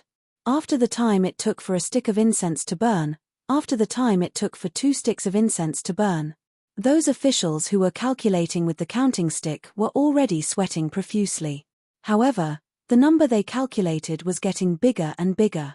The person who made the fastest progress was only able to calculate the 26th square of the chessboard. Even if he couldn't go any further, it was already an astronomical number. The servants of Zhongliang's residence also used the scale to calculate that 1 tael was about 1,000 grains of rice. Thus, 1 tael of rice was about 190,000 grains of rice. This is impossible. According to this number, even all the grains of the Tang dynasty wouldn't be enough. One of the officials who was proficient in mathematics exclaimed as he looked at the counting stick in front of him. Pai Lupi and the other officials were all shocked. They quickly walked to the front of the several officials. It can't be wrong. I just calculated it. The 26th square of the chessboard just now has already exceeded the amount of grains of the entire Tang dynasty. This is a chessboard that can't be filled. The officials responsible for the calculation were all sweating profusely. They all nodded in agreement. This number was really too huge. It was simply impossible to continue calculating. When Pai Lupi heard this, how could he not know that he had been fooled? He was burning with anger. He fiercely glared at Li Wangyu, who was calmly sitting at the banquet table, drinking wine and eating meat. Xiaolang, explain to me. What is the meaning of this? Are you playing with me? Pai Lupi angrily said. The officials who previously thought that Li Wangyu was deliberately giving Pai Lupi a way out were all dumbfounded. This bastard clearly put His Majesty on a high pedestal and then ruthlessly pulled down the ladder. Chapter 62. Li Wangyu, on the other hand, began to feign ignorance. Why do you say that, Langjun? I only want a little bit of food and have no ill intentions. Why are you so angry? If you think it's too expensive, then forget it. Li Wangyu's words made Pai Lupi speechless for a long time. It was as he said, he only wanted a little bit of food. But was this just a little bit of food? The entire Tang dynasty's food was not enough to fill this small chessboard. It was unbelievable, but the truth was in front of everyone. They had no choice but to believe it. Pai Lupi knew that he was played by Li Wangyu today, but he was unable to vent his anger. After all, the conditions were proposed by Li Wangyu, but none of the officials, including him, objected. This made Pai Lupi, who always boasted of his intelligence and wisdom, feel his face burning. Zhongsun Wuji, Fang Xianling, and the other officials also felt ashamed. This bastard. He actually played all of them in the palm of his hand. They were so angry that they wanted to beat him up. Li Wangyu was still proud of himself, but he did not expect a tall and sturdy figure to rush out from the side and directly clamp him up. This familiar smell, this familiar formula, this damned Cheng Yaojin actually reached out and grabbed Li Wangyu again, clamping him under his armpit. Then, his large hand slapped Li Wangyu's butt heavily. The huge pain stimulated Li Wangyu to scream. He felt that his butt was about to split into pieces. What made him feel even more humiliated was that ever since his grandfather passed away, he had never been hit on his butt again. He did not expect that after transmigrating to the Tang dynasty, he would receive such treatment again. It was really humiliating. As Cheng Yaojin slapped his butt, he also scolded, "I'll beat you to death, you bastard. You dare to tease your uncles? Today, I'll take care of you on behalf of your father." The loud slapping sounds and Li Wangyu's wailing and howling made the main hall of Zhongliang's mansion very lively. However, this scene caused all the officials to heave a sigh of relief. Zhongliang waved his hand to have the servants take away the food and ordered for water and wine to be sent over. The officials, including Pai Lupi, acted as if they did not see the scene of Li Wangyu being beaten up by Cheng Yaojin. They all raised their cups and drank, chatting and laughing with each other, as if nothing had happened. Fang Xiong, today's wine has a unique taste. Haha, Brother Wuji is right. Come, let's drink. The singers and dancers in Duke Zhong's residence are pretty good. Cheng Yarojin gave Li Wangyu a good beating and kept reprimanding him.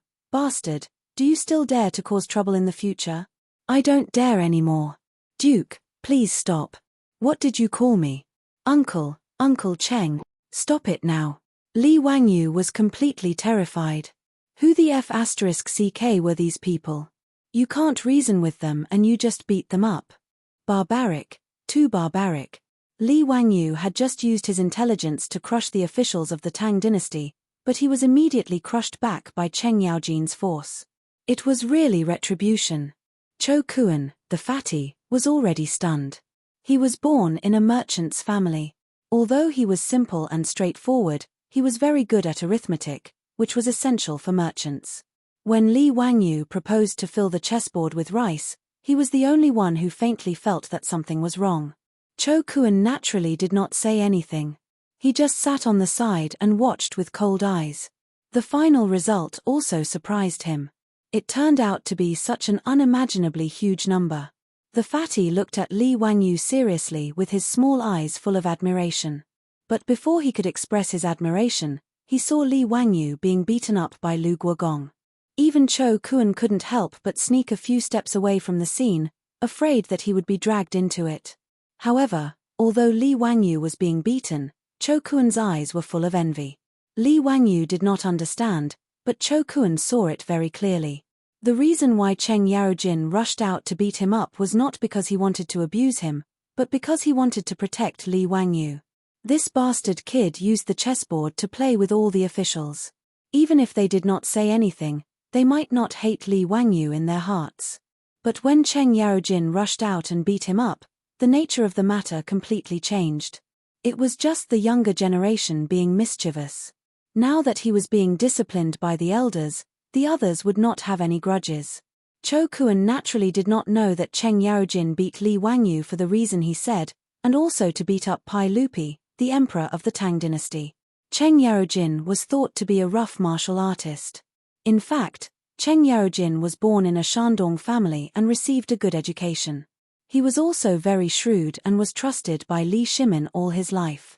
He was Pai Lupi's most trusted general. Although Cheng Yarojin was known as the devil incarnate, in fact, most of the time, Cheng Yarojin was deliberately given this title by him. His image as a hob was the same as pretending to be a pig to eat a tiger. The more Cheng Yarojin looked at Li Wangyu, the more pleasing he was to the eye. Especially after Li Wangyu played with all the officials, it made him very happy. He felt that Li Wangyu was to his liking. Therefore, Cheng Yarojin jumped out when everyone was embarrassed and beat up Li Wangyu to resolve this farce. Say, are you still selling this map? Cheng Yarojin stared at Li Wangyu fiercely with his bell-like eyes. Li Wangyu covered his butt with both hands and said with a painful expression, I'm not selling it, I'm definitely not selling it. It's free, it must be free. That's more like it. Cheng Yarojin nodded in satisfaction, feeling that his efforts had not been in vain. Li Wangyu grimaced and walked towards Pai Lupi with both hands holding the goddess of Luo's painting. All the officials were happy to see this, and Pai Lupi was secretly delighted.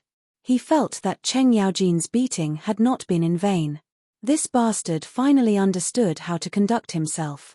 Li was even calculating in his heart whether he should console this kid with kind words, or reprimand him with a stern face, and ask him not to act so recklessly in the future. Under the watchful eyes of Pai Lupi and all the officials, Li Wangyu walked step by step towards Pai Lupi, and then, turned a corner, Li Wangyu walked directly in front of Zhong Liang and bowed. Today is Changping County Duke's birthday. I was entrusted by Chang and's Cho family to come and present a congratulatory gift, the goddess of Luo's painting. I hope County Duke Zhong will kindly accept it. With these words, everyone was thunderstruck. Zhong Liang's face was filled with fear. Li Jiaoxiaolang, don't make a scene. Speak properly. I have no enmity with you in the past, so why do you want to harm this old man? Pai Lupi wants the goddess of Luo's painting, but you don't give it to him. What is the meaning of giving it to this old man? Zhong Liang looked as if he had stepped in dog shit. His face was incomparably ugly. He stole a glance at Pai Lupi, who was frozen to the side. His face was as black as a Kunlun slave's. Pai Lupi only had one thing on his mind. After he called people in to drag Li Wangyu out, should he chop him into minced meat or slice him to eat? You've played with me twice and thrice. How dare you? Chapter 63. In fact, Pai Lupi had completely wronged Li Wangyu. As the saying goes, those who do not know are not guilty. How could Li Wangyu know that he was the current emperor of the Tang dynasty, the wise and powerful Li Shimin? Otherwise, even if Li Wangyu ate a bear's heart and leopard's guts, he would not provoke Pai Lupi. That would be asking for trouble. Li Wangyu just did not like Pai Lupi. In addition, he was beaten up by Cheng Yaojin, so he hated Pai Lupi even more. Therefore, even if Cheng Yaojin's hint was very obvious, Li Wangyu could only pretend that he did not understand. He pretended to be crazy and gave the goddess of Luo's painting to Zhong Liang. Li Wangyu's words made it difficult for Zhong Liang to accept or not accept. He was completely in a predicament. After a long time, Zhong Liang took the goddess of Luo's painting with a complicated expression. Many thanks for Xiao Lang's kindness. This old man will accept this painting. Zhong Liang's smile was uglier than crying. After he finished speaking, he turned around and walked towards Pai Lupi with the painting in his hands. This old man is a crude person. I cannot appreciate this goddess of Luo's painting. I ask Li Gong to accept this painting, so as to avoid a pearl being covered in dust. Because Pai Lupi came here in plain clothes and told him not to make it public, Zhong Liang did not address Pai Lupi as Your Majesty. Pai Lupi did not refuse Zhong Liang's action of offering the painting.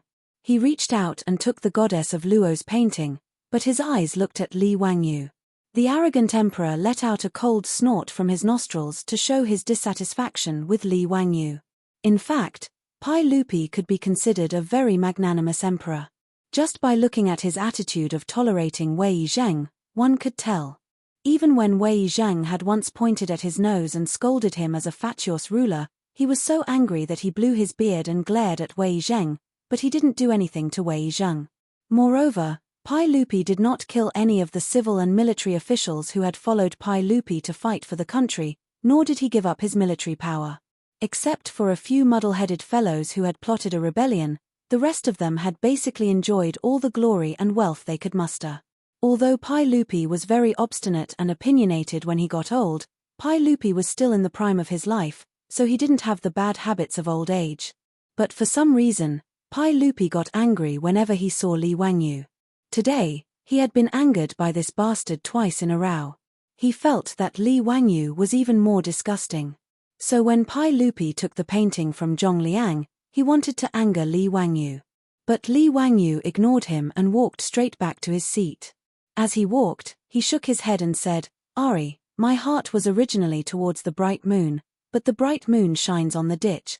Pai Lupi had just found a trace of a sense of accomplishment, but Li Wangyu's words immediately ignited his anger. This bastard, I can't let him off so easily. Is he comparing me to a ditch? Pai Lupi almost used the painting in his hand as a weapon and threw it at Li Wangyu. With great difficulty, he took a few deep breaths and stabilized his emotions.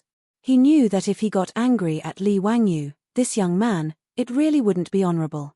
But when he saw Li Wangyu, he felt that he couldn't vent his anger. Pai Lupi wanted to figure out one thing first. Did Li Wangyu accidentally come up with the chessboard arrangement, or was he really a genius? Pai Lupi casually handed the painting to his servant. He reached out his hand to summon the Minister of Civil Affairs, Dai Ju, and whispered a few words to him. Dai Ju nodded repeatedly and looked at Li Wangyu with a smile in his eyes. The Ministry of Civil Affairs was the Ministry of Revenue in later generations. In the first year of Yonghui, because of the taboo of Li Shimin's name, the Ministry of Civil Affairs was renamed the Ministry of Revenue. It had been used in later generations. The Ministry of Civil Affairs was divided into 4 sections: the Unified Branch, the Ministry of Civil Affairs, the Ministry of Civil Affairs, the Ministry of Gold, and the Ministry of Grain. The middle branch was in charge of the statistics and transfers of national taxes. It was equivalent to the National Accounting Department in later generations. The most talented people in the Tang dynasty were all gathered here. Daiju stroked his beard and walked to Li Wangyo's table with a smile. Xiao Lang, this old man is Daiju. I have a question, and I wonder if you can answer it. Except for Pai Lupi, Li Wangyu was very polite to others. Especially knowing that Zhongliang's residence was full of big shots in the imperial court, he did not dare to be presumptuous. He quickly stood up respectfully and bowed. May I ask what question Master Dai has? I will answer everything I know. Daiju smiled and said, I have a difficult question. I wonder if Xiao Lang can solve it. Today, there are pheasants and rabbits in the same cage. There are 35 heads on the top and 94 feet on the bottom. How many are the pheasants and rabbits? After he finished speaking, Li Wangyu was stunned. Pheasants and rabbits in the same cage? You have the nerve to ask me such a simple 4th grade math question? Do you think I did those questions in the 5 years of college entrance examination, 3 years of mock papers for nothing? Or do you think I, a college student, can't do elementary math? Li Wangyu had already calculated the answer after Daiju finished speaking. This question is very simple. Xiao Lang, don't talk big. Daiju frowned slightly. This kind of math question of pheasants and rabbits in the same cage was not something that anyone could solve.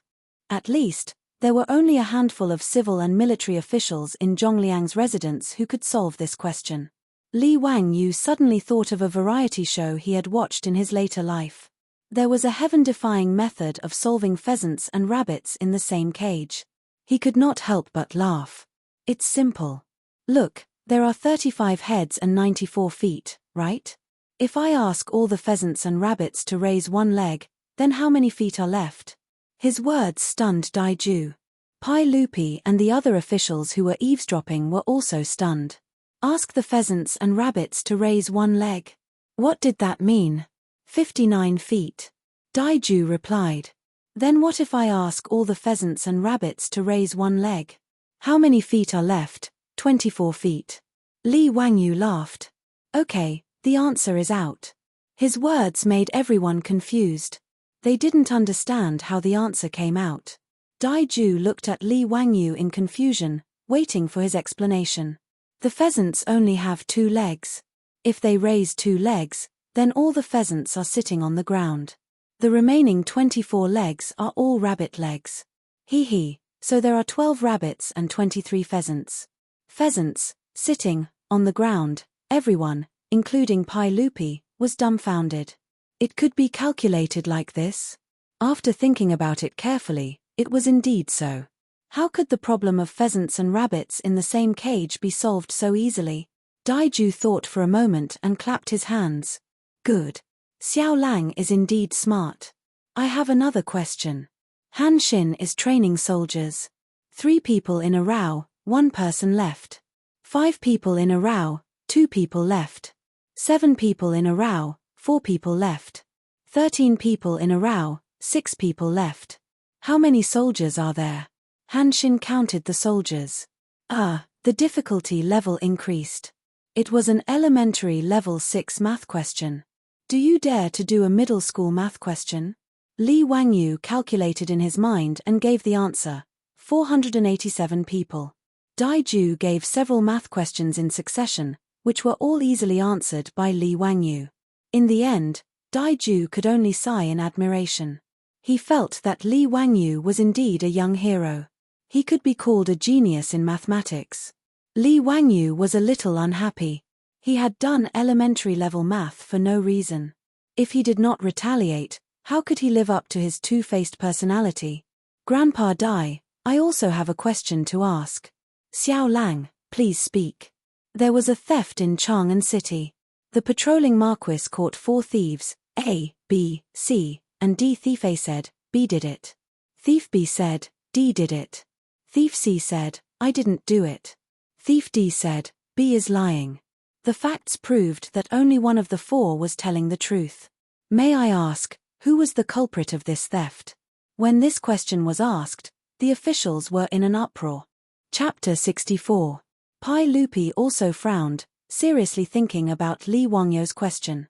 A, B, C, and D, all of them said different things, and only one of them was telling the truth. But how could they be distinguished? The officials were also discussing.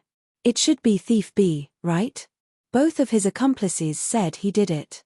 No, only one person was telling the truth. Someone immediately refuted. Then it was a who did it. This question is really strange. For people said different things, how can we know who is telling the truth? There is actually such a strange question. How can we know who is telling the truth? Mph, under the three trees, do you think they won't tell the truth? Li Wangyo's question was not a math question, but a logical deduction question. According to the hypothetical exclusion method, it could be inferred that the criminal was thief C.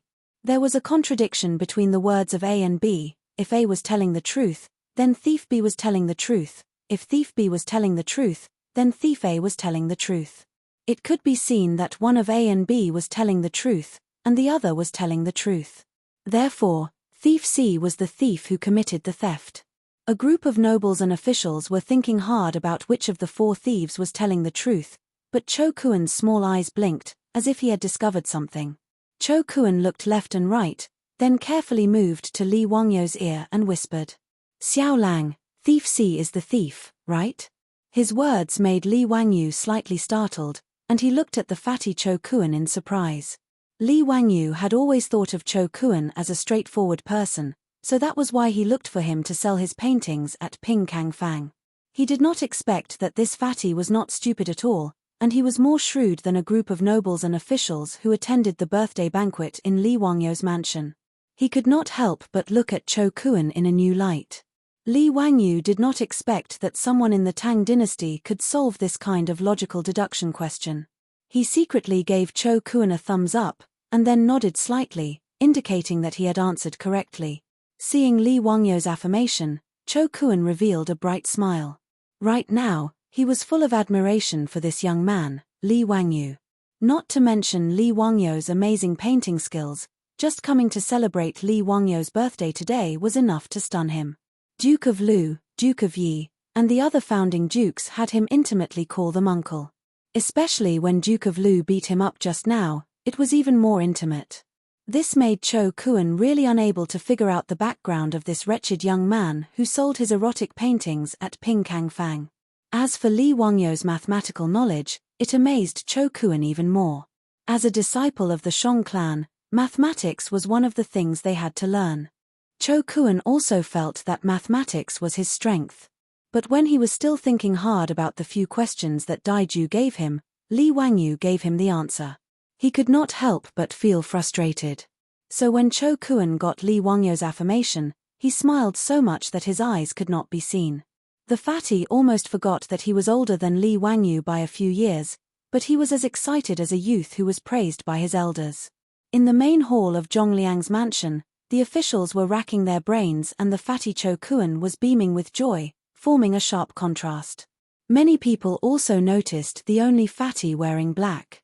Li Wangyo's question, Cheng Yaojin also could not figure out which of the four people was telling the truth. He was confused. He was too lazy to think about it, and directly grabbed Cho Kuen to force an answer. Brat, do you know about it? Hurry up and explain to me, just who is that damned bandit? Damn thief, these four thieves should be caught and beheaded. Cheng Yaojin was not polite, and grabbed Cho Kuen and asked. This. Cho Kuen was shocked by Cheng Yaojin, and quickly looked at Li Wangyu for help. Uncle Cheng, don't bully people, this nephew will tell you. Li Wangyu whispered a few words into Cheng Yaojin's ear, and told him the key point of the question. After knowing the answer, Cheng Yaojin was stunned for a while, and then heavily slapped Li Wangyo's shoulder. Son of a bitch, you are really, really too bad. Li Wangyu was slapped until half of his body went numb, and he was speechless and smiled bitterly. Today, he inexplicably met this Cheng Yaojin, and he was really unlucky. Being slapped in the butt in front of everyone, he did not have any face, and it was better to stay away from this bird in the future. After Cheng Yaojin knew the answer, he began to wander around the main hall with a wine cup. Fang Xiong, are you thinking about the question? Haha, this question is very simple, and not worth mentioning. Duke of Qi, Are you still thinking about which thief is telling the truth? Hihi, I, old Cheng, have thought of it. It is really simple.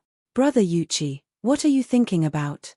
Cheng Yarojin was such a pain in the neck, and many people wanted to roll up their sleeves and beat him up. His skin was really too thick, and he ran over to extort the answer, and then came back to show off in front of everyone. He was simply not a son. Your Majesty, after all, this question is still a bit difficult. Wahahaha. Cheng Yarojin was not careful and walked over to Pai Lupi's side. His words made Pai Lupi so angry that he fiercely kicked him. Pai Lupi really could not figure out Li Wangyo's question, and no matter how he thought about it, he still could not figure out which of the 4 thieves stole the item. After being disturbed by Cheng Yarojin, Pai Lupi simply flung his sleeves, coldly snorted, and turned around to leave, preparing to return to the palace. As the host, Zhongliang hurriedly chased after Pai Lupi to see him off, but the civil and military officials in the main hall were stunned by the scene of Pai Lupi leaving in anger, and they looked at Li Wangyu even more strangely. Li Wangyu was speechless, and thought, why are you all looking at me? It was obviously that old bastard Cheng Yarojin who made the bearded man leave in anger. What does it have to do with me? Many people secretly speculated in their hearts, this Li Wangyu might not be Li Ju's son, right? Could it be that he is His Majesty's illegitimate son? He actually made His Majesty so angry, but it was fine. Li Wangyu did not know this, and when Zhongliang came back from seeing Pai Lupi off, he hurriedly took Cho Kuan and said goodbye to Zhongliang. Today, his main purpose was to help Cho Kuan deliver the map, and since the map was delivered, he did not care who Zhongliang would transfer the map to in the end, and his mission was completed. Under the strange gazes of the civil and military officials of the Tang dynasty, Li Wangyu leisurely left Zhongliang's mansion. But he did not know that what happened at Zhongliang's birthday banquet today had quickly spread to the ears of all the influential officials in Chang'an, and almost became a legend.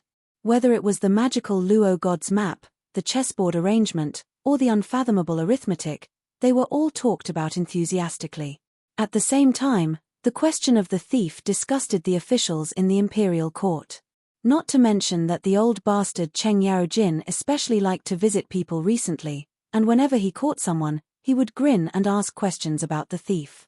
Recently, in Chang'an, many people had been tortured by the thief, and they hated that they could not catch the 4 thieves and beat them 100 times to vent their anger. The name Li Wangyu was firmly remembered by the influential officials in Chang and after the poetry contest in Chujiang Pool. Meanwhile, Li Wangyu's poems gradually spread among the Confucian scholars in Chang'an. Many scholars recited the famous lines of the poems over and over again. It was a good story for a while. These were all later stories, and Li Wangyu did not know. After he and Cho Kuan returned to the Cho mansion, he told Cho Yuanliang, who had been anxiously waiting, and finally let his heart rest. The dark clouds that had been hanging over the Cho family for many days finally dispersed.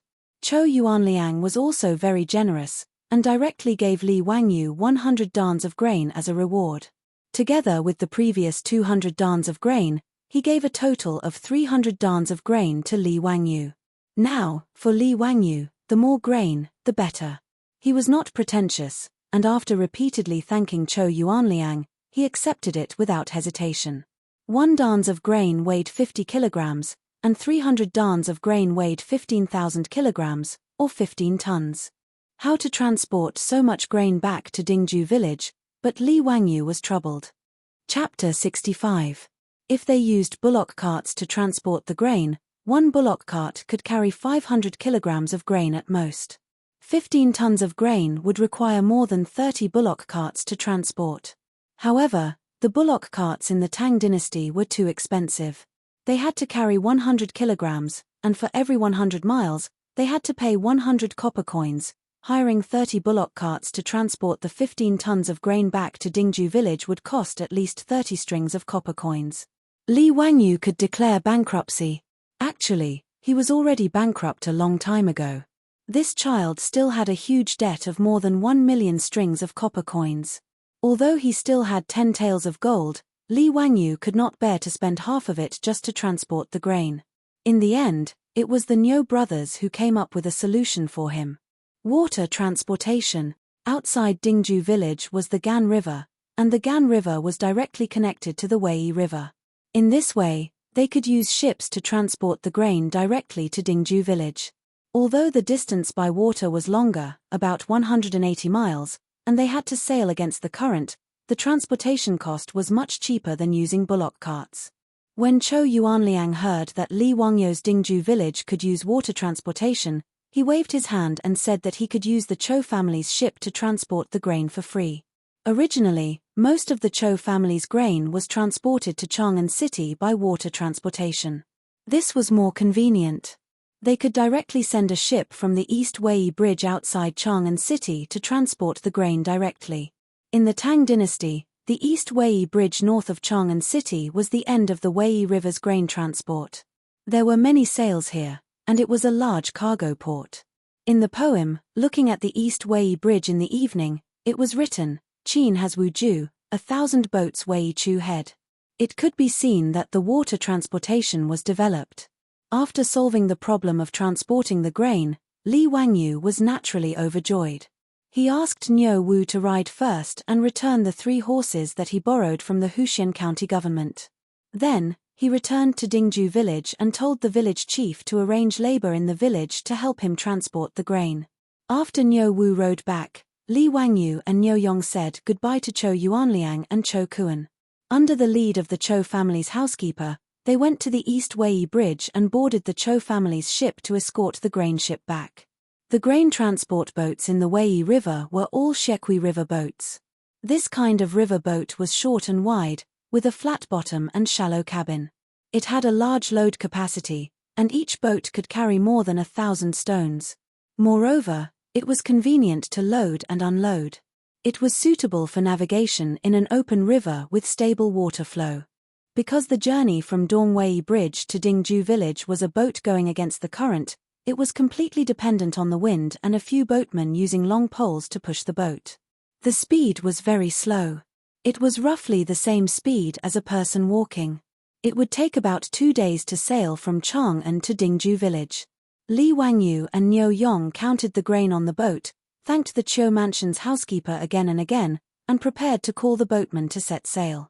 However, he heard a familiar voice coming from the dock. Xiao Lang, wait for me. Li Wangyu looked up and saw that it was Chou Kuan, that fatty, who was riding over. Brother Chou, is there anything else? Li Wangyu asked curiously. Chou Kuan rolled down from the horse's back and stepped onto the boat with a smile. Xiao Lang, I want to go to your Dingju village to stay for a few days. I wonder if it's convenient. Chou Kuan's words made Li Wangyu slightly surprised, but he immediately smiled. Brother Chou is willing to come to my house as a guest. Of course, you are welcome. Li Wangyu did not know that after he and Niu Yong left the Chiu mansion, Chou Kuan immediately told his father everything that he saw at Zhongliang's mansion today. Chou Yuanliang was also shocked by his son's story. He did not expect that his son could get to know such a person by casually buying a painting in Pingkangfang. Although Li Wangyu was only 16 years old, he could not see through his ability at all. When he heard that Lu Guogong actually let Li Wangyu call him uncle and beat Li Wangyo's but as an elder at the banquet, Chou Yuanliang could not help but be moved. What was the identity of this young man? To be treated like this by the founding duke, it really made Chou Yuanliang, who was born in a merchant family, feel shocked. Chou Yuanliang immediately made a decision that would make him proud for the rest of his life. He must find a way to be on good terms with Li Jiaoxiaolang. He told his son Chou Kuan to immediately take the gold and silver to the dock and accompany Li Wangyu to Dingju village. He would do his best to help. He only hoped that both sides could have more incense. Li Wangyu did not dislike Chou Kuan. Instead, he felt that he was very much to his liking. Although the fatty was born in a merchant family and his character was slightly foppish, he was not pretentious. Moreover, although the fatty Chou Kuan was straightforward, he was loyal. That day in front of Cheng Yarojin, he stood up for justice and asked Cheng Yarojin to let him go. The boatman shouted and the boat was slowly pushed away from the dock by several long poles. It slowly sailed upstream. 2 days later, the boat sailed into Gan River. Dingju village was already in sight. From afar, Li Wangyu saw many people standing on the riverbank, waiting for them. The leader of the group was a stunning beauty. It was Su Changqing. Seeing her dress fluttering as she stood on the riverbank and smiled at him, Li Wangyo's heart throbbed. It turned out that someone was waiting for him. The feeling was so wonderful. After not seeing Su Changqing for a few days, he missed her even more. In a moment of excitement, he could not help but rush to the bow of the boat. He shouted at Su Changqing, who was on the riverbank, "Sister, do you want to go out?" Su Changqing was amused by him and laughed. She wiped the tears from the corners of her eyes and shouted at Li Wangyu, "I don't want to go out with children." These words made Li Wangyu stunned. Don't want to go out with children? Damn, this kind of naked contempt could not be tolerated. Do you believe that I won't go to your room tonight? The people around them did not understand their joke. Cho Kuan was puzzled. Xiao Lang, why don't you want to go out? Li Wangyu, there was no dock by the Gan River where Dingju village was located. The river boat could only dock by the riverbank to unload. There was a gap of several meters between the riverbank and the river surface. It was not easy to transport the food. Fortunately, after the old villager received Niu Wu's notice, he brought almost all the strong laborers and the few old cows in the village. Everyone was busy for half a day before they finally unloaded 300 dan of food from the river boat. The old villager asked everyone to help transport the food to Li Wangyo's house. But he stopped Li Wangyu in confusion. Why did Xiao Lang bring so much food back? In March, there was a locust plague in Guangzhou. This matter was only known to Li Wangyu and Su Changqing. In the eyes of outsiders, it was unreasonable to transport so much food to the village at one time. How long would it take to eat all this food? Li Wangyu naturally would not tell the old villager that this was the life-saving food he prepared for the whole village. With these 15 tons of food, some wild vegetables, and the food stored in the villagers' houses, it should not be a problem to cope with this locust plague. Moreover, Dingju village was backed by the Qinling Mountains and had the Gan River to the north. Whether it was fishing or hunting, Li Wangyu felt that the villagers should not suffer from famine. It's nothing.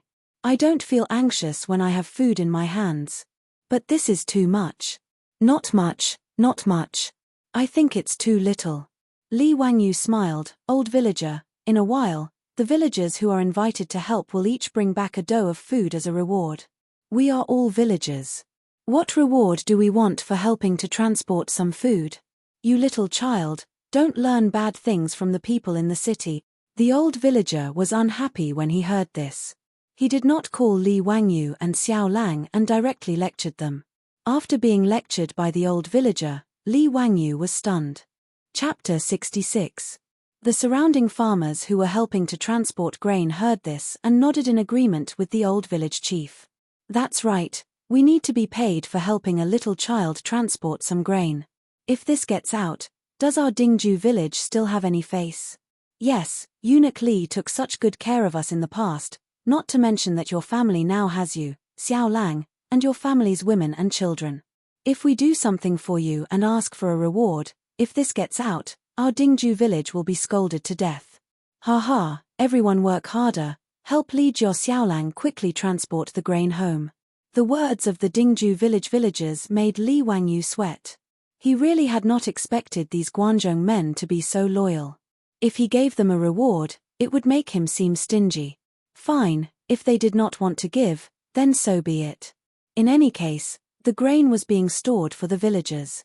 When the locust plague came in a month, these would be life-saving grain. However, Li Wangyu knew the Guangzhou men. Even if they were about to starve to death, they would not reach out to beg. If he gave them grain, then it would hurt the pride of these Guangzhou men. In disaster years, when rich families or the main family gave out grain, these Guangzhou men would stiffen their necks and say it was a loan. When the harvest was good, they would return it. If they dared to say it was a gift, they would throw down the grain and rather starve to death. Also, they would do as they said. After the disaster years, they would carry the grain and return it with interest. When Li Wangyu thought of this, he felt a headache. When the time came, if he wanted to give grain to these Guangzhou men, he would have to spend a lot of effort. If that's the case, then why don't I treat the entire village to a meal tomorrow? This way, no one will refuse, right? Just treat it as my Li family moving to Dingju village as a housewarming banquet. Li Wangyu thought and decided to treat the entire village to a good meal.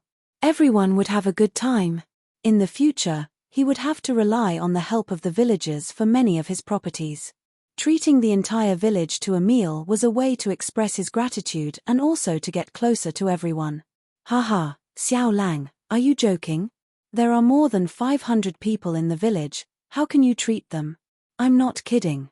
Tomorrow, I'll treat everyone to pig slaughtered rice. Li Wangyu recalled the pig slaughtered rice that he would cook every year in his hometown. It was not a big deal for 500 to 600 people to eat together. What is pig slaughter rice? The old villager was puzzled. Li Wangyu smiles and doesn't explain. Old Muramasa, can I trouble you to buy me 2 pigs tomorrow? TSK. Are you really going to treat the entire village to a meal? 2 pigs. That's a lot of money. Don't worry about it. It's settled then. Tomorrow at noon, I'll treat the whole village to pig slaughter rice. Old village chief, I'll have to trouble you to help inform them. Seeing that Li Wangyu was so certain, the old villager nodded and agreed. After talking about the meal, Li Wangyu was in a very good mood. He stood on the embankment and looked around at the scenery of the Gan River, but he noticed that there was a large piece of abandoned land by the riverbank. There were at least a few hundred acres of land next to the riverbank, and there were only a few plants growing sparsely on it, making it look exceptionally desolate. Old village chief, why hasn't this wasteland been developed? The old villager looked at the land behind him and sighed, it's all saline alkali soil. Nothing can grow here. Who would want to develop it? Saline alkali soil? Li Wangyu carefully looked at the land. The color of the soil was mostly white, yellow, and other light colors. There were a few weeping willows growing on the large piece of land. If he was not wrong, this wasteland should be alkaline soil. Weeping willows were also called strange willows. They could not survive in acidic soil. They could only survive in alkaline soil. Li Wangyu squatted down and grabbed a handful of soil. He felt that it was prickly when he held it in his hand. He also took some water from the river and poured it on the wasteland. He observed carefully and found that the water penetrated the soil slowly, and there were white bubbles and foam on the surface of the water. Li Wangyu stood up and clapped his hands. He was sure that this wasteland was alkaline soil. After all, he grew up in the countryside. There used to be a large area of alkaline soil in the village. Later, under the guidance of the scientists at the Agricultural Research Station, they cleaned and improved the soil and turned the waste into treasure. Even after the original wasteland was improved, the food grown on the weak alkaline soil was even more popular. However, it was the early years of the Tang dynasty. Obviously, no one would improve the saline alkali soil. Li Wangyu suddenly felt that he seemed to have found a way to make money. Moreover, he could give out the food legitimately. If he could improve these hundreds of acres of land, wouldn't it be a huge fortune? Moreover, improving the land required hiring labor. When the time came, he would use the food to hire the villagers. Wouldn't it be killing 2 birds with 1 stone? Old village chief, where does this wasteland belong to? Li Wangyu wanted to ask if the wasteland had an owner. This land should belong to the county, right? The old villager was not sure, but it's all useless wasteland. It's worthless. Then what if I reclaim this wasteland? The old villager looked at Li Wangyu like looking at an idiot. Xiao Lang, this is saline alkali soil. It can't be used to grow crops. Why do you want to reclaim this land? Hey, old village chief, you don't need to know how to use this land. Let me ask you, if I reclaim this land, who will it belong to? The old villager shook his head. Naturally, it will belong to you. The county encourages reclamation. The reclaimed land only needs to go to the county to register. The reclaimed land is exempt from taxes for 3 years. However, this saline alkali soil can't grow crops. Xiao Lang, don't make trouble. Li Wangyu did not refute. He just looked at the hundreds of acres of wasteland in front of him and smiled. Sure enough, knowledge is productivity. In Li Wangyu's eyes, this land was a treasure. It was close to the Gan River. Whether it was for cleaning the saline alkali soil or for watering in the future, There was no shortage of water. It was very convenient. However, he still needed to talk to young Quan about taking over this wasteland. It was hundreds of acres of wasteland, so it was better to be safe. He didn't want to end up with a master after he finished reclaiming the land. That would be too disgusting. Li Wangyu thought about young Quan's promise to reward him with 100 strings of cash if he won first place in the poetry competition. He wondered if he should go to the Huxian County Yamen again. While he was thinking about this, all of the grain had already been transported to the shore. The river embankment was only 1 or 2 li away from Dingju village. It was very convenient. Without much effort, the 300 dan of grain was all moved back to Li Wangyu's home by the villagers using wheelbarrows and ox carts. There was too much grain. The family's granary was full, and there was still a lot that had not been moved in. Fortunately, there were few people in his home, so there were still many empty rooms. Even so, the 300 dan of grain filled the granary and the 2 rooms in the front yard. When Li Heng saw that Xiao Lang had brought back so much grain after leaving home for only a few days, his old face was full of smiles.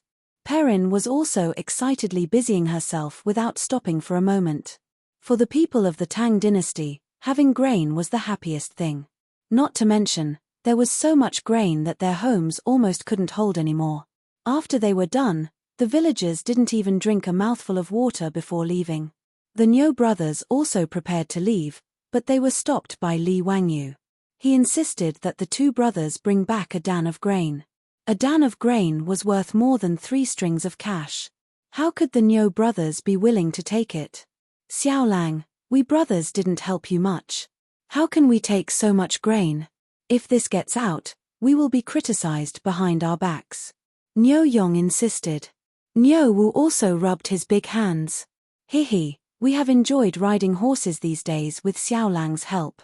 We also ate and drank well in Chang'an. How can we take any more grain back?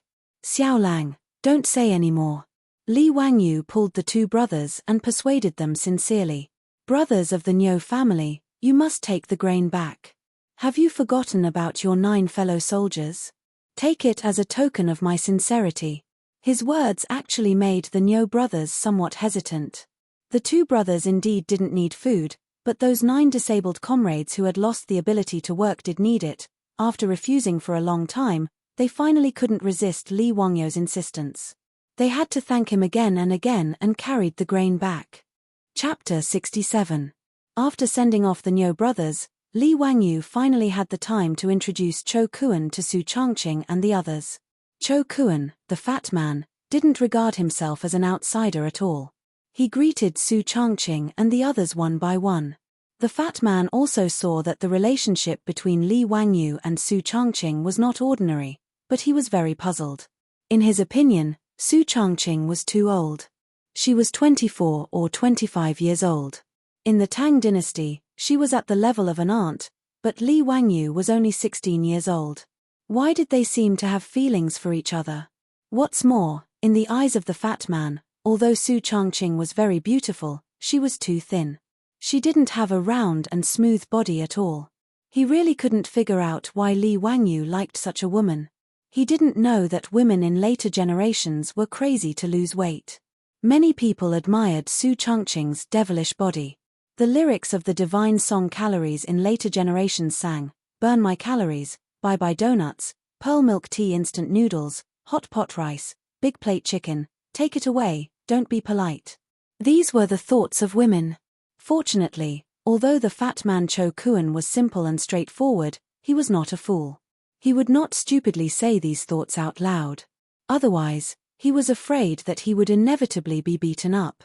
After instructing Li Heng to arrange a room for Cho Kuan, Li Wangyu sent the little girl Perrin away. Finally, he had a chance to whisper to Su Changqing. He confessed to Su Changqing about his trip to Chang'an this time. The only thing he neglected to mention was the erotic painting. He only said that he helped Cho Kuan's family to draw a sketch of Goddess Luo's painting and solved his family's crisis in exchange for the food. Su Changqing knew that he must have a little secret, but he was very smart and didn't expose it. He just smiled and watched the little man in front of him talk about all kinds of things in Chang'an. By the way, Changqing, our bathroom renovation plan can be carried out. Li Wangyu took out the 10 taels of gold from the package as if he was presenting a treasure. These 10 taels of gold can be exchanged for 60 strings of copper coins. It's more than enough to build a bathroom and toilet. I forgot to ask the village chief just now. I don't know where I can find a kiln to make porcelain. Li Wangyu excitedly talked about his plan, which made Su Changqing feel inexplicably moved. This little man was really working hard for their family in the Tang dynasty. In the days that Li Wangyu was not at home, she looked forward to his return every day. Far away from the familiar society and her family, Su Changqing finally realized that in the Tang dynasty, Li Wangyu was the only one she could rely on. Although she was surrounded by people from the Tang dynasty, Su Changqing was filled with a sense of loneliness, as if she and Li Wangyu were stranded on a deserted island. After all, she was not like Li Wangyu, who had received a person's memory. Everything in the Tang dynasty was unfamiliar to her. Su Changqing only felt that it was really good to have Li Wangyu. Li Wangyu was still talking about something when he felt a warm and moist touch on his cheek. Su Changqing suddenly leaned over and gave him a gentle kiss on the cheek. A certain someone was stunned as if he was struck by lightning. Although Li Wangyu was not a pure little virgin, it was the first time a girl took the initiative to kiss him. Moreover, it was a goddess. Just when Li Wangyu was about to turn into a wolf, Su Changqing ran away with a smile. Hee, don't think too much. This is big sister's reward for you getting the food. I'll cook for you. Today, we'll eat noodles, braised meat noodles. Hey, demon, you dare to run away after doing something bad? Eat this old Li's stick. Li Wangyu giggled. The dinner of the Li family was an eye-opener for Cho Kuan and also a surprise for Li Wangyu. At the beginning of the Tang dynasty, sitting with one's feet down was not popular. However, sitting on the ground was really not ergonomic. Su Changqing was not used to it. Therefore, in the few days that Li Wangyu was not home, Su Changqing actually asked the village's carpenter to help make some furniture for the family. These furniture were very simple. There were no exquisite carvings or complicated decorations. They were not even painted and maintained their natural wood color. A large long dining table with high stools on both sides of the table made Li Wangyu very excited, but also made Cho Kuan confused. How should one sit on such a high table and stools? Cho Kuan wondered if he should take off his shoes and kneel on the stools to eat. Li Jiao Xiaolang's furniture was very strange. Li Wangyu's eyes lit up. Without saying anything, he ran to the head of the table and sat down. Comfortable. Changqing, did you ask someone to make this? Su Changqing's beautiful eyes were smiling. He nodded and sat down next to Li Wangyu. In the past few days when you were not home, I wanted to do something. I just learned that there were carpenters in the village, so I drew some drawings and asked them to make a lot of furniture. I also asked someone to make a desk for you in your study. In addition, I also asked a carpenter to make 2 beds for your bedroom. If it were not for the fact that everyone was here, Li Wangyu would have hugged Su Changqing and kissed him to express his gratitude. Of course, whether Su Changqing would accept his gratitude was another matter. Let's eat. Li Wangyu shouted excitedly, Brother Cho, please sit down. Don't be polite. Perrin and Li Heng quickly served the noodles. Su Changqing's cooking was absolutely excellent, especially the braised meat. There was no such cooking in the Tang dynasty now. Cho Kuan, who ate the braised meat noodles for the first time, almost swallowed his own tongue. Although Cho's family had no power, they were rich. He had been hanging around Ping Kang Square for a long time. What delicious food had he not eaten? However, Li Wangyu's simple bowl of noodles made Cho Kuan feel that what he had eaten for the past 20 years was as vulgar as pig food. After the bowl of noodles went down his stomach, Cho Kuan was embarrassed and asked Perrin to make him another bowl. Such delicious noodles made Cho Kuan forget about being a guest. Under the astonished gazes of Li Wangyu, Su Changqing, and the others, Cho Kuan, the fatty, finished 3 to 4 bowls of noodles by himself. Only then did he feel satisfied and put down his bowl and chopsticks while stroking his stomach. The bowl of noodles was a big bowl from Guangzhou. The size was similar to the soup bowl of later generations, but the fatty ate 3 or 4 bowls in one breath. Li Wangyu finally understood how Cho Kuan's round body shape came about. This guy was simply the top foodie in the Tang dynasty. His appetite was comparable to that of their family of 4. Li Wangyo's face darkened. Could it be that Chou Yuanliang felt heartache for giving him so much food and specially asked Chou Kuan to come to his house to eat until he became poor? Chou Kuan looked at everyone embarrassedly. Xiao Lang, the food in your house is really delicious. I couldn't help but order it. Li Wangyu rolled his eyes. Brother Chou, if I didn't know your situation, I would think that you were a refugee. If you do this, I will charge you for your food. Chou Kuan was not angry. He took out a gold ingot from his arms and put it on the table. That's good. Xiao Lang, my food. Such a nouveau riche behavior confused Li Wangyu. What the hell was this situation? You damn fatty, do you really think I am a restaurant owner? Forget it, I won't lower myself to your level. Li Wangyu put away the 5 taels of gold ingot without the slightest anger. Well, the things that fall in my Li family belong to my Li family. Chapter 68. On the morning of the second day, Li Wangyu led his family to prepare pig rice. The old villager was leading a young girl from the village with 2 fat pigs. They were here to sell the pigs to Li Wangyu. The girl was obviously malnourished. Her hair was dry and yellow, and she was pitifully thin. But the 2 pigs that she rushed over were very fat. It was obvious that they were well fed and taken care of. Xiao Lang, this is Zhao family's little miss. These 2 pigs were raised by her. If you think they're suitable, you can buy her pigs. The old villager pulled Li Wangyu to the side and whispered, little Miss Zhao's father was also a government soldier in his early years. He was unlucky and didn't come back alive. She and her widowed mother depend on each other for survival. Ari, Xiao Lang, if it's convenient, you can take care of them. Buying her 2 pigs can also increase her family's income. When Li Wangyu heard this, he felt sad. This widow and her child had suffered a lot of grievances.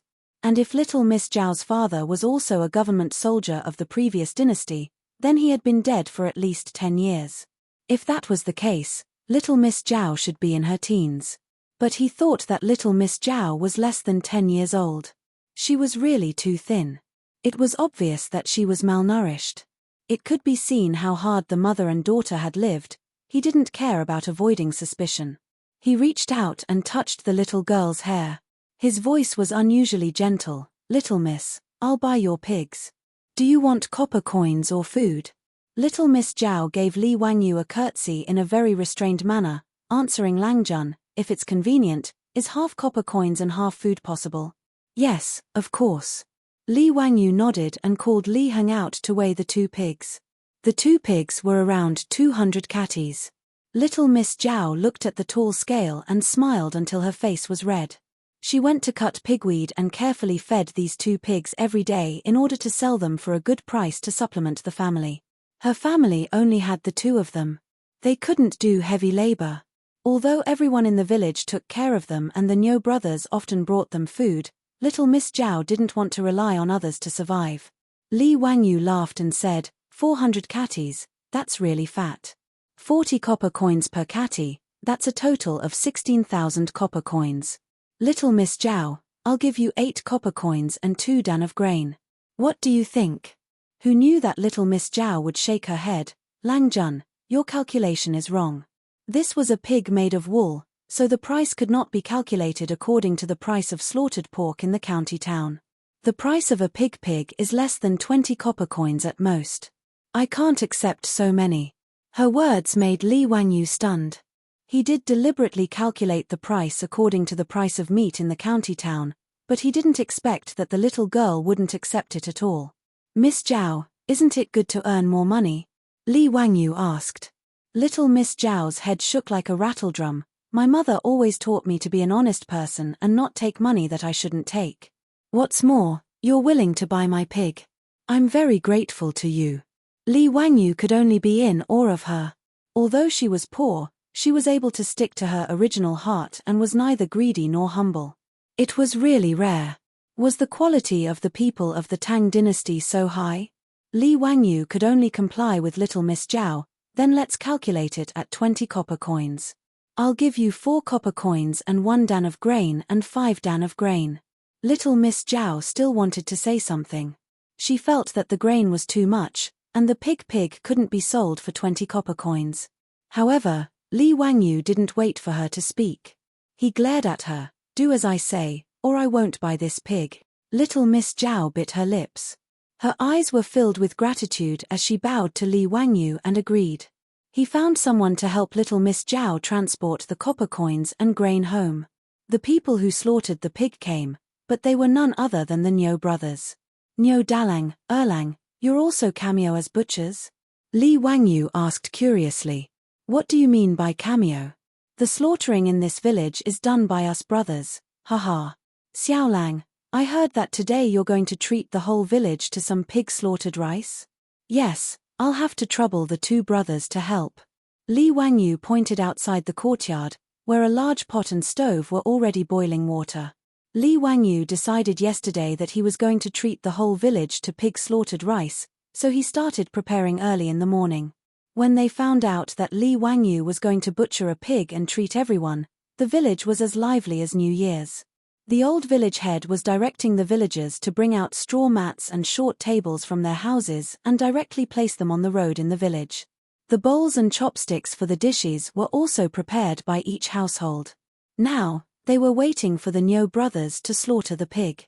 The naughty children in the village came early to watch the fun. The fat pig was dragged to the slaughtering platform and screamed miserably, but it made the adults and children smile. It was rare for these villagers to eat meat all year round. 4 or 5 strong men held the pig down. Niu Wu held a short knife and directly cut the pig's blood. Immediately, a woman came over with a big basin and collected the pig's blood. This was specially ordered by Li Wangyu to use the pig's blood to make blood tofu. After the 2 fat pigs stopped breathing, Li Wangyu directed the villagers to carry the pigs to the side and use boiling water to remove the pig's hair and clean it. After dissecting the pig's stomach, Li Wangyu began to direct the villagers to divide the work. Some cleaned the intestines, some cleaned the pig's head, and some cleaned up the pig's feet. It was very lively. Niu Yong and Niu Wu cleaned up the 2 fat pigs in no time, dividing the pork and ribs into 2 portions. "Xiao Lang, how do we cook the pork? Should we let the villagers cook?" Niu Wu wiped his sweat and asked. "Please don't. I will personally cook the pig slaughtered rice today." Li Wangyu quickly stopped him. These Tang dynasty women probably only know how to cook meat. It would really be a waste of these 2 fat pigs. Su Changqing originally wanted her to cook, but she was driven far away by Li Wangyu. "Haha, Changqing, you don't know how to cook the pig slaughtered rice today. Just watch me. Can you really do it?" Su Changqing was a little unsure. "Hee, just watch. When I was in the village for Chinese New Year, my family would cook pig slaughtered rice every year." Li Wangyu rolled up his sleeves and walked to the big stove. His actions gave everyone a fright. Regardless of whether it was Li Heng, Pei Lan, or Cho Kuan, they all did not expect that Li Wangyu was actually prepared to personally cook. "Xiao Lang, a gentleman should stay away from the kitchen." Cho Kuan did not expect Li Wangyu to cook for a group of farmers. He was a little shocked. Li Wangyu glanced at him and spat. "Bah, that sentence clearly says that a gentleman is a beast. Seeing it alive, he can't bear to see it dead, hearing it, he can't bear to eat it. Therefore, a gentleman should stay away from the kitchen. You eat meat every meal, and you have the nerve to say that a gentleman should stay away from the kitchen? If you have the ability, don't eat it later." Cho Kuan smiled embarrassedly and hid to the side. He wanted to see what Li Wangyu could cook and whether it was as delicious as the braised meat noodles last night. Li Wangyu began to command a group of people to help him. Some of them started the fire, some of them did the chores, and he operated several big stoves at the same time. Pig intestines and blood curd, braised pork, dompa pig knuckle, stir-fried pork, twice-cooked pork, garlic paste, braised pork ribs, stir-fried liver and kidney. Li Wangyu used all his skills, and he was so busy that his forehead was covered with sweat. Delicacies that had never been seen before by the people of the Tang dynasty were constantly served and filled the seats in the village. The aroma of the pork stimulated the adults and children in the village and made them drool. They all looked at Li Wangyu, who was busy at the stove, and waited for the banquet to start. When Li Wangyu finished the last dish and ordered the women to bring it to the table, the pig-slaughtered rice could finally be served. Just when everyone was ready to eat, the sound of horse hooves came from outside the village. Chapter 69. Li Wangyu looked at the people riding into the village in surprise. They were familiar faces. As the saying goes, better to come early than to come at the right time. The people riding into the village were the magistrate of Hu County, Yang Quan, and the registrar, Liu Xiao. Behind them were a few Yamen runners. Li Wangyu quickly got up to greet them. Greetings to Ming House and Registrar Liu. Is there anything I can help you with? Zio, what's the good news in the village today? Yang Quan asked instead of answering the question. On the road in the village, a long banquet was set up in the open air. It was a spectacular sight. It was the first time he saw a village having a banquet like this. Li Wangyu smiled and said, "Hehe, today I'm going to treat all of you to pig slaughter rice. Ming House and Registrar Liu, please take a seat. Let's have fun together." Pig slaughter rice. Yang Quan was a little unhappy when he heard that it was cheap meat. However, he still nodded and got off the horse with Liu Xiao. When the old village chief saw that the magistrate and registrar had arrived, he quickly came forward to greet them. He politely invited Yang Quan and Liu Xiao to take a seat. "Zio, why did you think of making pig slaughter rice?" "Hehe, I had a small harvest in Chang'an a few days ago. Plus, I just moved back to Dingju village. It's only right that I treat the villagers to a banquet." Yang Quan nodded and did not refuse. He took off his boots and sat down with Liu Xiao. The Yamen runners were also called to other seats by the old village chief. "Let's start." The old village chief shouted. More than 500 people in the village couldn't wait to reach out their chopsticks. Although they had never seen the dishes on the table and didn't know how good Li Wangyu's cooking was, it was still meat. Even if it was cheap meat, few people in the village could eat it. Only the Nyo brothers, who often went hunting in the Qinling Mountains, could taste meat occasionally. Moreover, most of the Nyo brothers' harvests would be exchanged for food at the county town, so there weren't many opportunities for them to eat heartily. Many women in the village were still murmuring that such good meat should not be ruined by Li Jiaoxiaolang. What kind of cooking was this? Shouldn't meat be cooked in a big pot and then eaten with sauce? But when the first bite of meat was put into his mouth, the unspoken criticism in his heart disappeared. The originally noisy banquet suddenly became silent except for the sound of chewing. Meat. Fragrant. The color was rosy, the fragrance of the meat overflowed, and it was soft and tender. One bite was filled with bliss. These villagers, who rarely had the chance to eat meat, couldn't help but cry at this moment. As for the children, their cheeks were stuffed to the brim, and a few of them almost choked because they ate too quickly. Chat. Who would have the time to do that?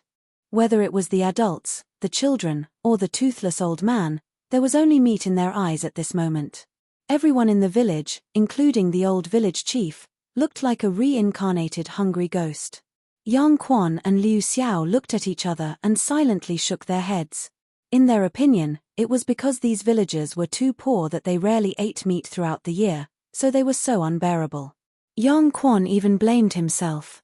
These were the people under his rule, but they lived in poverty. It was a shame to talk about it. After Pai Lupi ascended the throne, he purged a large number of old officials from the Sui dynasty. At the same time, he rectified the governance of the officials and severely punished corruption. Yang Quan's master was Yu Shenan, and he took away 70 to 80% of the old man's righteousness. However, no matter how much Yang Quan loved the people and was close to them, he was not the god of wealth, and he did not have the ability to make the people of the Tang dynasty rich. Zhen Guan was prosperous, but the people were still poor. Reaching out his chopsticks and picking up a piece of Dongpa pig knuckle, Yang Quan actually felt a little nauseous. The nobles of the Tang dynasty almost never ate cheap meat like pork, let alone such greasy fatty meat. However, out of the mentality of sharing happiness with the people, and out of respect for the young man Li Wangyu, Yang Quan forced himself to put the meat into his mouth. In the next moment, Yang Quan's eyes widened in disbelief. The aroma of the meat instantly occupied his entire mouth. The fatty meat was not greasy, the lean meat was a little chewy, and the fatty meat between them melted instantly, bringing with it a hint of sweetness. The pig skin of the pig knuckle melted in his mouth, and there was a bit of the gelatinous texture of the meat skin. Fatty but not greasy, sticky but not mushy, it was really the best. This is really pork. Yang Quan still could not believe that what he just ate was cheap meat. Even the beef and mutton he usually ate did not taste like this. Li Wangyu chuckled and said, "Yes. What kind of dish is this?" "Dongpa pig knuckle." Li Wangyu did not think much and answered casually. Yang Quan looked puzzled. "What is Dongpa pig knuckle?"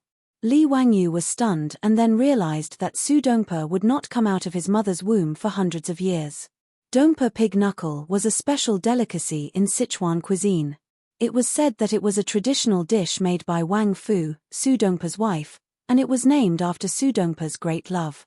But he could not explain it to Yang Quan, so he rolled his eyes and answered, "I came up with it by accident on the hillside in the east, so it was named Dongpa pig knuckle."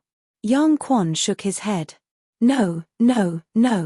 Since it was created by Zio, why not call it Wang You's elbow?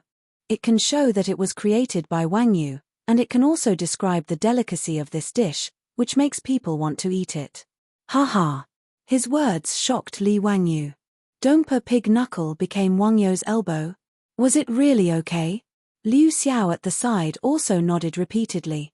Ming House is right. Wang You's elbow is much more elegant than Dongpa pig knuckle. Li Wangyu was speechless. Forget it. Wang You's elbow is Wang You's elbow. Anyway, I am getting more and more shameless. It doesn't matter if I plagiarize more and more. On the other hand, Su Changqing, who was at the side, heard their conversation. In order to not laugh out loud, he held back his laughter until his face turned red and his body trembled. Li Wangyu was speechless. Looking at Su Changqing, who was trying hard to hold back his laughter, Li Wangyu rolled his eyes silently. Ah, shame. After Yang Quan removed Dongpa pig knuckle from history, he no longer talked nonsense. His chopsticks began to fly around the table. Almost every dish made him full of praise. Liu Xiao wasn't any better than Yang Zwe. In fact, he was even worse. After swallowing the pork, he didn't even bother to talk to Yang Zwe. Instead, he only cared about himself as he ate heartily. In fact, strictly speaking, Li Wangyou's cooking skills were average. Compared with Su Changqing's cooking skills, his cooking skills were far worse. However, the big pot dishes like pig slaughter dishes did not necessarily require too fine craftsmanship.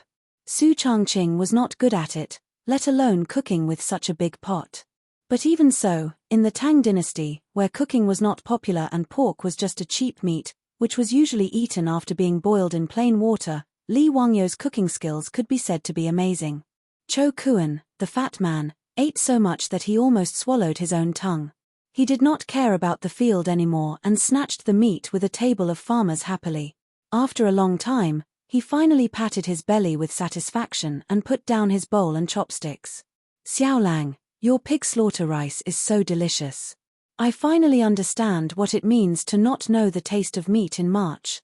Ah, how can I eat the food in those restaurants in Chang'an in the future? As soon as he finished speaking, Yang Quan glared at him angrily. Ignorant and incompetent. When I heard Shaoin Qi, I didn't know the taste of meat in March. Is that what you mean? Cho Kuan did not understand. He blinked and looked puzzled. Li Wangyu explained with a smile, the phrase "I don't know the taste of meat in March" means that one is completely focused on one's goal. Cho Kuan realized that he had misunderstood. He was thick-skinned. He just smiled and did not feel ashamed.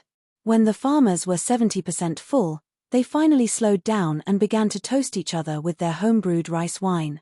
In front of Li Wangyou's table, there were countless villagers holding wine bowls and lining up to toast them.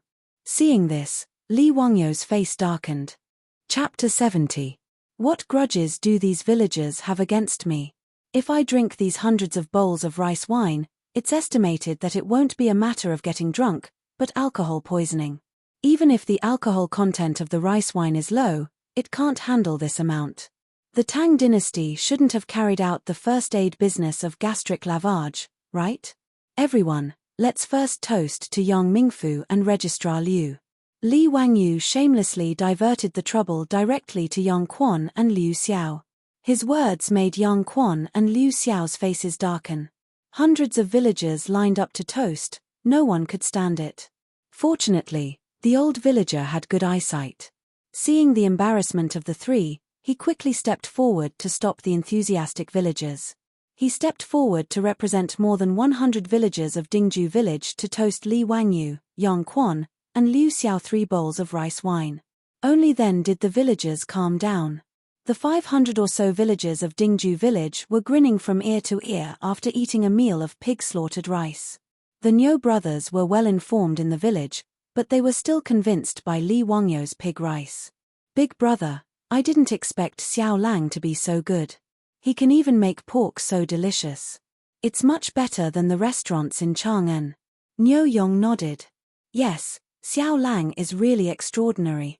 The villagers laughed even more. This pig rice should be called immortal rice.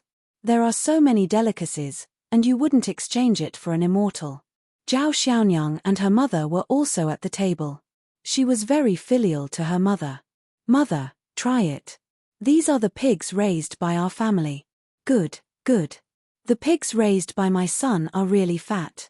Zhao Xiaonyang's mother cried while eating. She didn't forget to say loudly to the surrounding villagers, these are the pigs raised by my mother. Haha, Zhao Xiaonyang is really capable.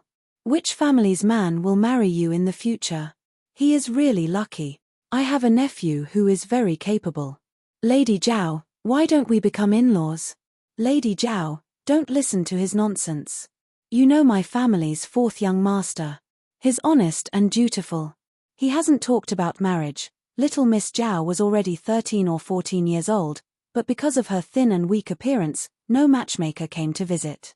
After a meal of slaughtered pig rice, even Miss Zhao, who raised pigs, became the focus of the villagers.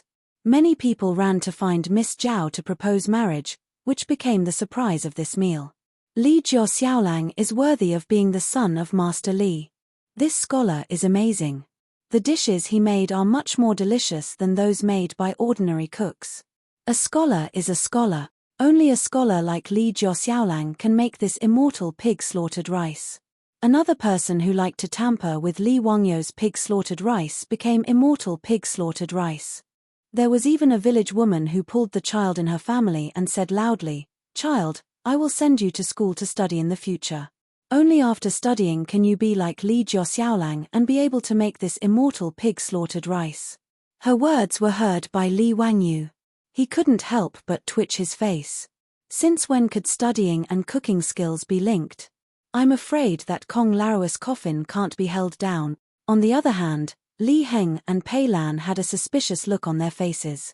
Since young, their Lang Jun had always stretched out his hand and opened his mouth. When did he become so powerful? He can even cook such delicious food. Is the ancestral grave of the Li family emitting smoke? However, although they were suspicious, they didn't think much about it. They also didn't think that this Li Wangyu was not the Li Wangyu they knew. In short, the pig-slaughtered rice was enjoyed by everyone. Dingju village was more lively than during the New Year festival. As the villagers spread the news to the surrounding villages and towns, it caused a big sensation. Whether the villagers of Dingju village went to the market or visited relatives, they were asked about the pig-slaughtered rice, which was unprecedented in the Tang dynasty. In the village, whether it was the men from Guangzhou or the women, as long as they talked about this meal, even the taciturn people would become talkative and introduce in detail what they ate in the pig-slaughtered rice. Everyone would describe the delicacies in detail, thinking that even the emperor might not have eaten such delicacies.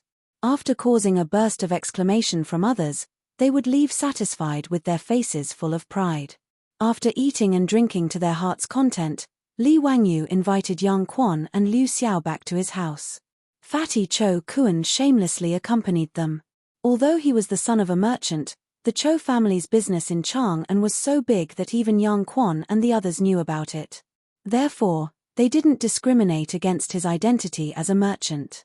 Ming House, may I ask why you are visiting us today? Li Wangyu's question made Yang Quan and Liu Xiao embarrassed to speak for a long time. Li Wangyu asked for a long time before he finally understood the purpose of Yang Quan and Liu Xiao's visit. He couldn't help but silently roll his eyes.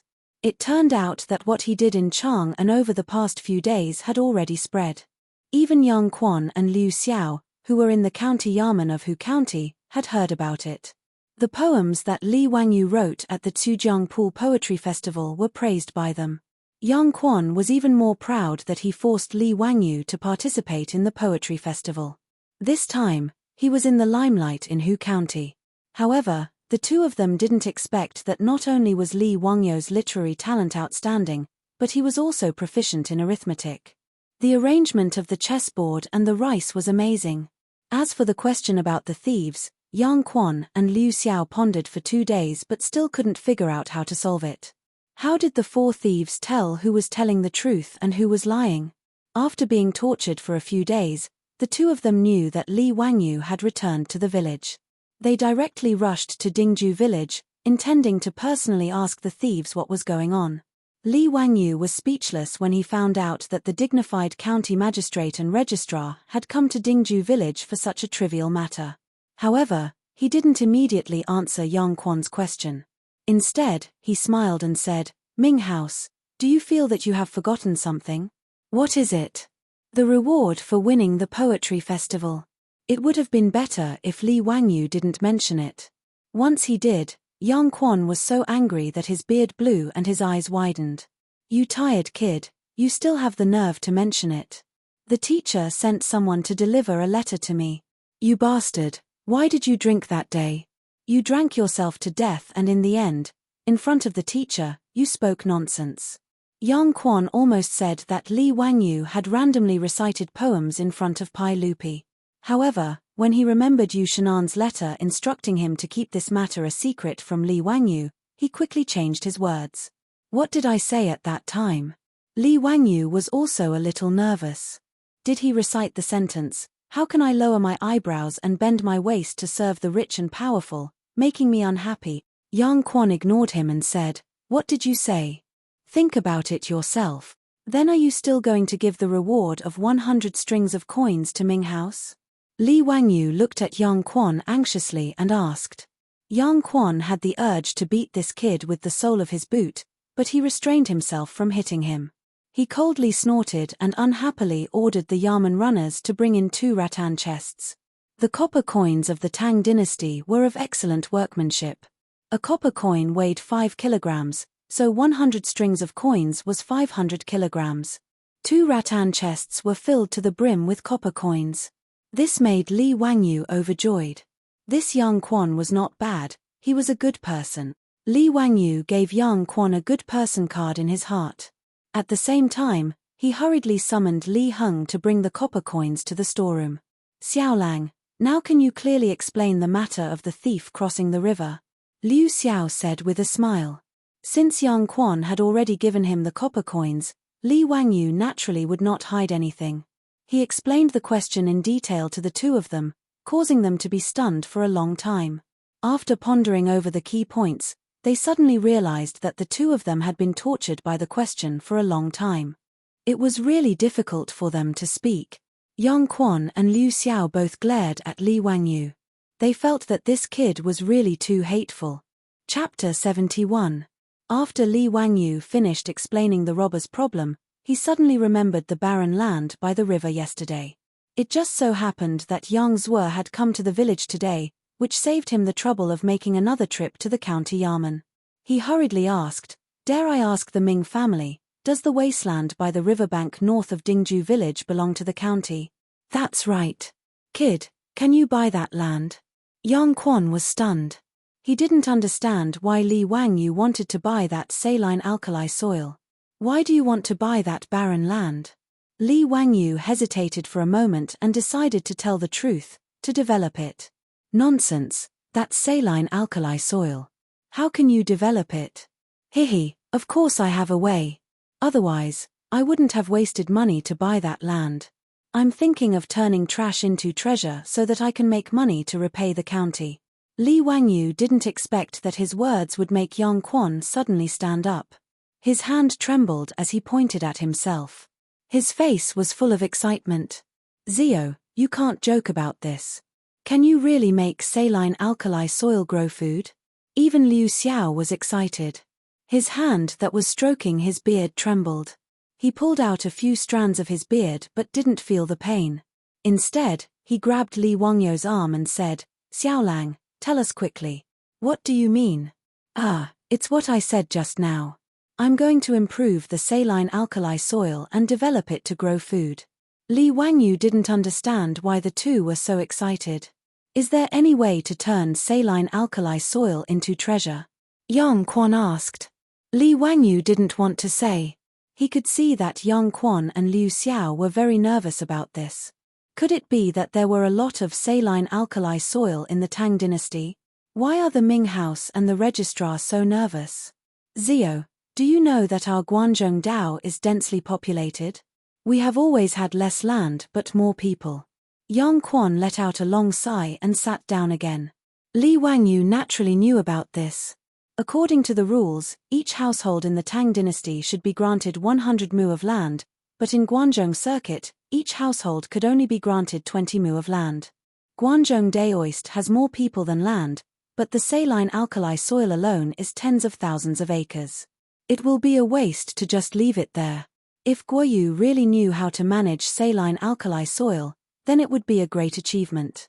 This county will definitely submit a memorial to the imperial court for you to be conferred an official title. Yang Quan's explanation enlightened Li Wangyou. He hadn't thought that Guanzhong Dao would have so much saline alkali land. However, Xie Jing wasn't interested in being promoted to an official. He couldn't wait to avoid it. Why would he be in a hurry to become an official? Ming House, I do know a little about managing saline alkali soil, and I can teach you. However, if it was submitted to the imperial court, there would be no competition. How about some debt reduction? Look at the 10,000 mu of saline alkali soil. If you can reclaim it, it will be 10,000 mu of good farmland.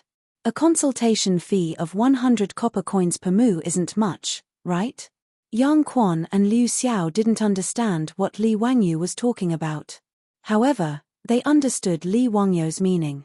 Yang Quan glared at him again. Nonsense. How can this county privately give you a reduction in public funds? If your method is feasible, this county will naturally report it to the imperial court and fight for you to be rewarded. His words made Li Wangyou curl his lips. Wanting to steal his secret without paying, wasn't that too disrespectful of intellectual property rights? Before Li Wangyou could speak, he heard Yang Quan say, however, this county can make the decision to put the 300 mu of uncultivated land in Dingju village under your name. This is a big matter that will benefit the country and the people. Zio, you must not act recklessly. Fine, Yang Quan's big hat was on Li Wangyou's head. Moreover, getting the 300 mu of land for free wasn't considered a loss. He was about to nod his head in agreement, but swallowed the words that were about to come out of his mouth. It was best to ask his beautiful superior's opinion on this matter. He didn't want to be muddle-headed and make a loss. He couldn't waste a top student from the University of Pennsylvania who majored in business administration. Li Wangyou used the excuse of going to the toilet and ran out to find Su Changqing. He told Su Changqing about his conversation with Yang Quan and the others. Then, he eagerly waited for Su Changqing's opinion. Sure enough, after his beautiful superior heard his words, she immediately whispered a few words into his ear. Li Wangyou fiercely slapped his thigh. He almost made a loss again. Su Changqing told him to ask the county for cattle. In the Tang dynasty, cattle were quite precious. The price of a strong cattle was very high. It was about 20 strings of coins. In order to protect cattle, the Tang dynasty didn't allow cattle to be killed. Even the accidental death of a cattle had to be reported to the government. In the huge Dingju village, there were less than 10 cattle. One cattle could only cultivate 2 to 3 mu of land a day. After cultivating for 2 days, they needed to rest for a day to recover their strength. Dingju village's 2,000 mu of land depended on manpower to cultivate. This was one of the reasons why Dingju village was so barren. Su Changqing felt that the method of managing the saline alkali soil could be handed over to the imperial court. However, Just giving them the 300 mu of uncultivated land in Dingju village wasn't enough. At least 10 more cattle were needed. Otherwise, even if Li Wangyu could manage the land, he wouldn't be able to find enough manpower to cultivate it. With regards to Su Chongqing's words, Li Wangyu deeply agreed. After returning to the central room, Li Wangyu chuckled and proposed his conditions to Yang Quan. In addition, he also added 2 horses to Su Chongqing's conditions. He was tired of the days when he had to walk outside. Although he had the money to buy it now, it was better to save as much as possible. He still owed a huge debt. Ming House, you see, my family only has 4 people. There's not a single able-bodied worker. Even if I manage to manage the saline alkali soil, there's no one to cultivate it, right? Moreover, without cattle, there's no way to manage the saline alkali soil. Li Wangyou's reasons left Yang Quan speechless. Indeed, he and Liu Xiao were very clear about the Li family's current situation. However, the condition of 10 cattle and 2 horses made Yang Quan slightly hesitant. Zio, are you sure your method will work? At the very least, the land in Dingju village will work. I can't guarantee the saline alkali soil in other places. As you know, Ming House, not every piece of land is the same. Li Wangyu didn't say anything definite. The saline alkali soil was divided into 2 types, alkaline soil and acidic soil. His method was suitable for managing the saline alkali soil. As for acidic soil, it wasn't impossible, but he couldn't guarantee the results. Yang Quan and Liu Xiao looked at each other and nodded silently. Yang Quan directly agreed to Li Wangyou's request. Then this old man will agree to your request. However, if you can't grow anything, the county Yamen will take back the cattle and horses. Zio, do you agree? Li Wangyu naturally agreed to this condition. If the saline alkali soil really failed, he would be too embarrassed to take back the cattle. The 2 sides agreed on the conditions. The county Yamen would send officials to record how Li Wangyu improved the soil. Li Wangyu had to guarantee that he would teach his method to these officials without reservation. When the barren land grew crops, Yang Quan would naturally report this matter to the imperial court and ask for credit for Li Wangyu. Li Wangyu didn't care about this at all. He didn't aspire to be an official. After the guests and the host enjoyed themselves, Li Wangyu respectfully sent Yang Quan and Liu Xiao out the door. Yang Quan suddenly thought of something and asked Li Wangyu, Zio, I heard you bought a lot of food. Why? Chapter 72. Yang Quan's question made Li Wangyu hesitate for a moment. In the end, he decided to warn Yang Quan about the locust plague. If the government could step in to eliminate the locusts, the locust plague would not be that scary. The earlier the locust plague was eliminated, the fewer people who would starve to death in the Tang dynasty. Ming House, when you came to Dingju village from the county office today, did you see anything out of the ordinary on the way? Out of the ordinary? Ziyu, what do you mean?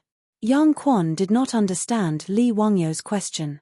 In the fields, didn't Ming House feel that there are a lot of locust larvae in the fields this year? Li Wangyou's words made Yang Quan and Liu Xiao's expressions turn serious.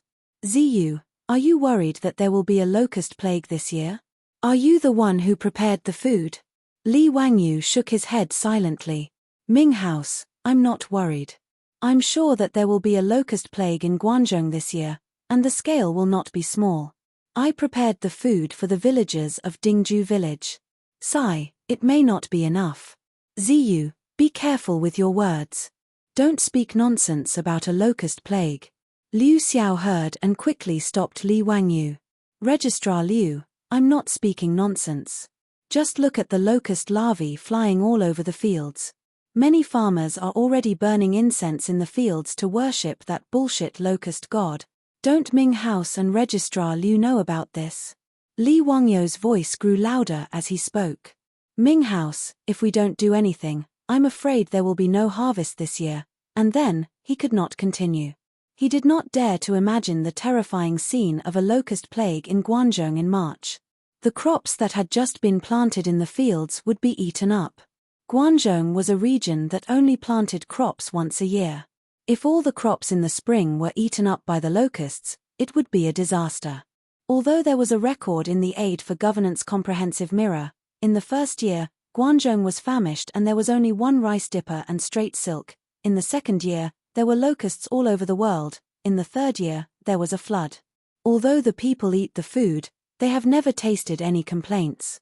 Yes, the world is big, the scattered people return home salty, the rice is no more than 3 or 4 chen. However, Li Wangyu didn't really believe the records in the history books. It was now the second year of Zhongguan, and the price of grain was 360 copper coins per bushel. After natural disasters like the plague of locusts and floods, the price of grain in the autumn of the third year of Zhongguan actually fell to 3 or 4 copper coins per bushel. This was simply a fantasy. Could it be that Pai Lupi borrowed the rice from the sky? But no matter what, the March locust plague was a real threat. Li Wangyu could save Ju village, but he could not save the world. He might not be able to save him, but the government could. That was why he took the risk of misleading the public and directly told Yang Quan about the plague of locusts. Yang Quan stared seriously at Li Wangyu for a few seconds before sighing. How could I not understand what Ziyu is saying? When the larvae of the locusts first appeared, I had already sent a letter to the court, but... He shook his head. But how could it be so simple to kill the locusts? Li Wangyu did not understand. He asked, since the Ming house knows, what is so difficult about it? This is a matter of life and death. If there is no way to kill the locusts, I have a few ideas. Yang Quan shook his head again. It is not difficult to kill the locusts. The Book of Songs has a saying, punish the thief, punish the flame. It can be seen that using fire at night can attract the locusts to the fire, just like moths. But this is not a problem of the method, it is that you cannot do it. Why not? Li Wangyu was confused. Since the ancient people knew how to kill the locusts, why would they allow the locusts to overrun the land? Yang Quan and Liu Xiao were silent. This made Li Wangyu even more anxious. After repeated questioning, Yang Quan finally opened his mouth to explain. First, the people are ignorant. They think the plague of locusts is released by the locust god to punish the people. Therefore, they are unwilling to kill the locusts for fear of offending the heavens. Secondly, there are many disputes between the court and the great scholars. Therefore, we have to think about how to deal with the locusts. Liu Xiao also explained, Ziyu, things are not as simple as you think. Our Tang dynasty believed in Buddhism. As the saying goes, sweeping the floor does not harm the lives of the ants. We love the moths and the lanterns. There are many disputes about how to deal with the locusts. Li Wangyu was confused by the words of the two officials. This was the first time he had heard the saying that locusts should not be harmed because they were also living beings. After the locusts consumed the food, when the people of the Tang dynasty traded their children for food, human life was no longer a living being. Saint Mary. There was a Saint Mary in the Tang dynasty. Then the ministers in the court are just going to watch as the locusts overrun the land? Are they going to rely on the prayers of the farmers to survive the plague? Are there no measures to prevent this? Liu Xiao sighed deeply. Dealing with the locusts is against the heavens. The only way is to cultivate virtue. Li Wangyu understood immediately. At that moment, he could only say that he had bought a watch last year to express his thoughts. Cultivating virtue meant that everyone had to strengthen their moral character and practice their inner strength. When everyone had completed their cultivation, the plague of locusts would naturally subside. Which idiot came up with this idea? Dealing with the locusts? Is that even possible?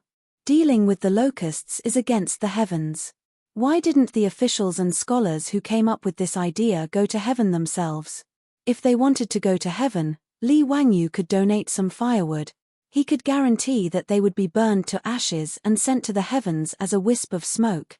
Li Wangyu really wanted Pai Lupi to hurry up and eat the locusts so that the entire Tang dynasty could begin to deal with the locusts.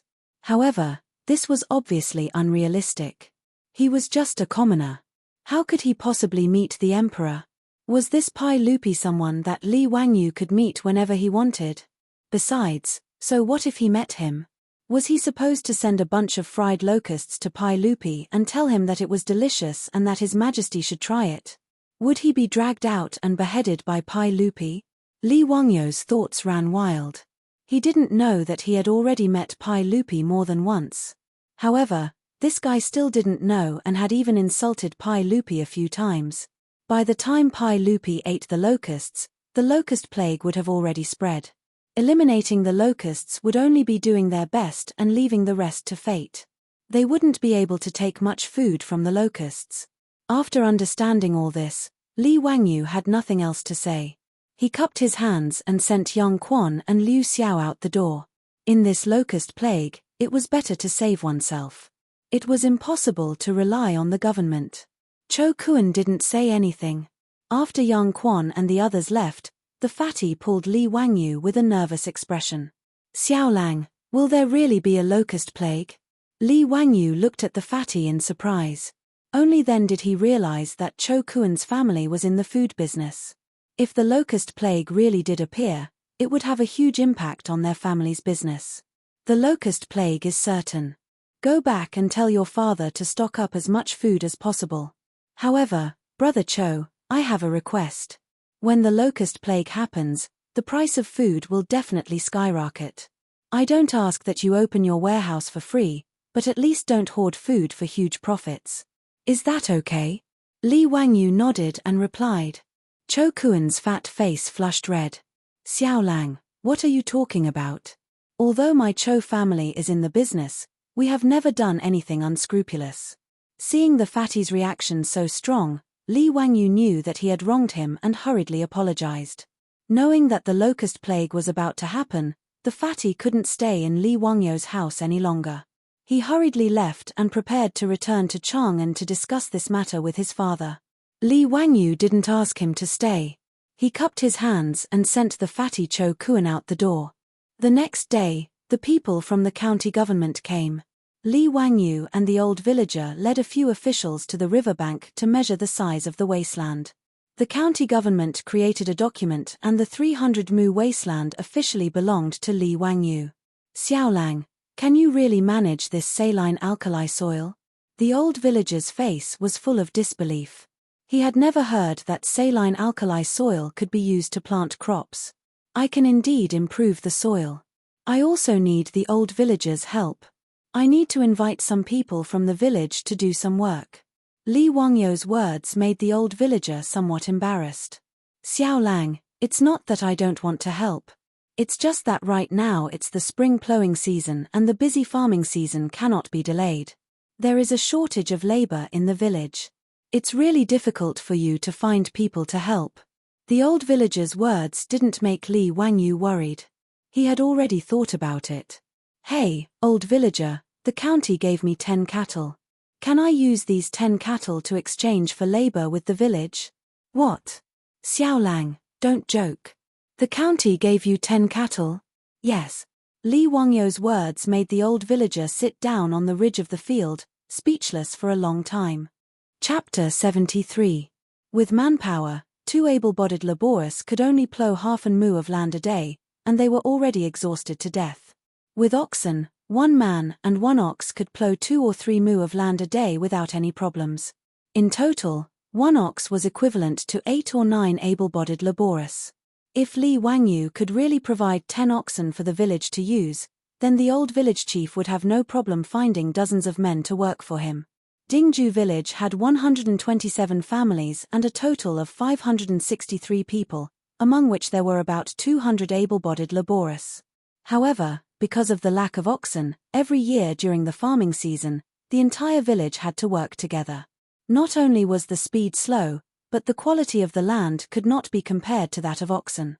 If Li Wangyu could really provide 10 oxen to help the village with the spring plowing, then it would really be a great help to the village. Not only would they be able to spare some manpower to help Li Wangyu, but they would also be able to take a breather during the most important spring plowing of the year. The Tang dynasty was an agricultural society, and the spring plowing was the most important day of the year. Including the royal family would hold a ceremony on an auspicious day in February or March. On that day, Pai Lupi would wear ceremonial robes and go to the altar to worship the heavens and the ancestors. After that, he would go to the royal family's farm to plough the land. Pai Lupi would personally plough the land, and the leaders of the 3 provinces and 6 departments would lead oxen to plough the land. Even Empress Zhongsun would bring a group of imperial concubines to sow the land. Under the guidance and escort of the officials from the Ministry of Rites, Taichung Temple, and Jinwu Guards, amidst the sounds of drums and hymns, they went back and forth 3 times, completing the 3 rejections and 3 rejections ceremony. Although Pai Lupi ceremony was just a formality, it also showed the importance of the spring ploughing in an agricultural society. Now that the spring ploughing was imminent, it was not surprising that Li Wangyu was able to get 10 oxen. It was not surprising that he was able to scare the old villager like this. The old village chief grumbled as he got up and grabbed Li Wangyu's arm. "Xiao Lang, you can't joke about this matter. When will the oxen be sent?" "The county government will send the oxen tomorrow. However, old village chief, if I want to keep this ox, the prerequisite is that I must first manage this saline alkali soil. Therefore, I have to trouble the old villager to find someone to help me. Otherwise, if the saline alkali soil is not improved, the county will take back the cattle, and I won't have any cattle to lend to the village." As soon as the old villager heard his words, his eyes immediately glared. "Xiao Lang, just say the word. I'll call for as many people as you need. If anyone dares to not come, I'll beat him to death." The old man's calculation was very clear. Although the 10 oxen were given to Li Wangyu by the county government, the old man's calculation was very clear. But since Li Wangyu was willing to lend the cattle, it was the cattle that belonged to the village. If more than 100 farmers in Dingju village could own 20 oxen, they would be the envy of the surrounding villages. Such a precious cattle, since it had entered Dingju village, there was absolutely no reason for it to be taken away. "Xiao Lang, is your method really feasible? This old man has never heard of growing food on saline alkali soil in my life." The old villager was now only worried about whether Li Wangyu's method of managing saline alkali soil was feasible. "Old village chief, don't worry. There is absolutely no problem with my method. Can you tell me about it first?" The old villager still wanted to hear it first. "First of all, deep ploughing, then washing and soaking the soil. Then add soil, and finally add fertilizer to increase the fertility of the soil." Li Wangyu did not hide the method and simply told the old villager. The old villager was somewhat puzzled. "I understand the rest, but what does washing mean?" "It means that you have to surround the soil, wash it with a lot of water, soak it, and repeatedly remove the saline alkali components in the soil." The old villager shook his head as soon as he heard this. He pointed to the hundreds of acres of saline alkali soil in front of him and said, "How is that possible? Xiao Lang, look at such a large piece of land. How much water does it take to wash and soak it?" His words made Li Wangyu stunned. He pointed to Gan He. "Isn't this Gan He? You can have as much water as you want. Gan He's embankment is only a few meters high. It's not easy to use a rollover cart to carry water. There are more than 2,000 acres of land in the village that need to be watered. You have to wash it several times. It requires too much manpower." The old villager shook his head. "Rollover cart?" Li Wangyu looked at the rollover cart on the embankment and suddenly realized. He couldn't help but smile. "Old village chief, I have a way to carry water without manpower." "What? Without manpower? Do you want to use cows?" "That won't do.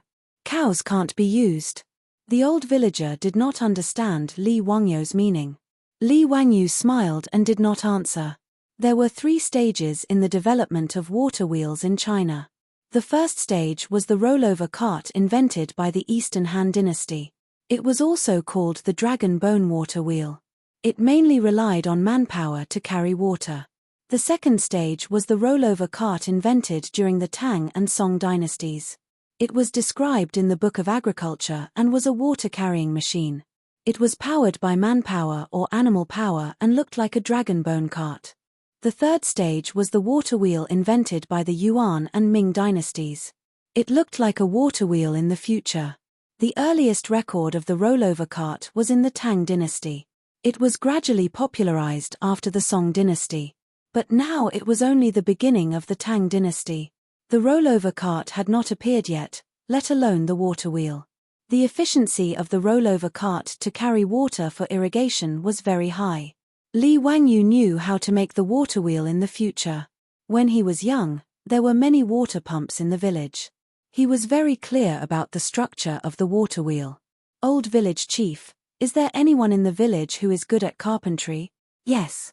Didn't your family ask old Liu to help you make a lot of new things a few days ago? Why do you want to make furniture again?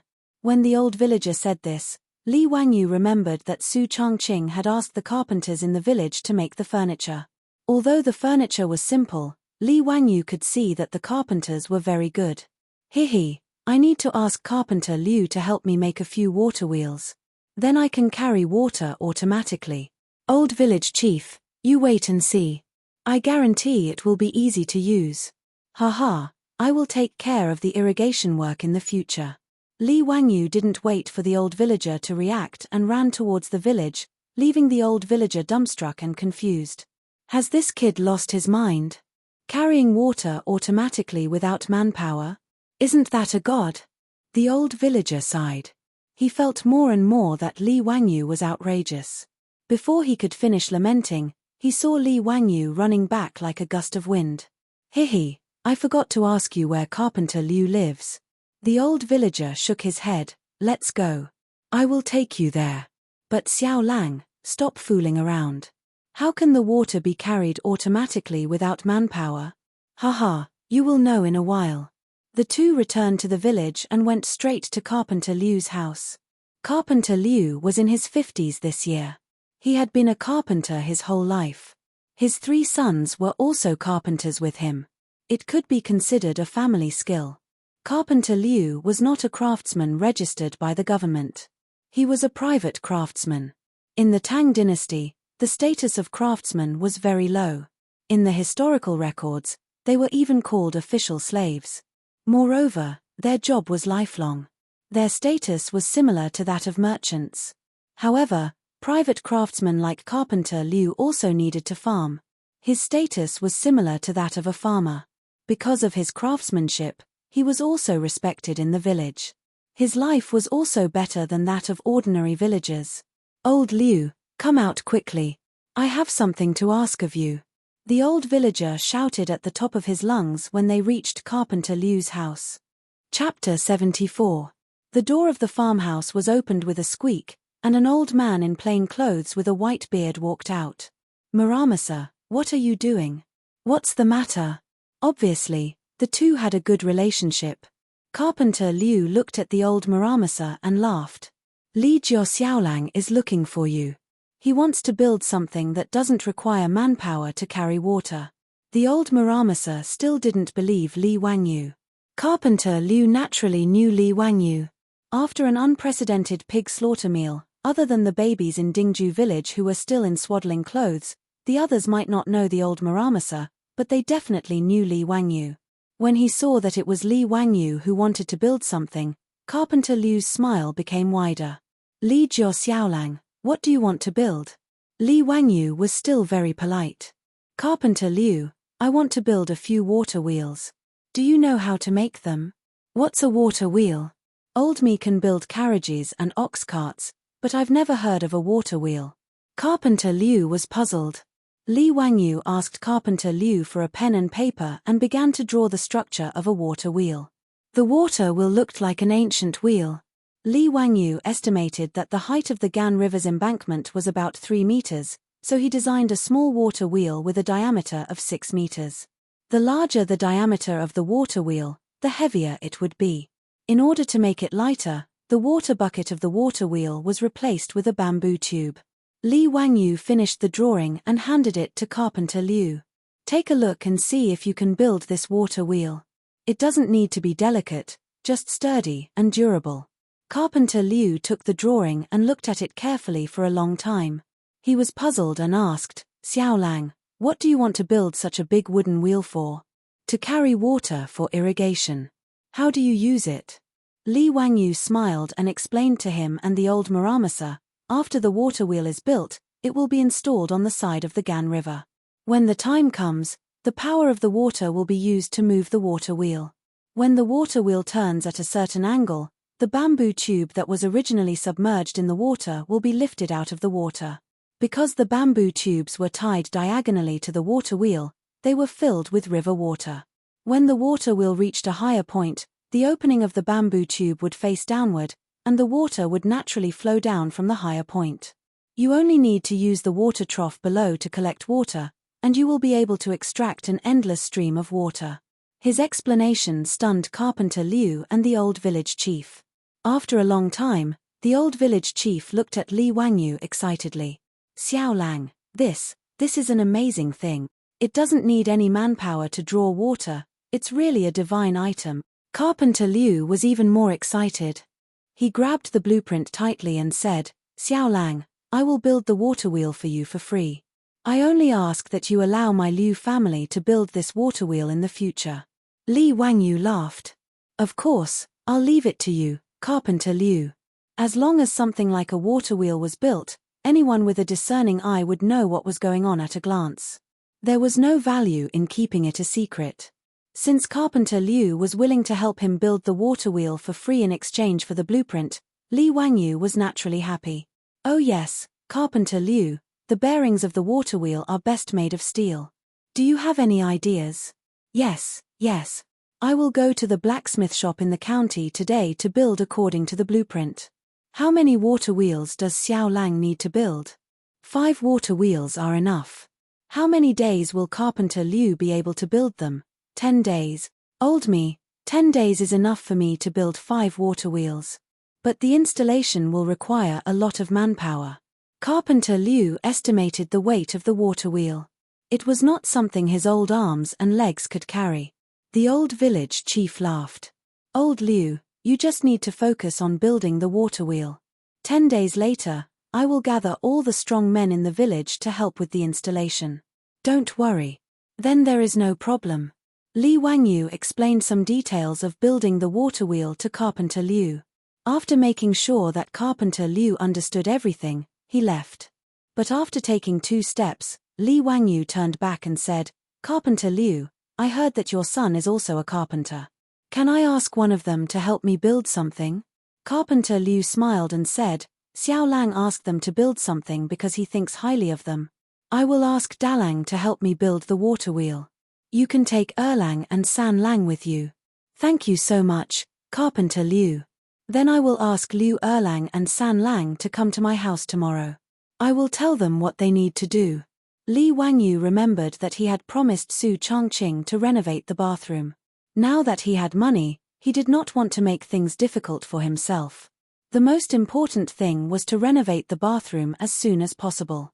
Li Wangyu could tolerate other places in the Tang dynasty, but the sanitary conditions were too poor. Even he was not used to it, let alone Su Chongqing.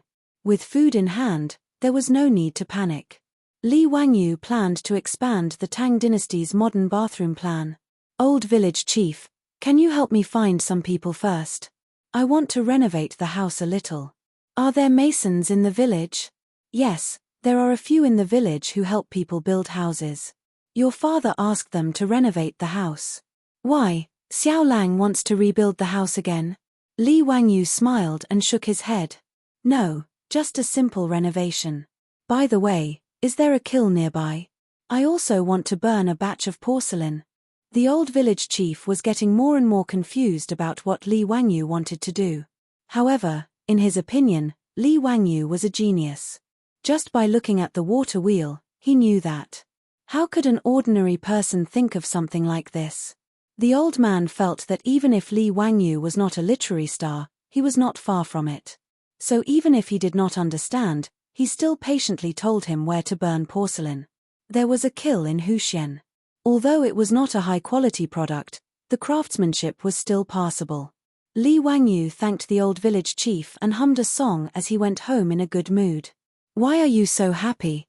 Su Chongqing saw Li Wangyu's smiling face and asked with a smile. He, I asked someone to start renovating the house tomorrow. The modern bathroom is about to shine. Li Wangyu showed off to Su Chongqing. Really? Su Chongqing was surprised and happy at the same time. Li Wangyu patted his chest and said, Leave it to me. In less than a week, you will be able to enjoy modern bathroom facilities. Let's go and help me measure the size. I will go to the county to order ceramic tiles later. The little girl Peilan did not know what her Langjun and elder sister Changqing were going to do. She only saw the two of them mysteriously running to the west wing and the rear courtyard with measuring tools. They fiddled around for a long time and also wrote and calculated on a piece of paper. This made her feel very strange, but she did not dare to ask. She could only hide her suspicions in her stomach. Ever since her Langjun fell seriously ill, Perrin felt that he had become a different person. However, Perrin only felt that her Langjun was getting smarter and smarter. He also treated her better. The little girl did not think too much about other things. She only hoped that her life would continue like this forever. That would be the happiest. After Li Wangyu and Su Changqing finished discussing things in whispers, Li Wangyu rode out to the county. This horse was given to Li Wangyu by the county official in the morning when he came to measure the land. It caused quite a stir in the village. The old housekeeper, Li Heng, could not stop smiling. In the eyes of the people of the Tang dynasty, owning a horse was the same as owning a car in the future. It was worth celebrating. Dingju village was only 20 miles away from the county town of Huxian. It only took half an hour to ride a horse.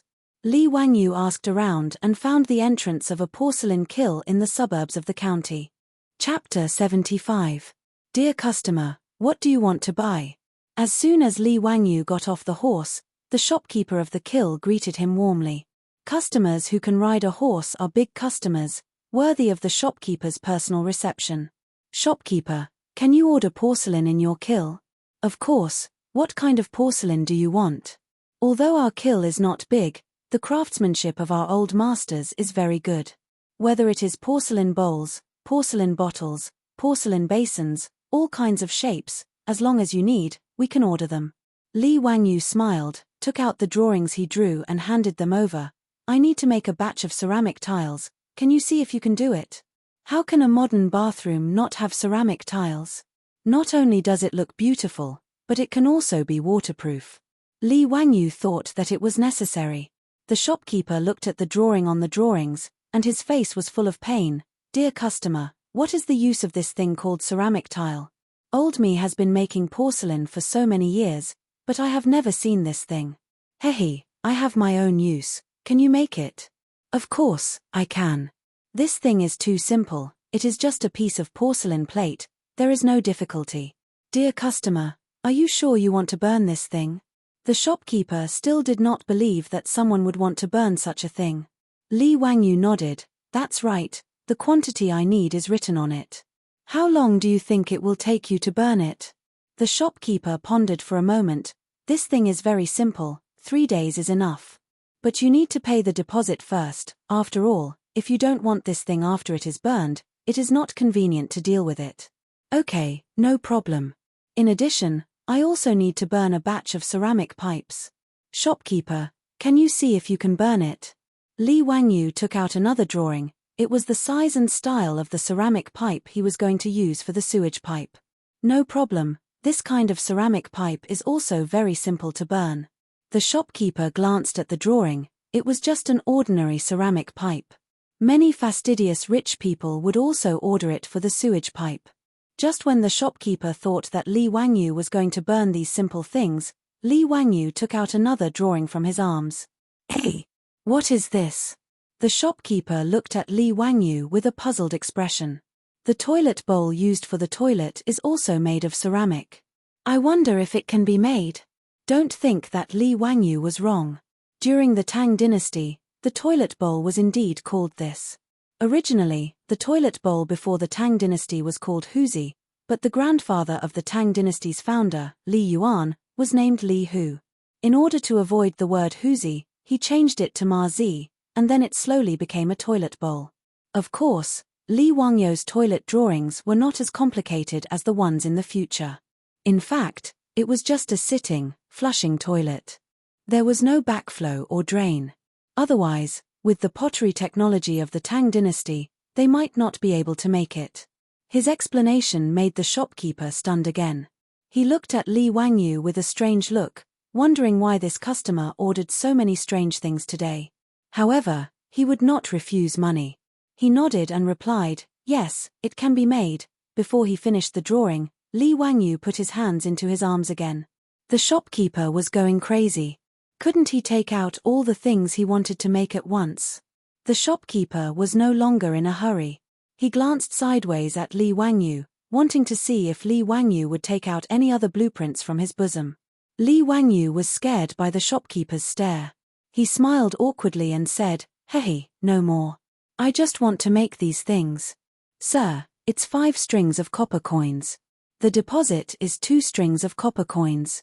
After confirming that Li Wangyu was no longer taking out drawings, the shopkeeper calculated the total price.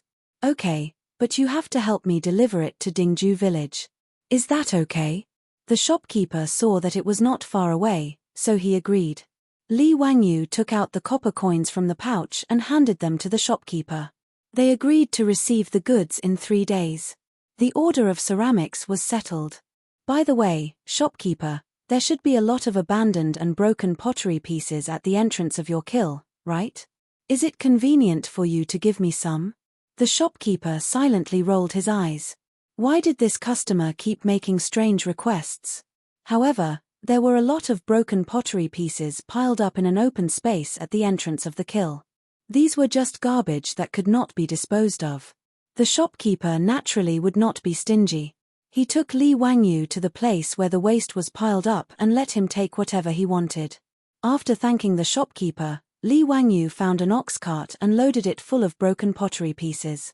After paying the fare, he asked the coachman to help him deliver it to the Li family in Dingju village. After that, Li Wangyu went to other places in the county to order a lot of things.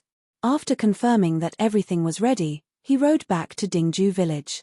When he got home, the ox cart had already delivered the broken pottery pieces.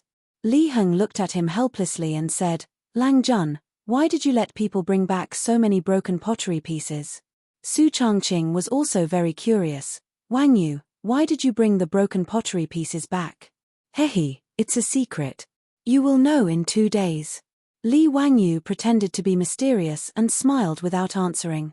Su Changqing could not understand Li Wangyu's next move. He actually ordered Li Heng to move all the broken pottery pieces to the big stone mill in the village.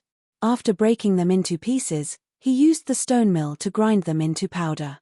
In order to grind the pottery pieces, he even let Li Heng take the horse and use the horse to drag the stone mill. This made Li Heng's heart ache. It was not because of the stone mill, but because of the horse. "Lang Jun, why are you grinding this thing? Can this thing be eaten as rice?" Li Wangyu did not answer. He just smiled and said that he had a big use for it and told him to go quickly. The villagers were stunned by Li Jiao Xiaolong's actions. They had seen people using stone mills to grind flour, but it was the first time they had seen someone using stone mills to grind pottery pieces. Many men, aunts, and children in the village ran to the stone mill to see what was going on. "Husband, why is Li Jiao Xiaolang grinding this broken thing?" A woman asked her husband in a low voice. "How would I know? Maybe he is feeding it to the chickens." When raising chickens in the countryside, sometimes they would feed some sand to help the chickens digest. Because the chickens did not have teeth, they would eat some sand or small stones to act as teeth and help the chickens digest their food. Isn't the sand ready-made? Why does he need to grind it? Also, look at how fine housekeeper Li grinds it. It is almost like flour. How can it be fed to the chickens? Why are you asking so much? The Li family's little Lang is a literary star who has descended to the mortal world. He knows more than us farmers. Just watch. There was even a villager who slapped his son's head with his palms that were as big as palm leaf fans. "San Lang, I'll send you to school in the future. You can also learn the skills of the Li family's little boy." Many villagers took the initiative to come forward and help. They drove the horses to sweep the dust and all the broken pottery pieces were ground into powder. After moving a few bags of pottery pieces back home, Li Wangyu checked them and only asked Li Heng to pack them up. They would be useful in 2 days. The next day, the county government sent people to drive all the cattle to the village. As soon as they entered the village, they caused a sensation. Men, women, and children in the village all rushed out after hearing the news to see the precious cattle. Chapter 76. The door of Li Wangyo's house was surrounded by a crowd of people. They are really cattle. Tut, tut, 10 cattle. Look at their shiny fur, muscles, and teeth. They are all 5 or 6 years old cattle. They are much better than the old cattle in the village. With these cattle, I can plough at least 3 mu of land in a day. Li Jiaoxiaolang is indeed the son of Mr. Li. Who was the one who said that the Li family was ruined? Look at Li Jiaoxiaolang's ability to make the county government give him 10 cattle. How can such a family be ruined? That's right. People in the county were spreading rumors that Li Jiaoxiaolang was expelled from the Li clan and his life was over. If I hear such words again in the future, I will give them a few slaps. I heard from the old village chief that Li Jiaoxiaolang wanted to lend cattle to the village to plough. That's right. The old village chief said it himself. It can't be wrong. Li Heng seemed to be at least 10 years younger. With a proud face, he was ready to lead the cattle into the cowshed under the envious gazes of the crowd. Fortunately, although there were not many rooms in the Li family's house, the front yard and the backyard were quite spacious. When Li Ju repaired the house, he built a cowshed in the backyard. Noda's cowshed could easily raise more than 20 cattle. Li Wangyu looked at the cattle worriedly. Our family is too small. Who will take care of so many cattle? Changqing, I shouldn't have released all the servants in the family back then, right? Su Changqing rolled his eyes at him and didn't bother to answer. Perrin beside him said excitedly, Lang Jun, there is still me. I will go to the fields every day to cut the grass and herd the cattle. Li Wangyu was amused by Perrin's words. He lovingly reached out and pinched Perrin's little face. That won't do. Won't my Perrin become a cow herder? What if she gets tanned by the sun? Although Perrin was only 12 or 13 years old, in fact, many girls at this age in the Tang dynasty had already been married. In the eyes of future generations, Li Wangyu was just a little girl, so she didn't have any scruples. However, his actions and words made Perrin's little face turn red. She covered her face and couldn't say anything for a long time. Su Changqing, who was standing at the side, saw everything clearly. He glared at Li Wangyu in annoyance and snorted softly before pulling Pei Lan away. Li Wangyu was baffled. Did he provoke her or provoke her? Why are you glaring at me? Li Wangyu is too lazy to think about a woman's bottom of the sea. He goes out to find the old villager. Now that the cattle had arrived, he could begin to transform the saline alkali soil. Soon, under the arrangement of the old village chief, 20 skilled farmers led the 10 oxen to the saline alkali soil and began to plough the soil. This plough was equivalent to opening up a wasteland, so it needed to be ploughed deeply. The soil was required to be fine in order to allow the alkali to be fully exposed to the air so that it would be easier to wash the soil later. Although there were cattle, it would take at least 10 days to plough the entire 300 mu of saline alkali soil. However, Li Wangyu was not in a hurry. This time was just right for Carpenter Liu to make the water wheel. After 10 days, the cattle could help the village cultivate. This exchange made the old villager smile so much that his back teeth were exposed. After explaining the saline alkali soil, Li Wangyu rushed back to his home. Carpenter Liu's 2 sons and several masons in the village were still waiting for him. Greetings, Xiaolang Kuan. What do you need us to build? Carpenter Liu's 2 sons were already waiting for him with carpentry tools. Li Heng didn't know what his Langjun wanted to do, so he and Perrin were both curious. The two of them thought that it might be like Su Changqing, asking Carpenter Liu's sons to build some new furniture. At first, Li Heng and Perrin felt that the new furniture was strange, but after using it, they both liked it. Seeing that Li Wangyu had asked Carpenter Liu's sons to come over, they were both looking forward to it. However, Li Wangyu did not ask Carpenter Liu's sons to build any furniture. Instead, he pointed at a small mountain not far behind his house and said, I'll have to trouble Erlang and San Lang to help me build a water pipeline. Use the bamboo on the mountain. After opening it up, the spring water on the mountain will be connected to the house. After saying that, he took out a blueprint that he had drawn long ago. On it, there were detailed instructions on how to build the water pipeline. Liu Erlang and San Lang were both surprised. They originally thought that he was going to build furniture, but they didn't expect him to build a water pipeline. After carefully looking at Li Wangyou's blueprint, the two of them were full of admiration. Xiaolang Kuan, this idea of yours is really interesting. In this way, you don't need to use people to draw water from the well. The spring water on the mountain can continuously flow into your kitchen and this bathroom. May I ask, Xiaolang Kuan, what is a bathroom? Li Wangyu laughed and said, it's a bathroom and a toilet. Hearing this, the two of them were both stunned. Xiaolang Kuan, you want to build a toilet in the West Wing? How can that be? Not only were Carpenter Liu's sons surprised, but Li Heng and Perrin were also stunned. Building a toilet in the West Wing? Was Lang Jun crazy? They couldn't be blamed for being surprised. The toilets in the Tang dynasty were not like those in the future that had complete saw pipes. They were dry toilets. Even in the countryside of the future, no one would dig a dry toilet in their house. Not to mention the issue of hygiene, just the smell alone was enough to make one feel disgusted. Li Wangyu didn't explain. He just smiled and said, I have my reasons. Liu brothers, is there any problem with the water pipeline? No problem. It can be built in 2 days at most. It's not complicated. Although they didn't understand what Li Wangyu was thinking, the Liu brothers still nodded and agreed. After telling them about the water pipeline, Li Wangyu invited the masons to the backyard and asked them to dig a deep circular hole in the backyard. He also asked them to dig a ditch from the west wing to the deep hole. No one understood what he asked them to do. Although the masons were confused, they still started to work according to Li Wangyou's blueprint.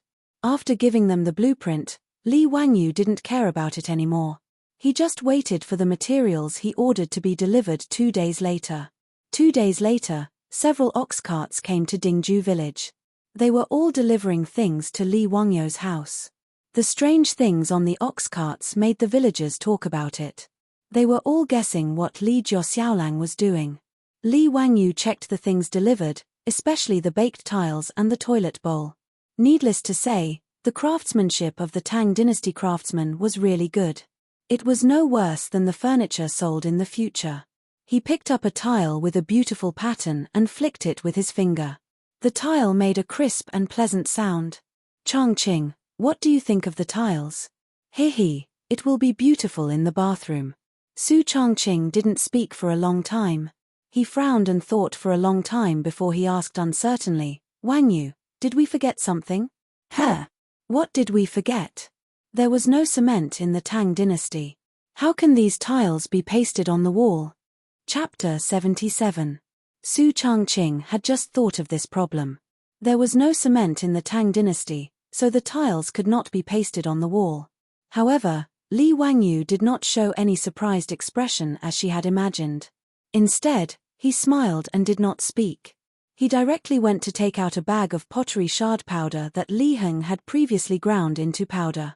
Well, there is cement. I have already thought of this problem. Li Wangyu proudly raised his eyebrows. Isn't this the powder ground from the pottery shard? Can this be used as cement? Su Chongqing had an expression that said, are you kidding me? Li Wangyu explained with a smile, cement is mixed with lime. This is called artificial volcanic ash cement. It is to break and grind the bricks or pottery into fine pieces. It can also be directly calcined in a kiln with lime and clay. Yunnan's Yunnan Railway was built with this kind of cement. When cement could not be bought in the countryside of my hometown, this was used instead of cement. Really? Su Chongqing still did not believe that grinding pottery shards into powder and adding lime could be used as cement. Li Wangyu did not explain. He directly took the lime and mixed it with the pottery shard powder. Then, he added water and mixed it well. After the preparation, Li Wangyu found a mason and asked him to use his own cement to paste the tiles on the wall. Xiaolang Kuan, how is this possible?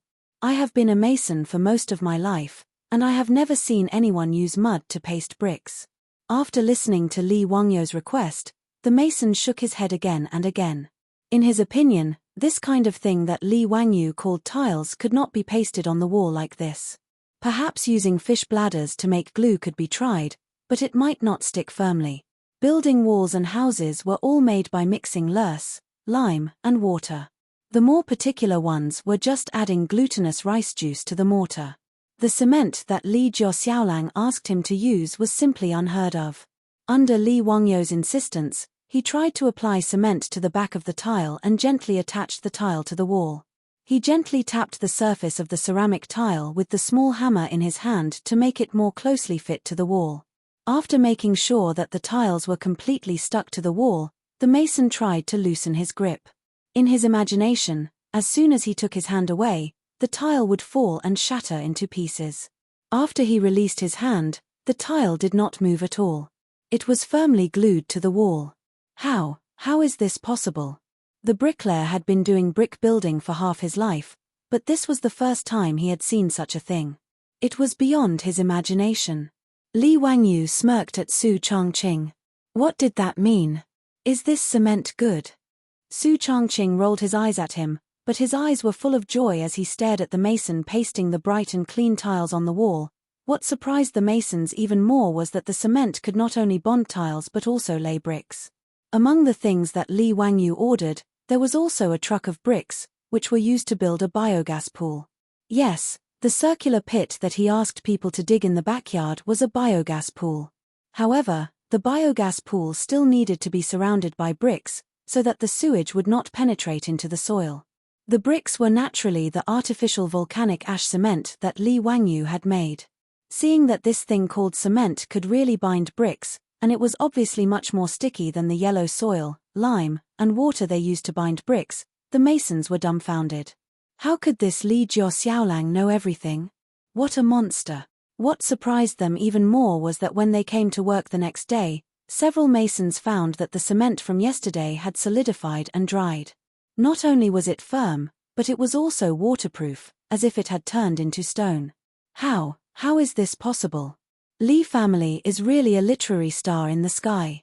This is simply the means of immortals.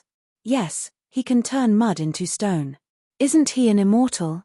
Several craftsmen whispered to each other around the cement wall. All of this was beyond their imagination. The Li family's modern bathroom renovation plan was still in progress. First, there was the water supply problem. This was the easiest to solve. Carpenter Liu's two sons were good craftsmen. In 2 days, they used bamboo to build pipes and wood to make brackets to bring the spring water from the back mountain to Li Wangyou's house. Next was the sewage system. With the help of Li Wangyou's cement, the craftsmen built the biogas pool in 2 days, laid the sewage pipe with ceramic pipes, and sealed the seams with cement. Next was the construction of the modern bathroom in the west wing. The floor and walls were covered with ceramic tiles, and after installing the ceramic toilet, a modern bathroom appeared more than 1,000 years ago in the Tang dynasty. Finally, there was the part of the biogas pool that connected to the gas pipeline. The biogas pipeline was Li Wangyou's biggest headache. There was no PVC pipeline in the Tang dynasty. In the end, he found a shop in Huxian County that specialized in making bronzeware. The craftsmen were so skilled that they actually made a batch of copper pipes for him using copper. However, the high price also made Li Wangyou's heart ache. It could be said that he had spent a lot of money. It was normal when he thought about it. Copper was the currency in the Tang dynasty. Making copper pipes with copper was no different from stringing copper coins together. Just making this batch of copper pipes cost Li Wangyou more than 10 strings of copper coins. If Yang Quan hadn't given him 100 strings of copper coins, he wouldn't have been so extravagant. These days, Li Wangyou's renovation project was the biggest topic in the village. Whether it was the villagers or the women, they gathered together to discuss the Li family. Although they didn't know what Li Wangyou wanted to do, in the villagers' minds, it was something extraordinary. A few days later, the Li family's interior had completely changed. There wasn't much change in the front yard except for an extra washroom. However, once you entered the backyard, everything changed. The spring water from the back mountain flowed continuously into the house through the bamboo pipes. Li Wangyou had someone dig a canal in the backyard for a portion of the water. The water flowed endlessly, adding a bit of life to the small courtyard. There was also a tall wooden frame in the courtyard. A bamboo pipe kept the spring water flowing into a huge clay pot on top of the frame. After the pot was filled with spring water, the spring water poured down like a small waterfall. This clay pot was custom-made by Li Wangyu at the Kill factory. Its purpose was to store water. Underneath the clay pot was a pipe made of bamboo that extended to the Lai Hot's kitchen and the washroom in the west wing. The reason why this clay pot was set up to store water was to install a water valve on the bamboo pipe. The Liu brothers' craftsmanship was pretty good. They used wood and bamboo to make a wooden water valve that could control the flow of water out of the bamboo pipe. Just this water valve was enough to make Perrin extremely happy. She continuously opened and closed the water valve on the bamboo pipe in the kitchen. Seeing the water flowing out of the bamboo pipe, she happily called out. Li Wangyu looked at Su Changqing proudly, like a child eager to be praised. Su Changqing proudly raised her beautiful swan-like neck. H, not bad. Lead the way. This consort wants to see the washroom. Scum, Your Highness, this way please. Li Wangyu flung his robe and helped Su Changqing to the west wing like a servant. Chapter 78. The area of the west wing was very large. Naturally, it was not only remodeled into a modern bathroom. In the west wing, there was not only a bathroom covered with beautiful tiles and a ceramic toilet, but also a large bathtub and a sauna room. The walls of the sauna room were covered with smooth and bright fir wood planks, which were the craftsmanship of the Liu brothers. The thick planks on the walls were used for insulation. Li Wangyu took Su Changqing to the back of the west wing, where there was also a huge clay pot on a high place with a firewood stove below. Li Wangyu proudly introduced, after a period of time, the biogas pool will start to produce biogas, which can be used to boil water for bathing. Now, we need firewood to boil water for a few days. Then he pointed to the bamboo pipe connected to the clay pot. After the water in the clay pot is heated, it can be directly transported to the shower room through the bamboo pipe. The little stars in Su Changqing's eyes were about to pop out. Then can I take a hot bath tonight? Of course. After getting Li Wangyu's confirmation, even the proud Su Changqing could not help but jump up like a little girl. It was wonderful to take a hot bath. For a fair, rich, and beautiful girl with misophobia, it was terrible to let her not take a bath for a few days. As for the modern bathroom, it saved Su Changqing's life.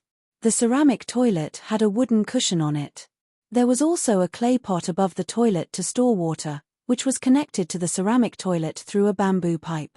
When the rope was pulled, water could flow out to wash the dirt. And the dirt would be directly flushed into the biogas pool through the clay sewage pipe connected to the bottom of the toilet. It could be cleaned and composted, which was very convenient. The more Li Wangyu looked at these, the more he felt that he was really a genius. He could not help but laugh to the sky. But before he finished being proud, he was directly pushed out of the door by Su Changqing. Changqing, what are you doing? Before Li Wangyu finished his words, the door of the bathroom behind him was closed with a bang. Li Wangyu just reacted and touched his nose a little awkwardly. He walked to the side and pretended to admire the scenery in the backyard. After a long time, the bathroom door creaked open. Li Wangyu hurried over. How is it? How is it? Is the toilet good? However, it was obvious that normal women wouldn't answer this kind of question. Su Changqing blushed and glared at him. She lifted her skirt and ran away. Li Wangyu, on the other hand, didn't feel like he had asked a stupid question. He even foolishly chased after Su Changqing to do a user satisfaction survey. Changqing, don't go. What happened? Say something. Su Changqing, after the modernization of their home was completed, Li Wangyu and Su Changqing both breathed a sigh of relief. Life in the Tang dynasty was finally not so unbearable. However, these items, which were common in the eyes of two modern people, shocked Li Hang and Perrin. Whether it was the ceramic toilet that flushed automatically or the bamboo pipe that let water flow out when it was opened, they all surprised Li Hang and Perrin. That night, Li Wangyu ordered Li Hang and Perrin to boil hot water with firewood. Then, the whole family went to enjoy a hot shower. Li Hang didn't mention him. In short, the old man was full of energy after the shower. However, he also kept muttering words like Old Master Bless. Bodhisattva has appeared, which made Li Wangyu roll his eyes. After Su Changqing pulled the shy little girl Perrin to take a shower together, Li Wangyu was stunned.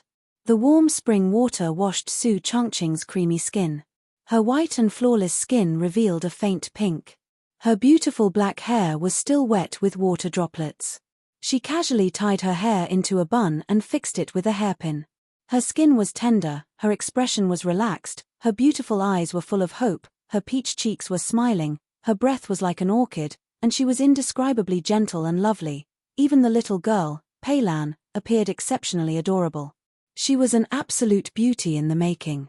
As the saying goes, when a beauty comes out of the bath, a woman is like water. When a woman meets water, how will she perform a unique style? After washing away the lead, her beauty is still as beautiful as a flower. These two beauties, one big and one small, made Li Wangyu dazed for a moment. He couldn't help but mutter, hibiscus from clear water, a natural carving. Li Wangyu's lecherous appearance only received a light snort from the Tsunda girl. Amidst the charming laughter of the little girl Perrin, the two beauties drifted past Li Wangyu with a burst of fragrant wind. He still wanted to talk to them, but in exchange, he heard the sound of the door closing. If it wasn't for Li Wangyu's quick reaction, his face would definitely have had an intimate contact with the wooden door. Burning the bridge after crossing the river. This was definitely the legendary burning the bridge after crossing the river. He had worked so hard to build these modern bathroom facilities, but she didn't even say thank you. Li Wangyu felt as if he could hear the sound of his heart breaking. Woman, you've successfully angered me. At this moment, Li Wangyu was possessed by a domineering CEO. Just as he was about to push the door open and teach this rude woman a lesson, Su Chongqing's voice came from inside the house. Hey, we're a bit hungry. Can you go make some supper? Li Wangyu, who was about to explode with his domineering CEO aura, immediately turned into a servant. After answering, he happily ran to the kitchen to help Su Chongqing prepare supper. Things like face didn't exist in front of beautiful women. 10 days passed quickly. The 20 villagers had already completely dug up the alkali soil by the riverbank. They also obeyed Li Wangyu's instructions and used the plow to break up the soil. Now, they only had to wait for the soil to be washed with water. Carpenter Liu didn't go back on his word. The 5 water wheels were completed and they were ready to start installing them by the riverbank today. When they found out that Li Xiaolang was going to install things that didn't require manpower to carry water by the Gan River, the entire village came out and gathered by the Gan River to watch the fun. Of course, the people who were watching the fun were the elderly, aunts, and children in the village. The able-bodied men were the main force in installing the water wheels. By the Gan River, Carpenter Liu had already led the villagers to build a wooden base every 100 meters in the water. The base made of logs as thick as a bowl was firmly hammered into the riverbank and fixed. Now, they just had to wait for the large wheels of the 5 water wheels to be installed. 30 people in a group slowly walked out of the village, carrying the heavy wheel of the water wheel. Children were cheering and jumping around, running around with the adults. The wheels of the water wheels each weighed close to 2 tons. A few days ago, when Li Wangyu went to Carpenter Liu's house to check on the progress of the water wheels, he thought of an important problem. How could such a heavy wheel be installed on a wooden base in the river? Damn, there were no cranes in the Tang dynasty. It didn't seem realistic to rely on manpower. There was also no place in the Gan River for people to stand on. Wouldn't it be a joke if the water wheels couldn't be installed after they were built? Li Wangyu threw this question to Carpenter Liu with a pained expression. Unexpectedly, Carpenter Liu laughed and said, Xiao Lang, there's finally something you don't understand. Chapter 79. Li Wangyu was thick-skinned enough to not care about Carpenter Liu's teasing at all. After some explanation, Li Wangyu finally understood that the ancient people also had cranes. It was just a matter of manpower. Tangerine, also known as a crane. In fact, it was very simple. It used the principle of leverage to create a tool that was specially used to lift heavy objects. It was a thick long piece of wood with a base in the middle that acted as a fulcrum and a heavy object hanging at the end. During the lifting process, the front part of the tangerine would be tied to the heavy object that needed to be moved. After that, the object would be lifted by manpower and the heavy object at the end. Although the principle of the crane was simple, according to Carpenter Liu, it could lift an object that weighed 40 to 50 stones without any problem. The wheels of the 5 water wheels were all moved to the riverbank, and the suspenders were ready. Hundreds of men were shouting slogans, and under the command of Carpenter Liu, they slowly lifted the wheels with a diameter of 6 meters and moved them to the base of the water wheel. After a few twists and turns, the wheel of the first water wheel was finally installed. Carpenter Liu and his 3 sons quickly climbed onto the water wheel and began the final installation. When Carpenter Liu inserted the last wooden wedge into the water wheel, the first water wheel of the Tang dynasty was finally installed. Li Jiao Xiaolang, the water wheel is installed. Do you want to start it now? Carpenter Liu stood at the base of the water wheel and shouted at Li Wangyu. Li Wangyu led Su Changqing, Perrin, and Li Heng to the embankment and watched the installation of the water wheel with smiles on their faces. Hearing Carpenter Liu's shout, Li Wangyu gave him an OK hand sign. Carpenter Liu, let's start the test run. Carpenter Liu did not understand what Li Wangyu's hand sign meant, but after hearing it, he and his sons removed the plate blocking the wheel of the water wheel. Su Changqing elbowed Li Wangyu angrily and said, "Are you stupid? Do you want to give an OK hand sign to the people of the Tang dynasty?" Sorry, I forgot. Haha. These details are not important. Look, the water wheel is starting to turn. Start spinning. Li Wangyu shouted excitedly as he pointed at the water wheel that was slowly starting to move. The water level of the Gan River was calm, but the speed of the water flow was not too slow. Under the push of the water current, the water wheel made a squeaking sound. Then, the baffle on the water wheel started to rotate slowly under the push of the water current. When a bamboo tube filled with water was slowly rotated to a high point and tilted, the water in the bamboo tube would flow out and into the water bucket below. Then, the water would flow all the way down along the bucket. Under everyone's gaze, the river continued to flow. The water wheel kept turning, lifting the river water up and pouring it into the ground. The villagers of Dingju village began to cheer as if they had gone mad. The old villager was so excited that his beard was trembling. Just as Li Jiao Xiaolang said, there was no need for human or animal labor. The river water could water the fields. Miracle. This is a miracle. This thing is a work of art. Li Jiao Xiaolang, you are doing something that will make Buddha appear in 10,000 homes. Great merit, great merit. The old villager was about to kneel down and kowtow to Li Wangyu. This really scared Li Wangyu. He quickly stepped forward and supported the old villager. Old villager, you can't do this. Don't make me feel bad. This is what I should do. Besides, am I not the first person to benefit? Without this water, my 300 mu of saline alkali soil would not be able to manage. Ha ha. The old villager knelt down and countless other villagers followed suit. Li Jiao Xiaolang, you are merciful and compassionate, making Buddha appear in 10,000 homes. Thank you, Li Jiao Xiaolang. Mr. Xiaolang, you are indeed a literary star that has descended to the mortal world. You have saved all living beings from suffering and distress. Many women pressed their children's heads and asked them to kneel down and kowtow to Li Wangyu. When the villagers of Dingju village knelt down, Li Wangyu and Su Changqing were at a loss of what to do. Everyone, please get up. This cannot be done, this cannot be done. Li Wangyu did not expect that he would cause such a commotion by just building a water wheel. He did not expect that having an endless supply of water to irrigate the farmland would be so important to these villagers. Although Dingju village did not lack water, but to irrigate and soak the 2,000 mu of land in the village, who knows how much manpower would be needed to step on and overturn carts to fetch water. Originally, because of the lack of cattle, the work in the fields was already very difficult. Adding on the labor of fetching water, it was even more difficult. Now, Li Jiao Xiaolang had actually built this miraculous water wheel that could automatically fetch water without manpower. How could the villagers not be grateful? Carpenter Liu's family was so excited that they straightened their backs, as if they were afraid that other people would not know that these 5 water wheels were built by their family. It was not easy to persuade the villagers. Li Wangyu was already sweating profusely. Carpenter Liu, let's hurry up and install the other water wheels. Li Wangyu did not dare to say much. He hurriedly asked Carpenter Liu to continue with the work. All right, Mr. Xiaolang, watch carefully. I guarantee that these water wheels will be installed today. Under the instructions of the old village chief and carpenter Liu, the 110 excited men once again lifted the wheel of the water wheel and began the installation of the next water wheel. In a day, 5 water wheels were erected on the banks of the Gan River.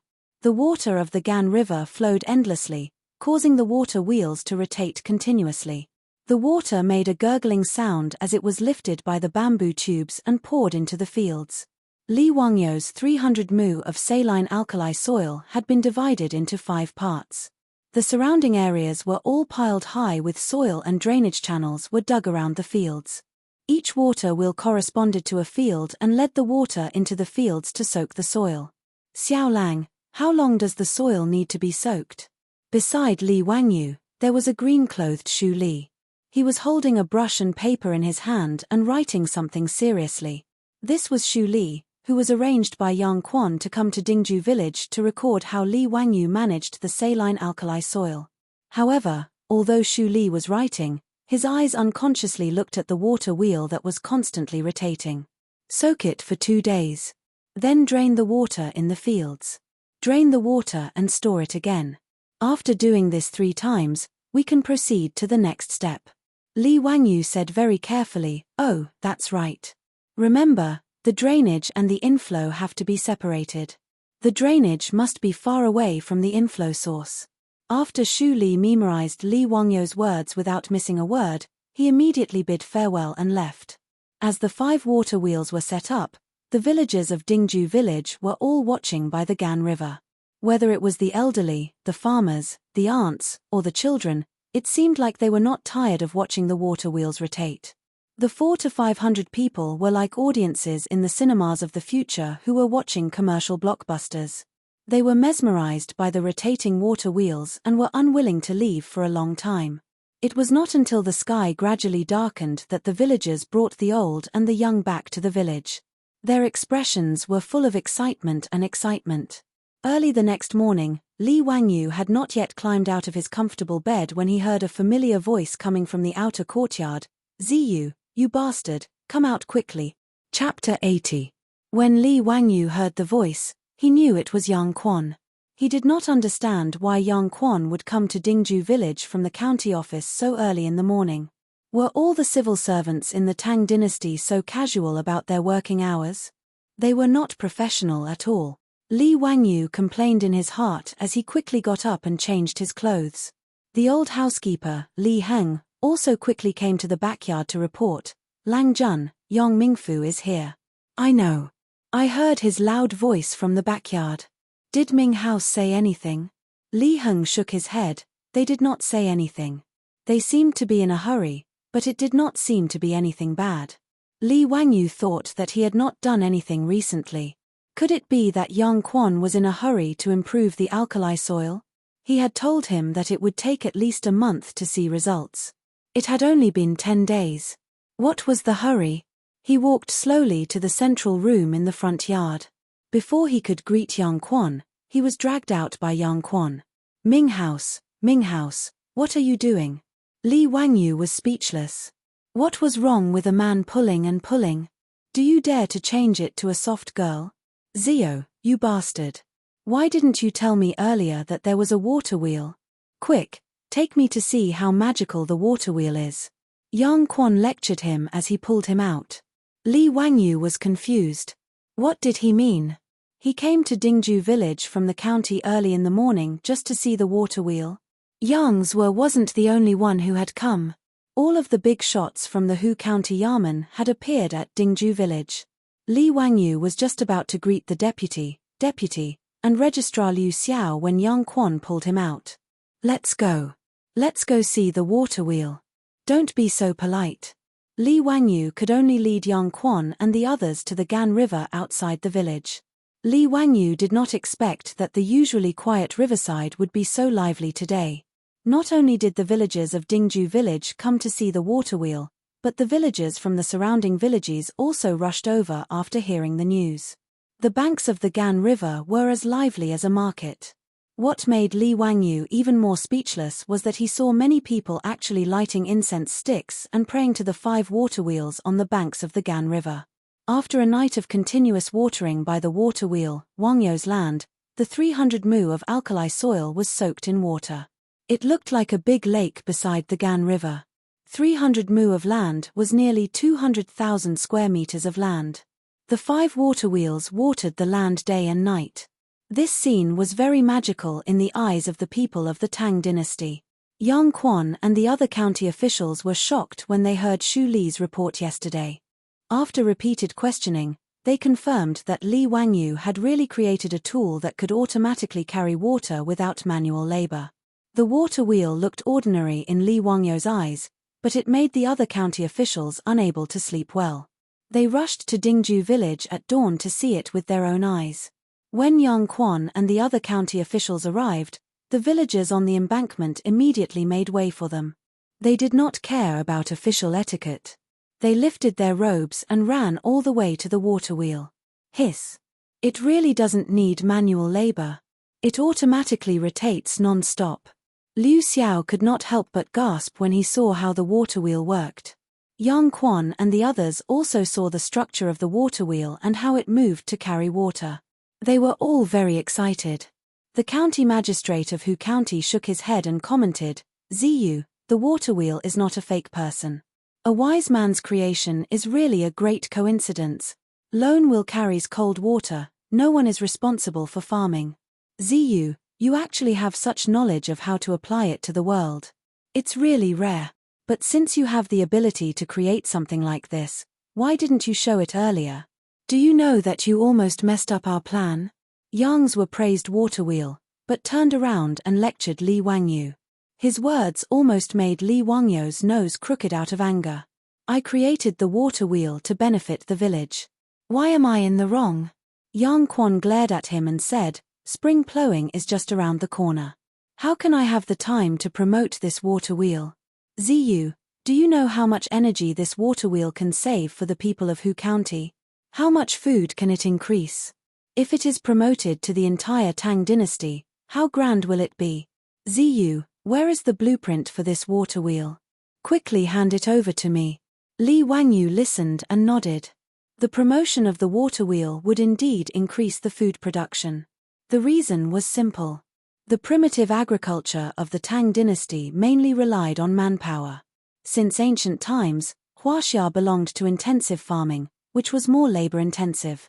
If you could save more manpower, you could get more food. As a village boy, Li Wangyu naturally understood this. However, he soon realized that no matter how he looked at it, it seemed wrong. Damn it, he was the one who invented the water wheel. Why was he being lectured by Yang Quan? Also, did I say that I would give you the water wheel? Do you still have any intellectual property rights? Even Carpenter Liu was willing to help him build 5 water wheels for free in exchange for the water wheel blueprint. Yang Quan's words meant that he wanted to take away the blueprint without paying a single copper coin. I despise him. There's no point in talking to this kind of person. Close the door and let the beautiful woman in. Li Wangyu had already seen Su Changqing accompanied by Pei Lan to the riverbank. He hurriedly gestured to her, indicating for her to come over. He directly explained the matter to Su Changqing in English in front of Yang Quan and the rest. Although Li Wangyu's English was average, it was not a big problem to explain it clearly. Yang Quan and the rest were confused. They did not understand what the two were talking about. "Ziyu, what are you talking about?" "Ah, nothing. It's just my hometown dialect," Li Wangyu said with a smile. Yang Quan and Liu Xiao were confused. This Li Ziyu was born in Hu County. What kind of hometown dialect was this? Su Changqing understood Li Wangyu's words. She smiled sweetly and bowed slightly to Yang Quan and the rest. "Greetings to Yang Mingfu. Does the Ming house want to promote this water wheel in the Tang dynasty?" Yang Quan knew Su Changqing. He knew that she was the so-called distant cousin that the secretary Liu Xiao helped to settle in Li Wangyu's family. Naturally, he did not believe this statement. Before the Li family in Hu County was removed from the family, they were relatives of the royal family. How could there be a distant cousin for no reason? However, he would not expose this matter. Although Su Changqing's background was unknown, Yang Quan would not interfere if the people did not report it. Moreover, Yang Quan could clearly see the vague feelings between Li Wangyu and Su Changqing. He also knew that the relationship between the two was not ordinary. Yang Quan and Cho Kuan were the same. They could not figure out why Li Wangyu would like such an old woman. Yang Quan and the rest now valued Li Wangyu very much. Naturally, they would not show their authority to Su Changqing. Lady Su, I do have such a plan. Then how much is Yang Mingfu prepared to pay for the water wheel blueprint from my family? Su Changqing chuckled. Li Wangyu clearly felt the fox tail behind his beautiful boss was constantly wagging. Chapter 81. Su Changqing's words stunned Yang Quan and the other officials of the county government. How much money? What did he mean? I've never asked about the price of a restaurant in the city, let alone a few rotten watermelons. No, I got the wrong script. This was a big deal that benefited the country and the people. How could he talk about money? Yang Quan didn't react at all. In his opinion, the water wheel was built for the people. How could Li Wangyu take money? Pay. That's right. Don't tell me that the Ming residence doesn't intend to pay and just take the things from my family. Su Changqing had a look of disbelief as he stared at Yang Zwe with his beautiful big eyes. That pitiful look made Yang Zwe suddenly feel a deep sense of guilt. This isn't taking something from your house. This water wheel is a great merit that can benefit the people. How can you call it taking something from your house? Yang Quan quickly waved his hand. The water wheel was created by my family. Yang Quan explained patiently, this water wheel can help the people of the Tang dynasty live a good life. Zio will be appreciated by all the people. Madam Su, you can't treat it like this. The water wheel was created by my family. The water wheel was created by my family. Yang Quan's face couldn't help but twitch. After a long time, he sighed. Okay, it's yours. Madam Su, tell me, what do you want in exchange? Su Changqing smiled and stated her conditions. Give us another 20 cattle and reduce the rent of Dingju village this year. Even though Yang Quan was shrewd, he couldn't help but curse. This Madam Su was too ruthless. She had just asked for 10 cattle from the county government a few days ago, and now she asked for another 20. Did she think that the county government was a livestock market? 10 at most, and the rent will be reduced by half. Yang Quan didn't want to waste any more time and directly cut Su Changqing's conditions in half. He originally thought that he would need to spend more effort to convince this woman, but instead, he saw Su Changqing stick out her tongue and make a funny face at him. Then I'll have to thank the Ming residents. I originally thought that you would only give me 5 cattle, hey. When Yang Quan heard this, he felt his blood boil. He had actually been played by a woman. It turned out that Su Changqing's conditions were just an exorbitant demand. He was just waiting for him to return the money. When it came to negotiations, Su Changqing, a top business administration student from the University of Pennsylvania, could easily beat the officials of the Tang dynasty. The reason why he said those words just now was just to disturb Yang Quan's state of mind. When Yang Quan became impatient, he would then throw out his conditions and directly achieve his goal. Yang Quan shook his head. Since he had already said it, there was absolutely no reason to go back on his words. In this era of the Tang dynasty, Li Wangyu's favorite thing was that people kept their promises. He attached great importance to integrity. According to Zhengguan, integrity, if the superior doesn't believe, he can't make the subordinate do anything. If the subordinate doesn't believe, he can't make the superior do anything. In the 6th year of Zhengguan, Pai Lupi ordered 390 prisoners on death row to be released home for the new year. After the new year, he would be returned to prison to receive the death penalty. The result was shocking. None of the 390 prisoners on death row escaped.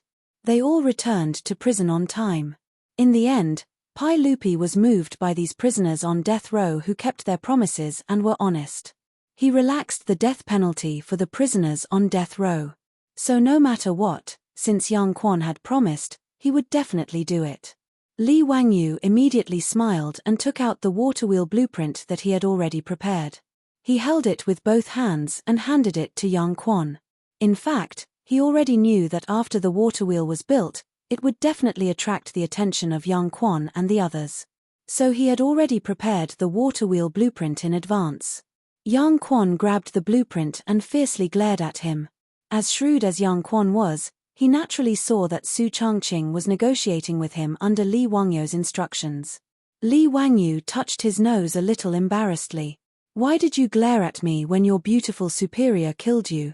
I originally thought that it would be good enough if I could cheat a few cattle. Hehe, I didn't expect Su Changqing to be so awesome." When the old villagers heard Yang Quan personally say that the rent of Dingju village would be reduced by half this year, they immediately knelt down to Yang Quan and the other county officials. "Thank you, Ming House. Thank you, Ming House. I kowtow to you on behalf of the 127 villagers of Dingju village." Yang Quan laughed and reached out to help the old villagers up. "Mr. Qian, if you want to thank someone, you should thank Li Jiaoxiaolang and Su Xiaonyang. This county does not dare to claim the credit." This was exchanged with the water wheel blueprint by the Li family's young man. The old villagers naturally understood his words. They looked at Li Wangyu gratefully again, as if they were going to kneel down. Li Wangyu hurriedly stepped forward to support the old man. Everything about the Tang dynasty was good, but there were always people kneeling down to him from time to time. Li Wangyu really couldn't get used to it. You cheese old villagers kneeling down to him, it really shortened his life. Yang Quan left with satisfaction. Not only did he take away the water wheel blueprint, but he also took Carpenter Liu's eldest son with him. To make a water wheel, the blueprint alone was not enough. The father and son of the Liu family had made 5 water wheels with their own hands. Naturally, they were the most professional water wheel makers in the Tang dynasty. Carpenter Liu was not like Li Wangyu. As soon as he heard that the county magistrate wanted to recruit his eldest son to teach him how to make a water wheel in the county, he hurriedly agreed. Not only did he agree, but he also wanted to recommend himself to help in the county with a smile. Carpenter Liu's attitude finally made Yang Quan feel that he was still the county magistrate. He nodded with satisfaction and squinted at Li Wangyu. The meaning in his eyes was very obvious. He wanted Li Wangyu to learn from others. Li Wangyu just pretended that he didn't see it. He touched his nose and didn't say anything. Yang Quan was irritated by his attitude. Thinking that he had to give his family another 10 cattle, Yang Quan felt distressed. In fact, Yang Quan didn't care that much about waiving half of Dingju village's rent. There was no other reason. Dingju village was too poor and couldn't collect enough rent every year. It would be good enough if they could get half of it. It was better to generously waive the rent. But 10 cattle were different. That was a huge expense. Even though Yang Quan was the county magistrate, he couldn't ignore this expense. In short, Yang Quan was now happy. He took the water wheel blueprint and Liu's eldest son back to the county magistrate's office in Hu County. After Li Wangyu sent Yang Quan and the others away, he and Su Changqing stayed at home to take inventory of their property. It had only been half a month since they transmigrated to the Tang dynasty. Now, he and Su Changqing had been forced to leave the mansion in Hu County without any property. Now, they unknowingly owned 20 cattle, 2 horses, a plot of land that could be improved, and more than 100 strings of copper coins and gold at home. If he didn't consider the debt of more than 1.6 million yuan, Li Wangyu would have entered the well-off society of the Tang dynasty ahead of time and become a great and glorious small landlord. Sure enough, knowledge was power. This was the so-called "there is a house of gold in a book." Li Wangyu only exchanged the method of improving saline alkali soil and the blueprint of making a water wheel for these things. Of course, strictly speaking, the 2 techniques he handed over were far more than what he exchanged from Yang Quan. But Li Wangyu was very clear. First, he didn't have the ability to protect these intellectual property rights. Second, as Yang Quan said, whether it was the saline alkali soil improvement or the water wheel, they were very useful to the people of the Tang dynasty. Li Wangyu didn't intend to keep them to himself. Li Wangyu picked up the bowl of water with satisfaction and drank a mouthful. After putting down the bowl, he felt that at this time, he should have a cup of fragrant tea and take a nap under the sun. Thinking of the tea leaves, Li Wangyu suddenly stood up and patted his head with his hand. How could he forget the treasure in the Qinling Mountains? Chapter 82. Li Wangyu remembered that in his previous life, he had tasted a type of tea produced in the Qinling Mountains. Medicine King Tea. This type of magical tea from the depths of the Qinling Mountains could only be found in the wild. It was said that the Medicine King tea was discovered by Sun Simiao, the Medicine King of the Tang dynasty, when he was cultivating in the Taibai Mountains of the Qinling Mountains. It was said that when he lived in seclusion in the Taibai Mountains, he often picked a type of tea leaves to make tea. He also introduced it to the mountain people and herbal medicine doctors. Later generations called it the Medicine King tea. According to the Taibai Materia Medica, the Medicine King tea was mild in nature and slightly sweet in taste. It could clear summer heat, nourish the brain, clear the heart, strengthen the stomach, remove dampness, clear the eyes, and regulate the menstrual cycle. Li Wangyu knew that although it was called the Medicine King tea, it was actually not a type of tea. It was a type of plant called Huashi Silver Wintersweet. The Medicine King tea still had a lingering fragrance after being brewed 7 times. It was a rare type of tea. Li Wangyu almost drooled when he thought of this. Drinking tea, he really wanted to drink tea, not the damn tea of the Tang dynasty. After pondering for a while, Li Wangyu immediately ran out to find the Niu brothers to help him pick the tea. Li Wangyu did not have the ability to go deep into the Qinling Mountains. However, the Niu brothers often went into the Qinling Mountains to hunt. If he asked them to help him pick the tea, there would be no problem. If he could pick the Medicine King tea, he and Su Changqing would have good tea to drink. Thinking of this, Li Wangyu quickened his pace. The Niu brothers were indeed at home. When they heard that Li Wangyu wanted them to help him pick the leaves of a type of plant in the Taibai Mountains, they immediately nodded and agreed without hesitation. Xiaolang, don't worry. Big Brother and I are planning to go hunting in the mountains tomorrow. We can help you pick that leaf from Taibai Mountain while we're at it. Niu Wu patted his chest and agreed without a care. Thank you, brothers. When I come back, I will invite you two to eat at home. Li Wangyu said happily. Pig slaughter rice. Niu Wu could not forget the pig slaughter rice he had eaten that day. Niu Yong glared at his younger brother. Only he could think of such a thing. Li Wangyu was speechless. He had to kill a pig just to treat him to a meal. Even the landlord didn't have any extra food. He hurriedly explained, pig slaughter rice is not something that can be made often, but it is still a delicacy made from pork. Li Wangyu described the appearance of the Medicine King tea again. After confirming that the Niu brothers had remembered it, he left. When the Niu brothers went hunting in the Qinling Mountains, they would usually be gone for about a week. Thinking that he would be able to drink tea after a week, Li Wangyu was filled with anticipation. The next day, as expected, Yang Quan kept his word. Early in the morning, he had people rush over and hand over 10 cattle to Li Wangyu. This once again caused a sensation in Dingju village. Li Wangyu was very straightforward. He directly handed the 10 cattle to the old villager. Including the previous one, a total of 20 cattle were all lent to the village for spring plowing free of charge. He only needed the village to send people to help him manage the saline alkali soil. Now, everyone in the village, through the old villager's publicity, knew that because of Su Changqing's request, Li Wangyu used the blueprint of the water wheel in exchange for the village's rent to be reduced by half this year. In addition to the cattle lent to the village for free, as well as Li Wangyu's pig slaughter rice that was still unforgettable. In short, now Li Wangyu's prestige in the village was catching up to the old villager, or even surpassing him. If it wasn't for the old villager stopping them, it was likely that many of the villagers would have gone up to Li Wangyu and kowtowed to thank him. Li Wangyu and Su Changqing were now walking in the village. At any time, there would be villagers enthusiastically greeting them. From time to time, there would be villagers sending fresh mountain goods and river seafood to express their gratitude. The Ox brothers went into the mountains to hunt.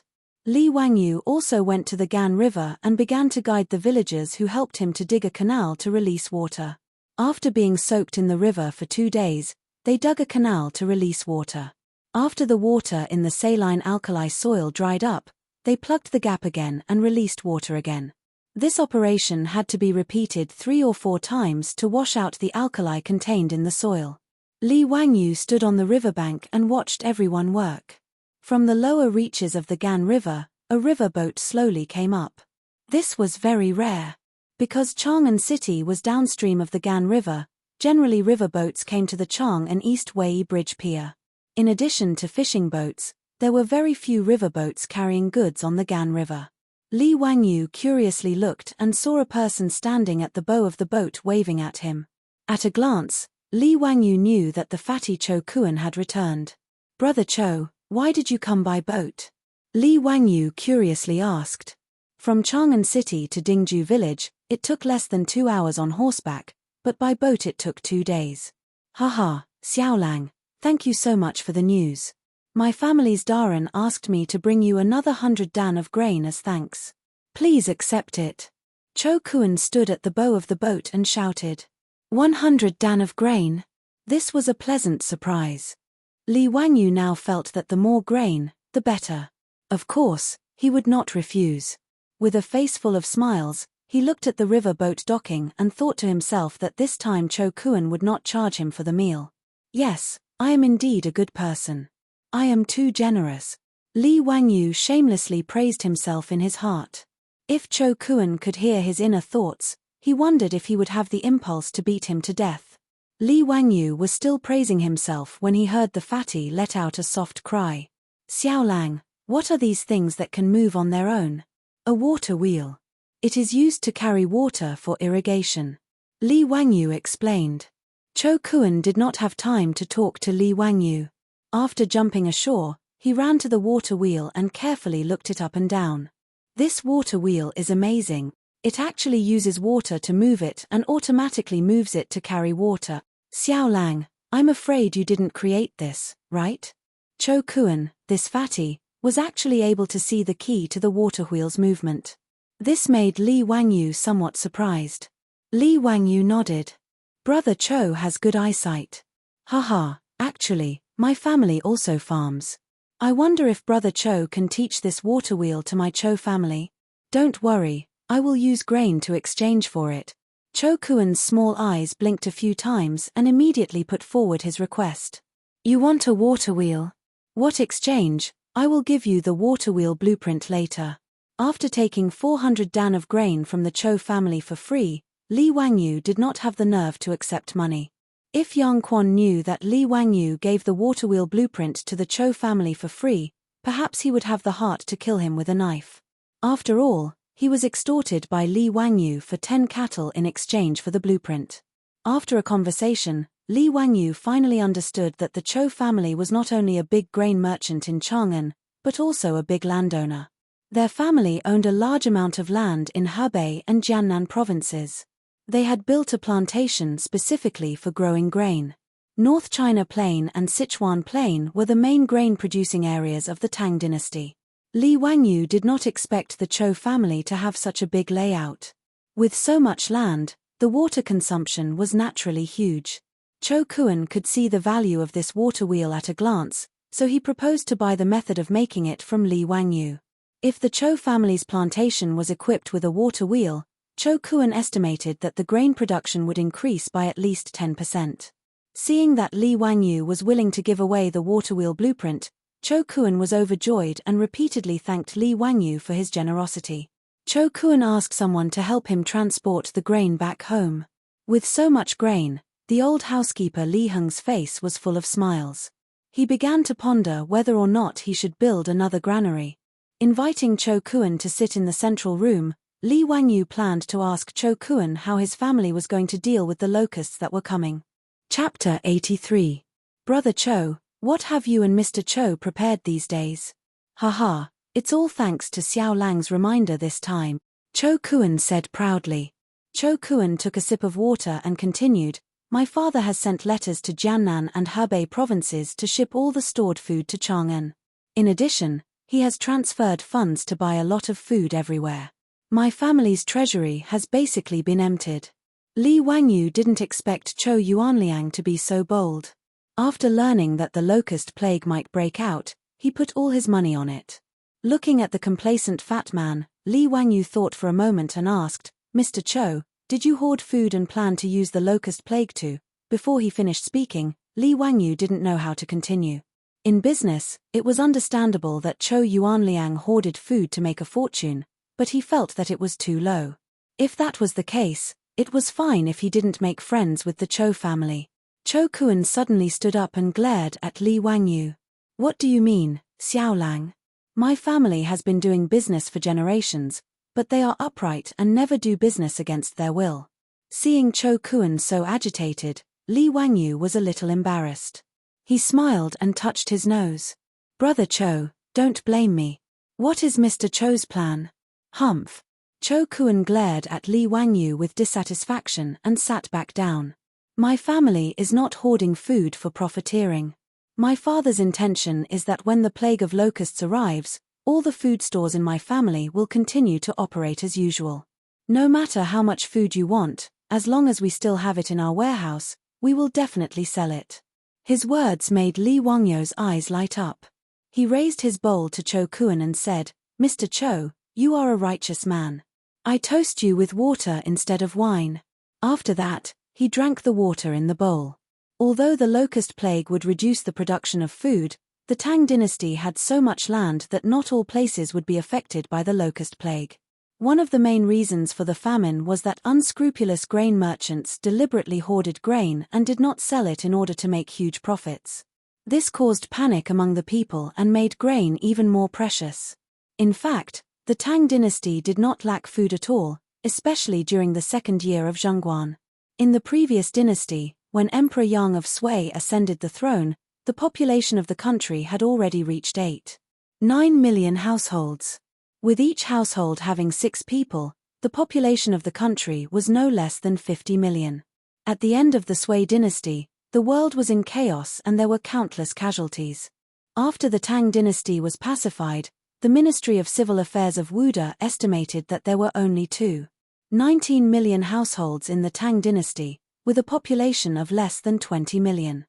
Not to mention the grain produced by the Tang dynasty every year, just the Hualuo Kang, which was inherited by the Tang dynasty at the end of the Sui dynasty, had a total grain storage of more than 300 million catties, which was enough for the people of the Tang dynasty to eat for 50 years. In the 11th year of Zhongguan, Imperial Censor Ma Ju told Emperor Taizong, Li Shimen, the Sui family's treasury is in Luokou, and Li Mi is in it. The treasury of Shijing is also used by the country, and has not been used to this day. At this time, the Sui dynasty had already been destroyed for 20 years, but at that time the grain and cloth had not been used up. Li Wangyu did not quite believe this. After all, how could something like grain be stored for decades?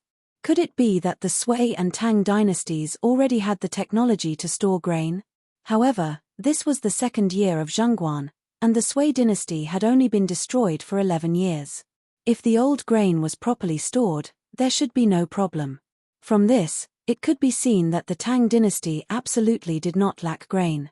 The famine caused by the plague of locusts was, in fact, the result of the aristocratic families and big grain merchants sitting by and watching the people starve to death for their own benefit.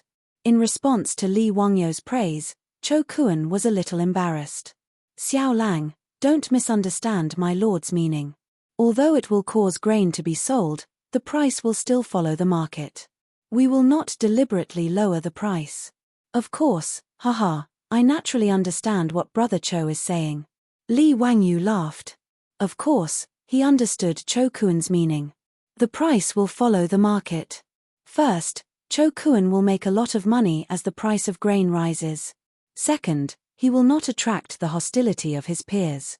Third, he will not be noticed by the government. Otherwise, if you, a grain merchant, purposely sell grain at a low price, what are you trying to do? Who would be able to bear the label of trying to buy people's hearts? After understanding Chou Kuan's thoughts, Li Wangyu's grudge completely disappeared. He asked Li Heng to prepare dinner and wine. Tonight, he wanted to drink a few cups of wine with Chou Kuan. The Li family's current rule was that there was no distinction between master and servant during mealtime. Everyone ate at the table. Chou Kuan had lived with the Li family for a few days before, so he naturally knew this family rule. However, he did not feel uncomfortable. Just as the sky turned dark, the Li family gave Chou Kuan a shock. In the main room of the front yard, the old housekeeper Li Heng saw that the sky had darkened, so he took out a match and lit a lamp. At first, Cho Kuan did not pay much attention to it. When the lamp was lit, he was surprised to find that it was not an ordinary candle or oil lamp, but a lamp that he had never seen before. The lamp that Li Heng lit was much brighter than an ordinary oil lamp or candle, and there was no black smoke coming out. This made Cho Kuan very curious. "Housekeeper Li, what kind of lamp is this? It's very strange." "Haha, this is a biogas lamp made by my Langjun. It does not use lamp oil, nor does it emit black smoke. Old me does not know what kind of biogas Langjun uses. In short, this lamp can be lit all night. It is very magical." When Li Heng talked about the biogas lamp, he was full of praise. In his opinion, the biogas lamp was simply the work of the immortals. It was the Li family's heirloom. Therefore, lighting the biogas lamp at home every night was Li Heng's favorite thing to do. Even the little girl Perrin was not allowed to interfere. In fact, the biogas lamp that Li Wangyu made was very simple. Due to the limited materials, he could only make do with what was available. In the past, there were many places in the countryside that had biogas ponds. Because Li Wangyu was mischievous and curious, he disassembled the biogas lamp at home into parts, wanting to study its principle. Although later his grandfather beat him up because of this, Li Wangyu remembered the exact structure of the biogas lamp because of this beating. A normal biogas lamp was mainly composed of a nozzle, an ejector, a mud head, a gauze cover, a glass lampshade, and a reflector. However, it was obvious that Li Wangyu could not make these things in the Tang dynasty. The glass lampshade and reflector were just a dream. In addition, the biogas pond at home was the most simple one, and there was not even a pressurizing device. Therefore, Li Wangyu could only try to simplify it as much as possible. After a lot of effort, he finally made the nozzle and mud head of the biogas lamp. The most important copper wire mesh was made by an old copper craftsman in the county with copper wire. Of course, the glass lampshade outside was not possible. It was replaced by an ordinary gauze lampshade. Even so, such a simple biogas lamp was an amazing thing in the Tang dynasty. At this moment, Cho Kuan seemed to have discovered a new world. He did not even wait for the Li family's delicacies that he was looking forward to the most. Like a curious baby, he followed behind the old butler Li Heng and watched him light up the biogas lamps at home one by one. Every time a biogas lamp was lit up, Cho Kuan would shout good and then move closer to observe carefully. However, the old butler Li Heng looked proud and disdainful, thinking that Cho Kuan was simply a farmer who had seen too little. Li Heng's look made Li Wangyu laugh secretly.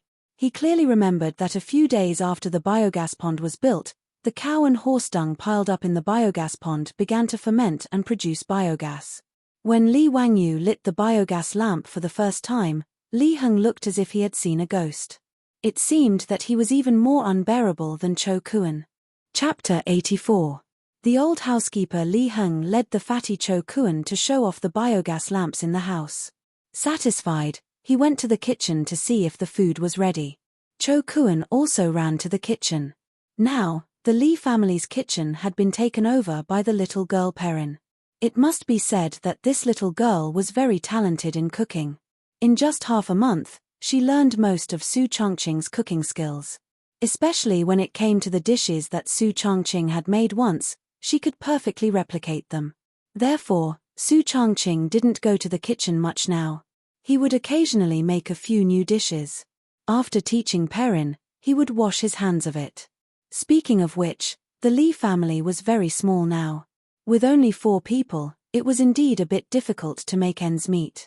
They couldn't even take care of the 20 cattle sent by the county. It was Su Chongqing who came up with a solution. After discussing with the old village chief, he placed the 20 cattle in the care of all the families in the village.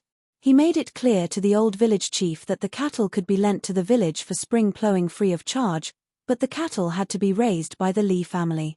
Moreover, once the Li family needed them, they could take the cattle for use at any time. In Li Wangyou's eyes, these conditions were very harsh, but the old village chief was overjoyed. Moreover, there was an endless stream of families in the village who were willing to adopt the cattle. The 20 cattle almost broke the old village chief's doorstep. Li Wangyou could only look up and sigh. They were still too poor. As for the 2 horses, neither Li Heng nor Li Wangyu was willing to send them to the village to be raised. Li Wangyu now also liked riding horses. When he was free, he would take the horses out and ride them around the village. He received all kinds of envious and jealous gazes from the villagers. What Li Wangyu didn't expect was that his beautiful boss also knew how to ride a horse. Moreover, she was much better at it than him. From time to time, the 2 would ride horses together to relax. While chatting, Li Wangyu found out that Su Changqing was actually a member of an equestrian club in Chengdu. Hearing this, Li Wangyu couldn't help but gnash his teeth. He had heard of the equestrian club. The annual membership fee was 100,000 renminbi. It was simply a scam. And Su Changqing was actually a member of that club. He was too rich. As a department manager, Su Changqing's annual salary was in the 7 digits. Of course, he could afford the equestrian club. It was a pity that he worked himself to death, and his annual income was only 6 figures. It was not easy for him to get a mortgage to buy a house, but before the day of delivery, his beautiful boss stepped on the accelerator and sent him to the Tang dynasty. It was really unreasonable. Fortunately, the heavenly Tao was good at reincarnation. If you don't believe it, just look up and see who the heavens will spare. His beautiful boss stepped on the accelerator and not only sent Li Wangyu, the pride of the whole village, to the Tang dynasty, but she also inexplicably brought him along. Every time he thought of Su Changqing's stupefied appearance after falling into his bathtub, Li Wangyu couldn't help but want to laugh. The 2 horses at home were both docile mares. One was red and the other was white. The white horse was unreasonably occupied by Su Changqing, which made Li Wangyu full of melancholy and worry. Li Wangyu's little grievance was clearly seen by his beautiful boss. She proudly raised her beautiful neck and said, "Humph, don't think that you are a prince just because you have a white horse. Be careful not to become a monk." Her words were so reasonable that Li Wangyu was speechless. In short, Lai Hot was now a family of 4, so he had to do a lot of things by himself. Cho Kuan, who was used to being served by others, was still not used to this. However, the delicious dishes of the Li family made it difficult for him to give up. If Cho Kuan was in modern times, the most suitable occupation for him would definitely be a gourmet, commonly known as a foodie. For a mouthful of food, he actually disregarded his reputation as the young master of the Cho family and shamelessly followed behind the little girl Perrin, just to see what delicious food would be served tonight. Today, the villagers sent freshly caught river fish to the Li family. The little girl directly made fish with pickled cabbage and pickled cabbage. The fragrance that assailed his nostrils made Cho Kuan almost drool. Cho Kuan was very satisfied with the dinner at the Li family. He felt that it was a wise decision to come to Dingju village from Chang'an. Of course, this was not only because the fat man was a foodie, but also because Li Wangyu gave Cho Kuan too many surprises and shocks, which made Cho Kuan feel that his father really had a sharp eye. After not seeing each other for just over 10 days, Cho Kuan found that the Li family suddenly had a lot of differences. Not to mention the magical methane lamp, even in the kitchen, Perrin fiddled with the bamboo pipe that could produce water by itself, which also amazed him. Ignoring the little girl's supercilious eyes, the fat man excitedly fiddled with the valve on the bamboo pipe for a long time, watching the water flow out and disconnect. He was having a lot of fun. In her heart, Perrin directly labeled Cho Kuan as a fool, but she completely forgot that a few days ago, she seemed to be doing the same thing as the fat man, and the Li family's newly renovated toilet made Cho Kuan completely crazy. At that time, he wanted to relieve himself, so he walked around the Li family's front yard and backyard 3 times, but still couldn't find the toilet. The Li family's backyard originally had a dirty and simple toilet, but Li Wangyu had already had people demolish it. That kind of toilet, not to mention his beautiful boss who was a clean freak, even he couldn't stand it.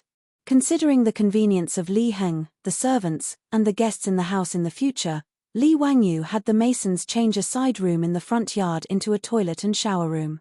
It was also tiled, the same ceramic toilet, and the same hot shower room. Cho Kuan really couldn't find the toilet in the Li family, so he could only ask the old housekeeper, Li Heng, for help. When Li Heng brought him to a side room in the front yard with a look of disdain, Cho Kuan thought the old man had gone crazy. Why did you bring me into the room if you wanted to relieve yourself? Old housekeeper, I want to relieve myself. Cho-kun thought the old man's ears were bad and didn't hear him clearly. This is the toilet. The old housekeeper's face was calm, but his eyes revealed a disdainful smile. The fat man dared to swear that he knew this look. Because every time he saw a fuss in Chang'an's West City, he showed this look when he saw the foreign merchants who came to Chang'an for the first time. Cho-kun didn't understand what a toilet was, but when Li Heng introduced him to the toilet and how to use the ceramic toilet, Cho-kun almost thought he was hallucinating. This unbelievably beautiful room, you're telling me it's a toilet? What are these things stuck in this room? If Cho-kun's eyes weren't blind, he could be sure that they were all ceramic, but he didn't know how to make them like this.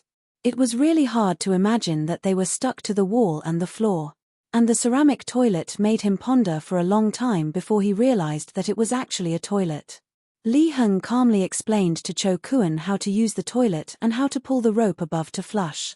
Cho-kun could only nod his head blankly. When the old butler was satisfied with the lecture and walked out of the bathroom, Cho-kun finally sat down cautiously. The fat man now began to seriously consider whether he was still a rich man in Chang'an City. Why did he come to the Li family in Dingju village, and instead he was more like a farmer, a country bumpkin? Reflecting on his shameful performance today, for the sake of the Cho family in Chang'an City, the fat man felt that he had to remain calm no matter what incredible things he encountered. Well, the Cho family in Chang'an City couldn't lose face in front of him. Just now, the old housekeeper Li Heng's disdainful look made his face burn. But Cho-kun's calmness didn't last long. When the old housekeeper invited him to take a bath and change his clothes at night, this guy became a country bumpkin again. Chapter 85. Cho-kun took a river boat for 2 days to come to Dingju village, so he naturally had to treat him to a bath. Li Wangyu didn't want to let the fatty use the pool and sauna that he built himself. It wasn't that he was misophobic, but he felt that it was awkward to have a bath and sauna with a fatty. It would be more appropriate if it was a beautiful woman. Li Heng politely invited Cho-kun into a side room and pushed open another door. Cho-kun was once again a country bumpkin. He looked left and right at the empty room covered in tiles, not knowing how to take a bath. Where's the bathtub? But after what happened before, Cho-kun didn't say anything. He kept a straight face and waited for the old butler to explain further. Li Heng wanted to continue watching Cho-kun make a fuss about nothing, but he saw that the fatty was smart and didn't say anything. The old man sighed silently. He missed a good show. He led Cho-kun under a bamboo pipe and pointed to the wooden valve. Young Master Cho, this is the hot water valve. Once you open it, hot water will flow out. Okay, I know. Thank you, old butler. The fatty nodded calmly. After sending Li Heng out of the bathroom, the fatty hurried over to study the shower system. After taking a hot shower, which he had never enjoyed before, the fatty felt that his bones were lighter and his whole body was more comfortable. This Li Jiao Xiaolang is really a talent. This kind of practical knowledge is really amazing. Cho-kun said to himself. He really liked the new things that Li Wangyu came up with. He began to wonder if he could ask Li Wangyu to help him install one in his house in Chang'an City. The next morning, Cho-kun took the water wheel blueprint that Li Wangyu had drawn for him and borrowed a horse from the Li family to return to Chang'an City. He said that he would disturb Li Wangyu in a few days. Li Wangyu looked at the date-red horse in the distance and his heart ached. This damn fatty, don't crush my horse. A few days after the fatty Cho-kun left, Li Wangyu's days were peaceful. Every day, if he didn't go to the alkali soil to check on the situation, then he would stroll around the village. He became more familiar with the situation in the village. He now had 400 darns of grain in his hands, which should be enough for the whole village to survive the locust plague, so he didn't have much of a sense of crisis. These days, the number of locusts in the fields had increased. Even the village head had started to organize the villagers to burn incense and worship the locust god. Li Wangyu could only let out a long sigh and shake his head. For the past few days, he had been discussing with his beautiful boss about what other businesses he could do to make money other than brewing wine, so that he could pay off the huge debt of more than 1.6 million yuan. However, no matter how much they thought about it, they couldn't come up with any good ideas for the time being. On this day, Li Wangyu was strolling around the village, thinking about how to get rich. When he arrived at the village entrance, he suddenly saw two figures coming from the direction of Mount Shouyang in the distance. Li Wangyu squinted his eyes and looked at them. One of them looked familiar. He took a closer look. It was the second son of the Niu family, Niu Wu. Behind him was a skinny old daoist. Strange, why don't I see Niu Dalang? Li Wangyu mumbled. As the two got closer, Li Wangyu suddenly realized that Niu Wu's body was stained with blood, and he seemed to be carrying someone on his back. It looked like the eldest son of the Niu family. Li Wangyu hurriedly ran 2 steps forward to greet him. Erlang, what's going on? What happened to Dalang? The person on Niu Wu's back was his brother, Niu Yong. However, Niu Yong had already fainted. His eyes were tightly shut, and he was also stained with blood. My brother was scratched by a black bear in order to save this damned old daoist. Now his life is hanging by a thread. Niu Wu's eyes were wide open, and his eyes were red. He gritted his teeth and spat out these words one by one from his throat. Niu Wu's appearance of choosing a person to devour made Li Wangyu somewhat apprehensive. He didn't have time to look at the old daoist, and quickly went forward to check on Niu Yong's condition. Niu Yong's injury was on his back. It looked like it had already been bandaged, but the cloth wrapped around the wound was still bleeding. Second son, Dalang's injury isn't fatal.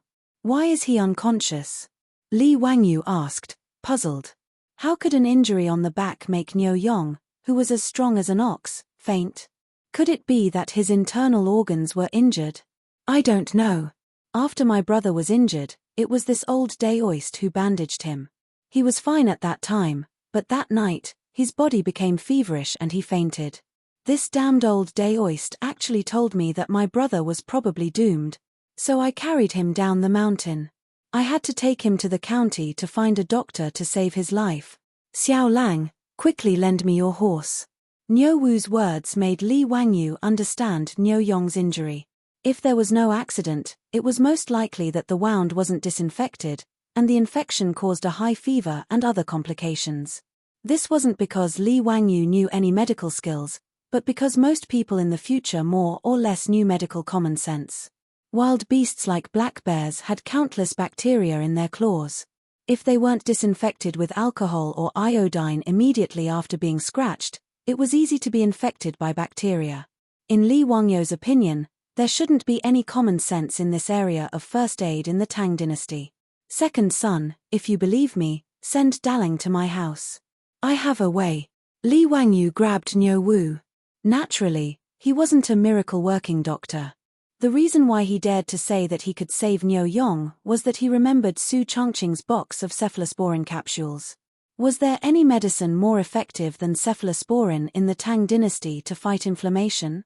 If a suppurative infection wasn't immediately disinfected, he would really die. Even if Li Wangyu's heart ached for the one and only cephalosporin capsules, he wouldn't watch Niu Yong, a veteran of hundreds of battles, die in front of him. As for the current doctors in the Tang dynasty, it would be a miracle if they could save Niu Yong. Even if the king of medicine, Sun Simiao, was here, he would be helpless. Xiao Lang, don't joke. Can you really save my eldest brother? Niu Wu's eyes widened again when he heard Li Wangyu's words. He stared at Li Wangyu for fear that he was joking with him. Li Wangyu nodded and said, yes, let's go. The words between the two fell into the ears of the old Taoist beside them.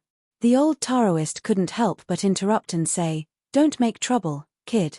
Our benefactor's wound is already ulcerated. How can there be medicine to cure it? Even I can only delay it for a while, but I can't cure it. The ulcer he mentioned was the name of inflammation and suppuration in traditional Chinese medicine. Shut up. Before the old Taoist could finish his words, Li Wangyu and Niu Wu spoke at the same time, forcing the old Taoist to swallow back his words. You old Taoist, if my eldest brother is cured by Xiao Lang, then it's fine. But if anything happens to my eldest brother, I'll make you accompany him in the underworld. Niu Wu shouted sternly. Hearing this, the old Taoist cupped his hands and said, immeasurable deity, if you want to take this body of mine to pay for your brother's life, I naturally won't resist. Li Wangyu didn't bother to ask who this old Taoist was.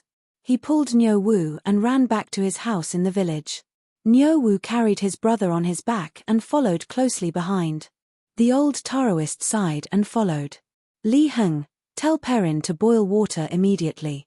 Also, tell Changqing to come over. Li Wangyu called out loudly as soon as he entered the house. At the same time, he led Niu Wu to a side room in the front yard and had him put Niu Yong on the bed. Chapter 86.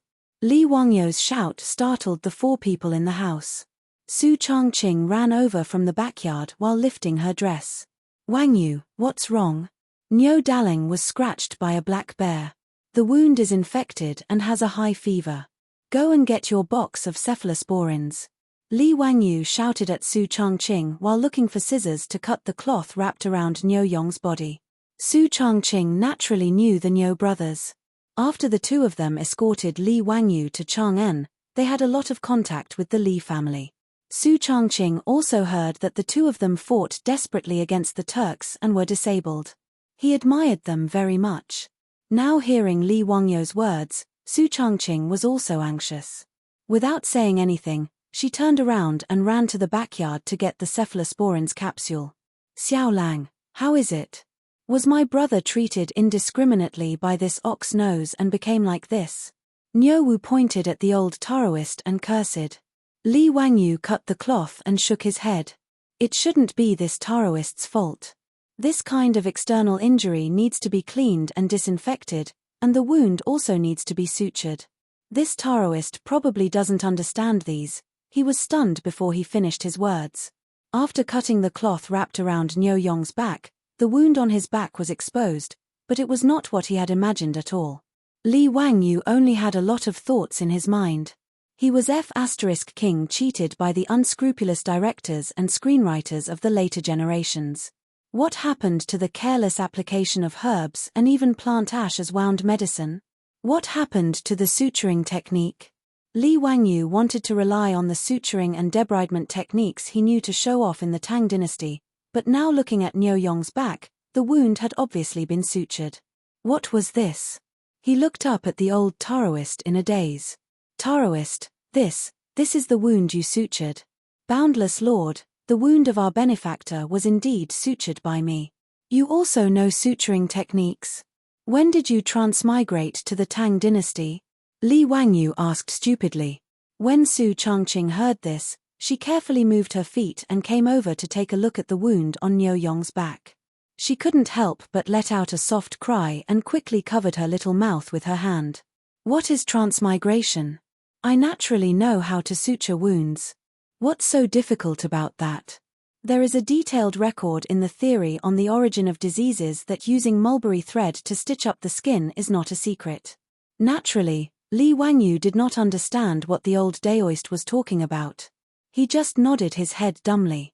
He thought of something and asked, is there any disinfectant? Disinfect. Sterilize. The old Daoist priest pondered over Li Wangyu's words and asked uncertainly, are you talking about killing insects and maggots? At that time, I had already used skullcap and pig fat to wash your wounds.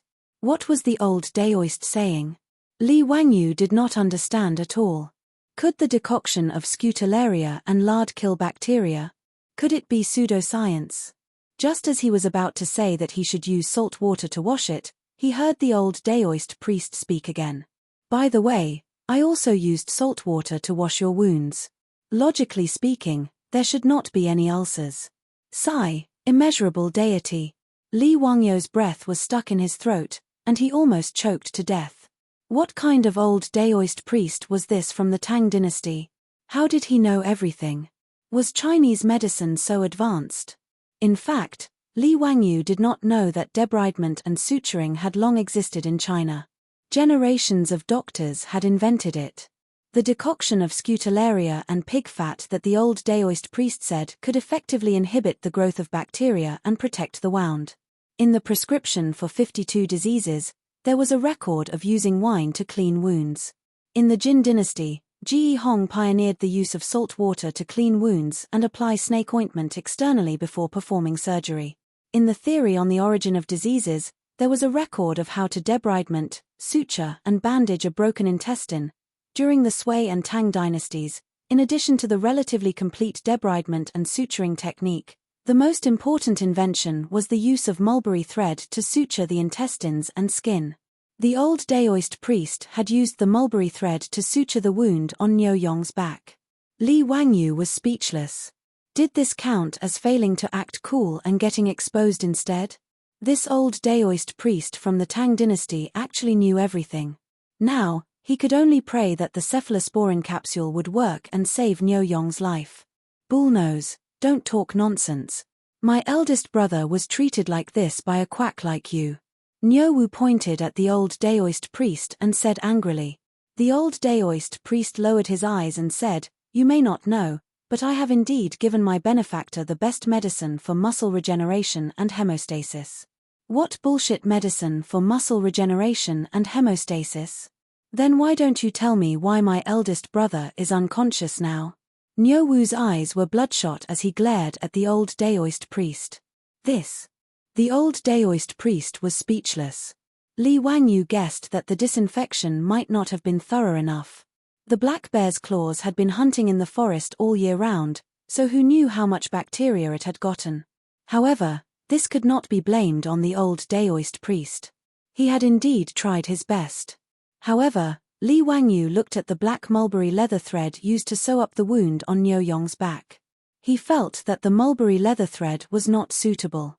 Li Wangyu looked at the bloody wounds on Niu Yong's back and said to Niu Wu, "Erlang, immediately ride my family's horse to the county. Find a stall that slaughters cows and sheep and ask them for some lamb intestines." "What do I need those for?" Niu Wu was puzzled. Lamb intestines could save his brother's life. "If I tell you to go, then go quickly." "That's right, go to the medicine shop in the county and buy some saltpeter. Go quickly and return quickly." Li Wangyu did not have the time to explain to him. He sent Niu Wu out and asked Li Heng to lead his horse. Although the old Daoist priest's treatment method was correct, the wound on Niu Yong's back was still inflamed. It was red and swollen with pus flowing out. Clearly, it needed to be cleaned again. Li Wangyu subconsciously turned his head and took a deep breath. He was a small white-collar worker in a modern city. He had never seen such a bloody wound. He was at a loss for a moment. After a long time, Li Wangyu muttered, "Now, first of all, I have to scrape off the rotten flesh on Darlang's back."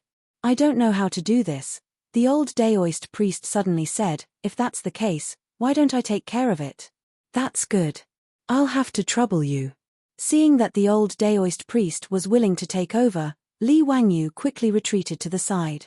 "Immeasurable deity, I'll do my best." After the old Daoist priest finished speaking, he took out many things from the medicine box on his back. The old Daoist priest did not rush to scrape off the rotten flesh on Niu Yong's back. Instead, he took out silver needles, identified the acupuncture points on Niu Yong's back, and began to prick them. "Daoist priest, what are you doing?" Li Wangyu asked curiously.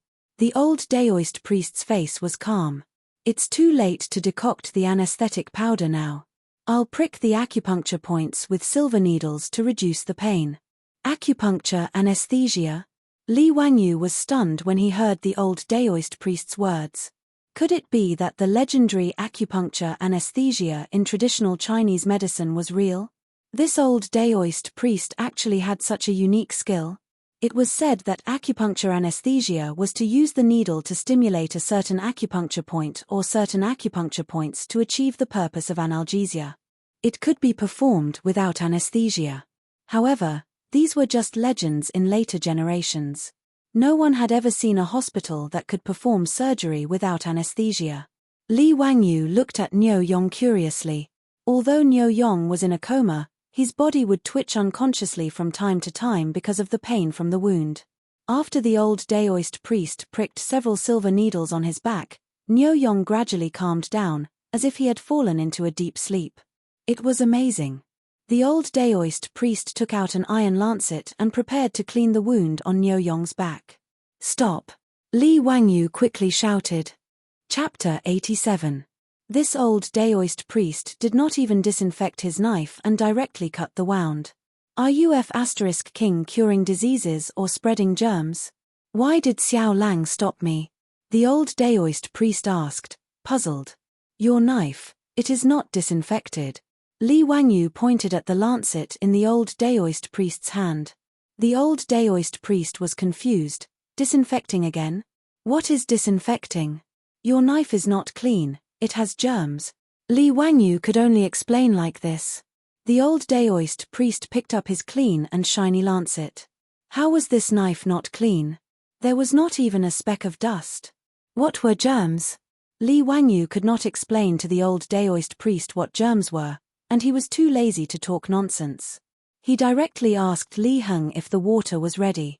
Now that there was no alcohol, not even a high concentration of white wine, disinfection could only be done by boiling water. Li Wangyu asked the old Daoist priest for the lancet and gave it to Li Heng. He asked him to go to the kitchen and let Perrin boil it for a few minutes before taking it out. He looked at the cloth that he had bandaged Niu Yong and curled his lips in disdain. He ordered Li Heng to find a clean white cloth and cut it into long strips. He also asked Perrin to throw it into boiling water to disinfect it. With the speed of Niu Wu's horse, it would only take an hour to travel 20 miles from Judingju village to Huxian County. When Niu Wu came back on his sweaty white horse, Li Wangyu had just finished preparing everything. Li Wangyu did not care about his horse and immediately asked Perrin to take the lamb intestines that Niu Wu had asked for to the kitchen. He scraped off the fat, took the innermost mucous membrane, soaked it in alkaline water, and then divided it into small strands. Pei Lan's hands and feet were very nimble, and she quickly got everything ready. After the little girl brought the old Daoist priest's scalpel that had been boiled and disinfected, Li Wangyu immediately asked the old Daoist priest to start cleaning the rotten flesh on Niu Yong's back. The old Daoist priest was indeed skilled in surgery. He held the lancet and moved nimbly. He did not mind the pus and stench flowing out of the wound at all. In a few moves, he removed the inflamed and pus around the wound. His technique was very professional. Perrin, is the warm water ready? Lang Jun, it's ready. Should I bring it in now? Okay, remember to add more salt. Since there was nothing else that could disinfect the wound, Li Wangyu could only make do with what he had. He used high-concentration saline to disinfect the wound.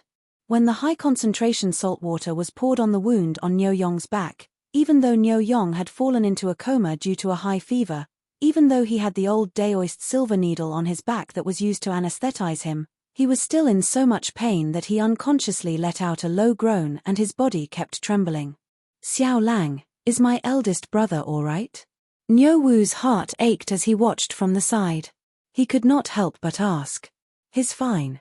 The high-concentration salt water disinfected the wound. It must be very painful.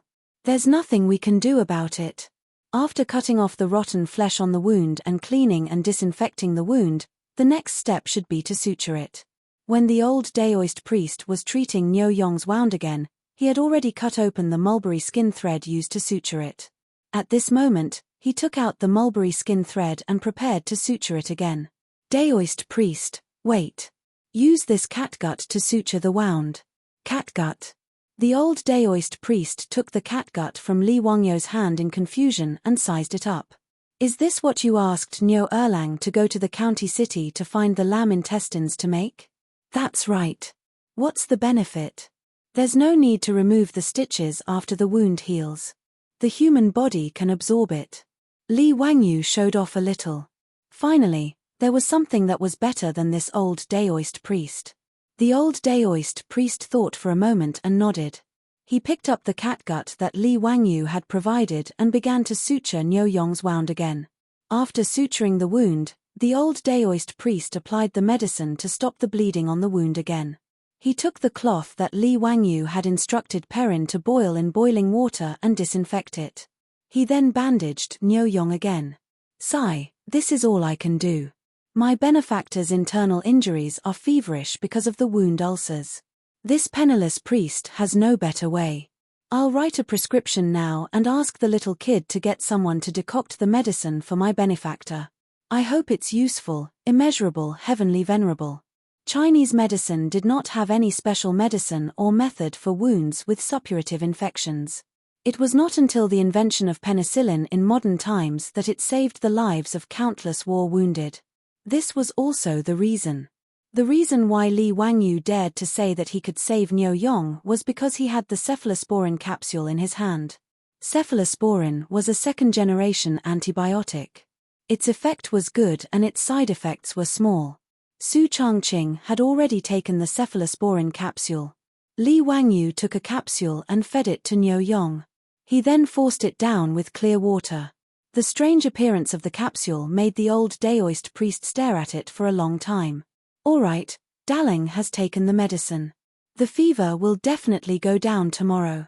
Li Wangyu was sure that the cephalosporin would be useful. The people of the Tang dynasty had never taken any antibiotics. They were not like the people of the future, who had been flooded with antibiotics for a long time and were about to develop resistance. After eating cephalosporin for 3 days, Li Wangyu believed that he would be able to save Niu Yong's life. But what if eldest brother's fever doesn't go down? Niu Wu was still very anxious. The old Daoist priest had told him before that this fever was very deadly. Li Wangyu reached out and touched Niu Yong's forehead. It was burning hot. Even without a thermometer, Li Wangyu was sure that Niu Yong's body temperature was between 39 and 40 degrees Celsius. Such a high fever really needed to be cooled down immediately. If the fever didn't go down, it would cause dehydration and acid-base balance disorder. In serious cases, it could even cause cerebral edema. "It's okay. I'll use ice to lower Dalang's temperature in a while. Don't worry," Li Wangyu said confidently. He had already considered this problem. "Ice? It's early February now. Where would there be ice?" "Xiaolang, did you dig an ice cellar in your house?" Niu Wu asked in surprise. Naturally, there was no such thing as a refrigerator in ancient times. However, the nobles had a way to store ice for a long time, and that was to dig an ice cellar. In the Book of Songs, there was a record of chiseling ice in winter for the nobles to use in summer. When the weather was cold and the ground was frozen, a large piece of ice was chiseled from a clean water source. Then, it was placed in a specially dug ice cellar and sealed for preservation. This way, it could be stored until the midsummer of the next year. This method of storing ice was very expensive. Unless one was very rich, they would never be able to afford it. Li Wangyou's house in Huxian had an ice cellar, but now, there was no ice cellar in the old house in Dingju village. "Hehe, there's no need to store it.